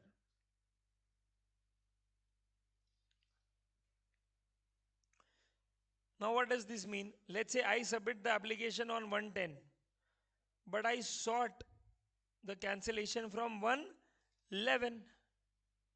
So your suspension will also start from 111. Why was suspension ka concept introduced? Because there was a very big thing that happened. I am submitting my application on 110, and let's say on 111 my RC is cancelled.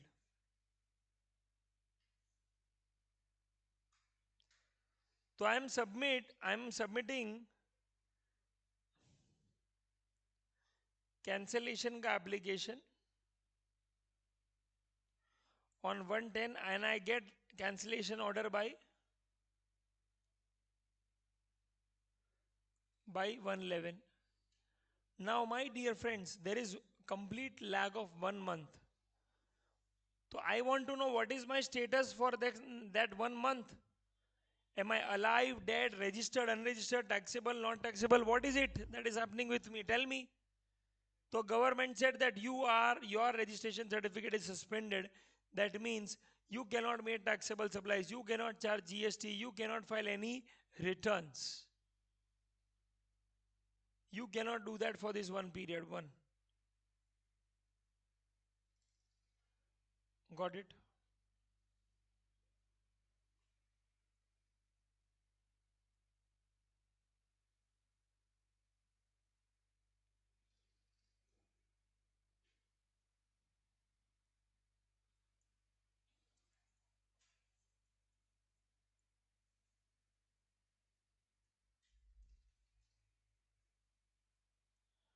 But when it comes to proper officer, he can put whatever date he wants and the suspicion starts from there itself. ठीक है? But when it comes to the registered person, the date when he actually applies or when he actually sorts the cancellation, whichever is later. Why later? Because यार मैं ही बोल रहा हूं that I am applying on 110 but I want cancellation from 111, so it should also get effective from 111. Remember, what can you not do during suspension? You cannot make taxable supplies, neither you can furnish returns under section 39. That's it. 29 subsection 3 क्या है ये? So even if your registration certificate is cancelled, that does not take away the fact that even your liability is not cancelled, beta. Your liability will still continue to happen. Are you getting it? Yes. You understand that if this would have been the case, where my registration is cancelled and my liability is also cancelled, then we are Indians, we will exploit it to the fullest. What will we do? We will collect tax and we will not pay only. And then wait for the proper officer to cancel our RC.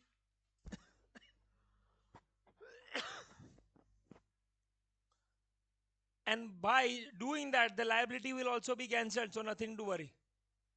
Now I owe zero amount to the government.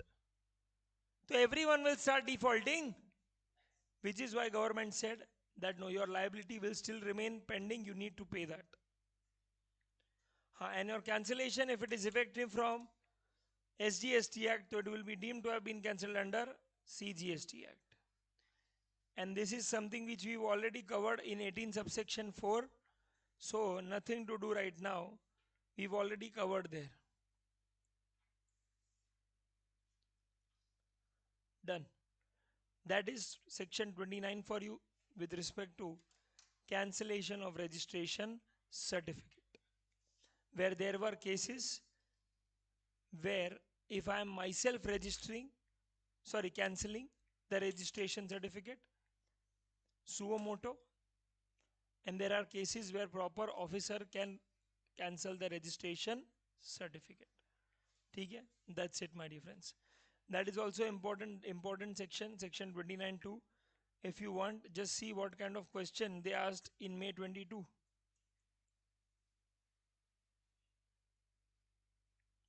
5-mark question. Check the second part.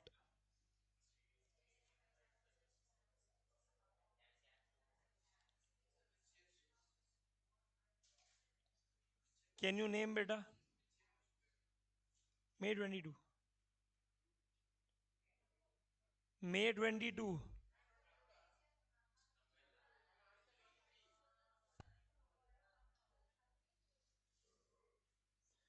Getting it?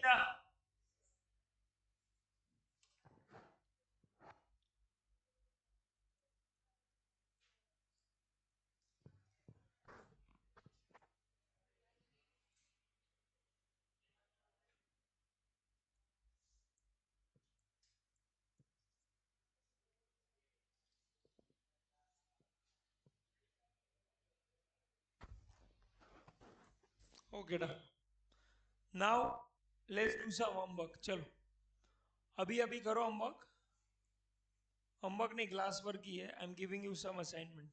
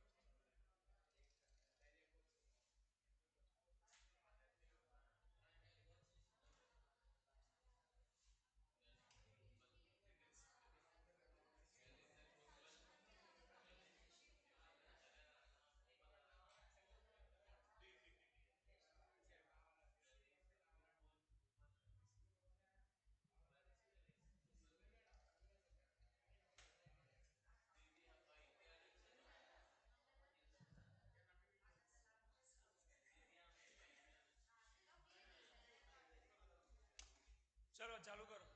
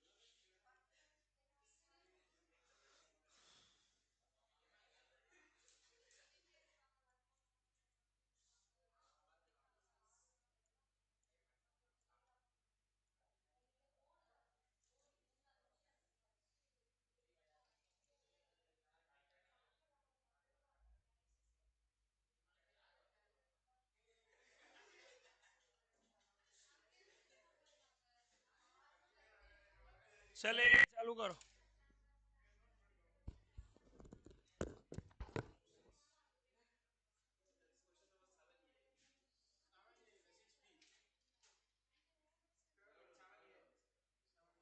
चालू करो 6B से.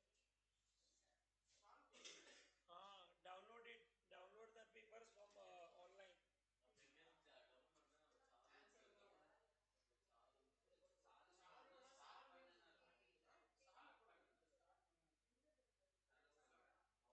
Go to ICI.vos taxation question papers.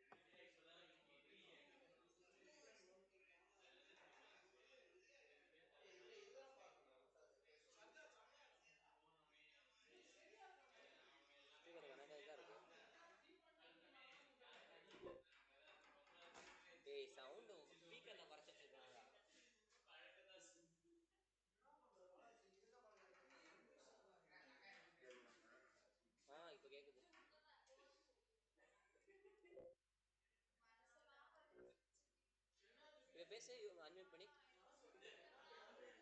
கேக்குது கேக்குதுல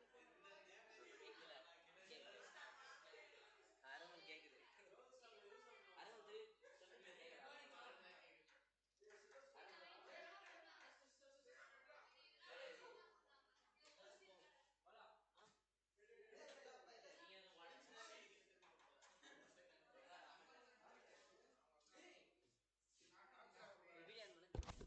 டேய் காட்டுவாசி நீ என்ன சாப்பிட்ட? Hello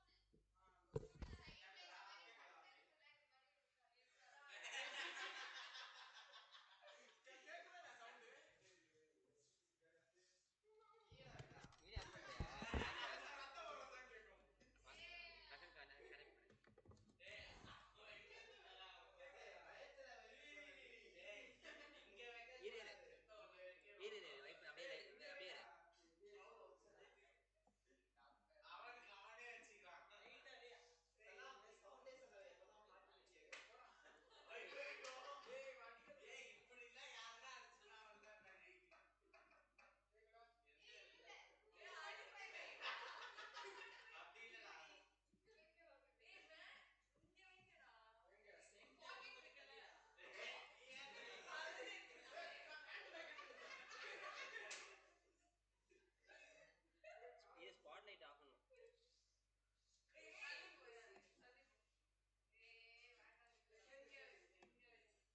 ஏய் தங்கப்பாண்டி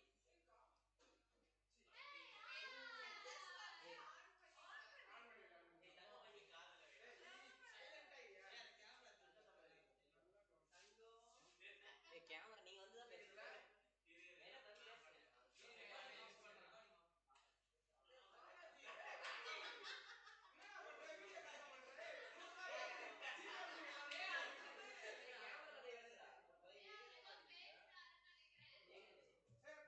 பாண்டிக்கெல்லாம் 100 ரூபாய் ஜிபே பண்ணுங்கடா. பண்டி வீடியோ கால்லாம் பண்றான் பாண்டி. பேசு பண்டி மிஸ்டர் பண்டி என்ன பண்றீங்க பண்டி? பண்டி உங்க முழு உருவத்தை காமிங்க பண்டி. என்ன உழுவுறது? முழு உருவத்தை காமிங்கன்னா உள்ள விடுதா? கேக்குதுடா எருமை. போடா நோண்டி. நீ மட்டும் தான் இருக்கியா என்ன? ஓ ரூம்ல நீ தேனில தானே இருக்க? ஏய் யூடியூப்ல ஆஃப் பண்ணிட்டியா? ஏய் அப்ப பேசதான் கேக்கும்டா ரூம்.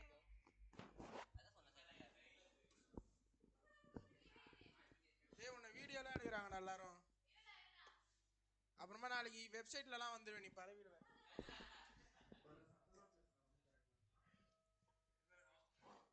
எங்கேயோ ரூம்ல போய் அடைஞ்சிருக்கான்டா. ஹலோ ஹலோ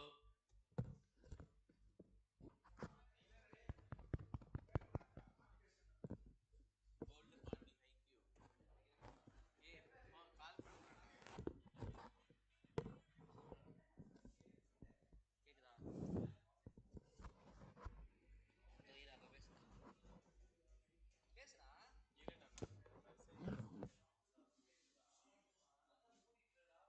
பேசுடா இருடா அதான் தெரியும் தெரியும்.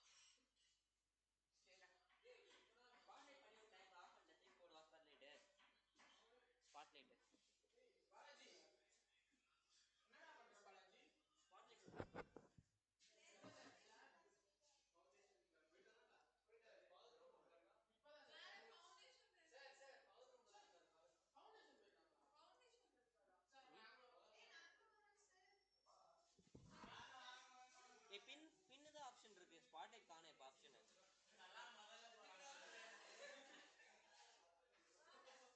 ஓ பின் பண்ணவா நானு?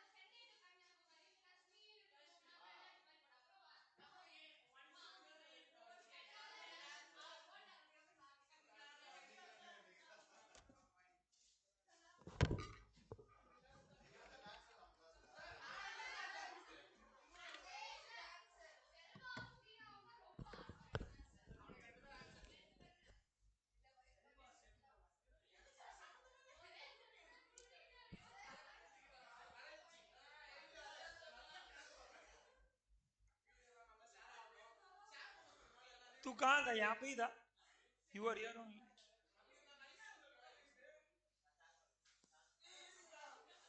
Bye. मजा आ गया बस. It was royal fun.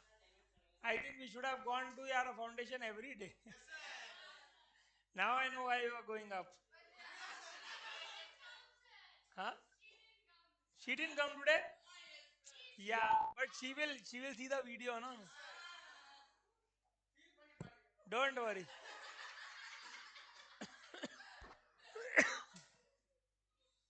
Your job is done. You should have reminded me. I would have said some two good things about you.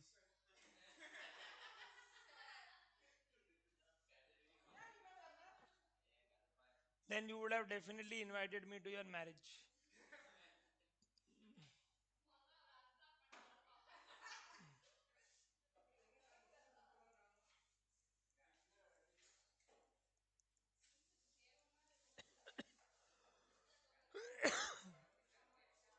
चलो तो right now we will do.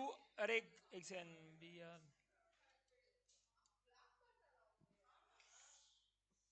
Yeah, I have an appointment right now. Okay, do one thing at least. Solve these sums and then leave class. Okay, I'm here only. Okay, solve these sums in your book and let me check. Okay, how do you all fare in it?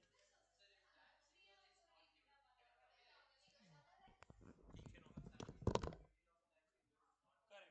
Only for 50,000 he will.